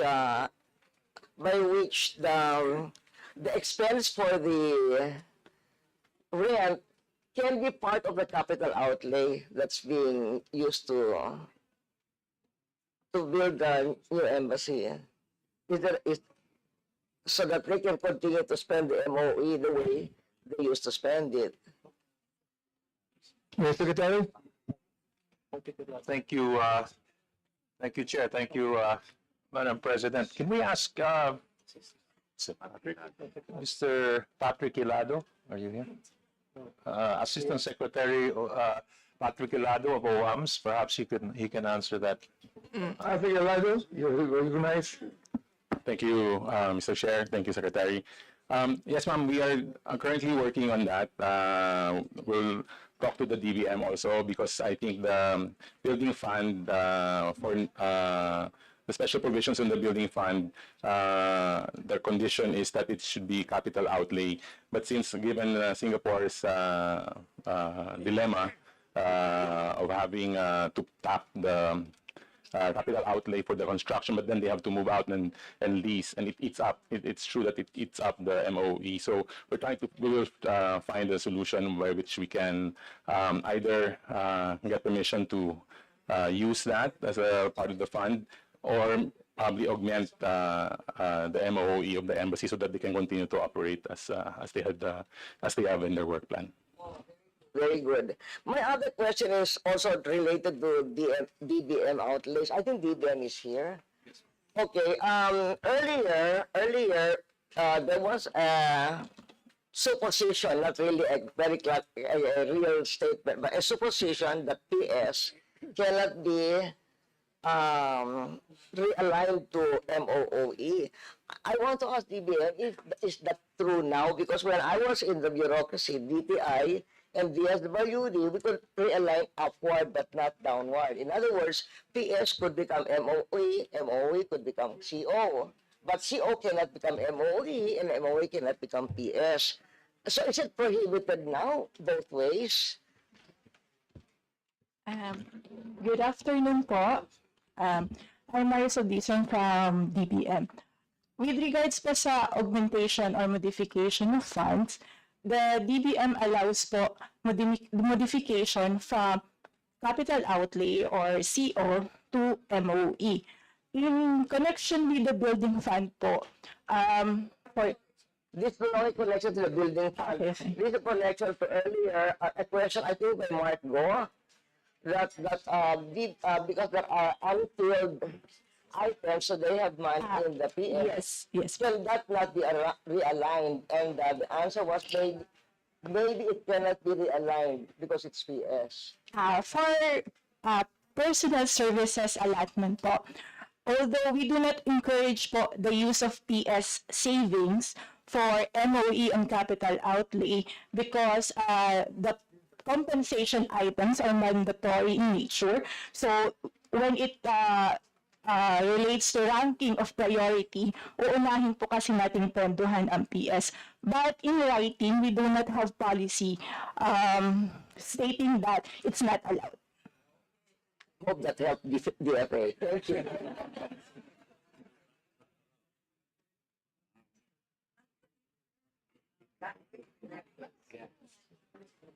Thank you, Madam President. Madam President, are you now okay? Okay, all right. The Senior Vice Chair would like to ask another question, please. Just a quick question for Asik Domingo. Earlier you mentioned that your 4 billion plus budget for printing of passports currently is unutilized. And if you had your way, that you would want that reduced. Is that right? Except that there is a multi-year MIOA. There's a MIOA. So the question is there a contract that prohibits you from is there something that needs to be done for you to be able to make the necessary budgetary adjustments? Yes, Asek Nolasco. Okay, Your Honor, Chair. In the multi-year obligation authority, ma'am, this is 10 years. Now the question is, the reason why we are in discussion internally, because we are not able to use the amount of 4 billion, it affects our budget utilization rate. So the base is bigger. So sana namin ibaba. But we are in consultation with the other offices like Office of Consular Affairs and also with sa DBM kung pwede namin i-amend yung multi-year obligational authority. Sabi nila pwede naman daw, but with the clearance of our, what they call the secretary, kung magre-request kami. So, 2 years na lang ma'am ang remaining hanggang 2026. So, may school of thought na since sa 2026 may bago na tayong papabayaan na natin yung to. It has nothing to do with your contract with Apple? No ma'am, it has nothing to do with it's just they bill us ma'am based on the actual it's just because of the MIOA with EBM. It's like a guarantee. We, like in other contracts, ma'am, we ask for a multi-year contractual authority so that we will be able to enter into contracts na multi-year. So ganun din nangyari po dito in 2015 when the DFA entered into a contract with Apple, guaranteed sila na in the next 10 years may funding yung pagbili ng passport booklets. But since recently, ma'am, humaba na yung validity ng passports, yung nagre-renew bumaba. So yung passport supplies na nakukonsume namin is bumaba. That's the reason why hindi pa namin nagagamit yung allotment namin for this year na 4 billion. And then next year, meron naman kaming 4.2 billion for the passport booklets. Thank you, ma'am. Okay, just one question to you, Sec. De Vega. The Department of Migrant Workers, ibig sabihin, kayo nag-a-adapt sa kanila, no? I mean, all of the buildings, all of the that they're using, they are the buildings being yung mga buildings, yung mga houses na ginagamit nila. Kayo ang siya nagbabayad noon o nasa embassy yun. Hindi pag-aari ng DMW o hindi nila rin DMW.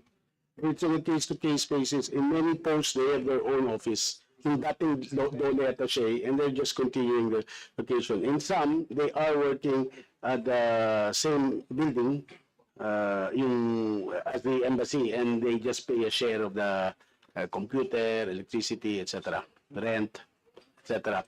But there are buildings which they own on their own because they've been there even before. Although ideally, what we'd like is for them to be at the same building or as close as possible para hindi mahirapan ng OFWs. And in most cases, they're not far apart at all. Kasama yun sa gastos ng budget mo, di ba? Perhaps just like what Senior Vice Chair said, to submit to us a copy and the list of the properties that you own and renting. We also would like to ask that kasama yun sa list naman, yung listahan din ng DMW buildings that they are using that's actually owned by the DFA and those that are the rent that they are renting to. Can you do that, please? Oh. Okay, now we have the Vice Chair. Would like to make a manifestation. Thank you very much, Mr. Chair.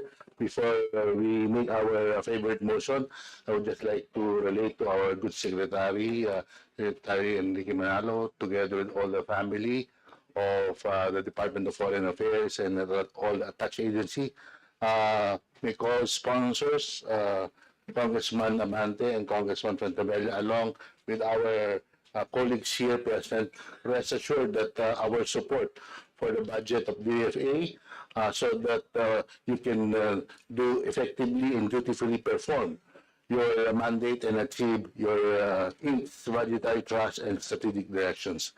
Thank you very much, Mr. Chair, for giving me the for this manifestation, Mr. Chair. Yeah. Thank you very much.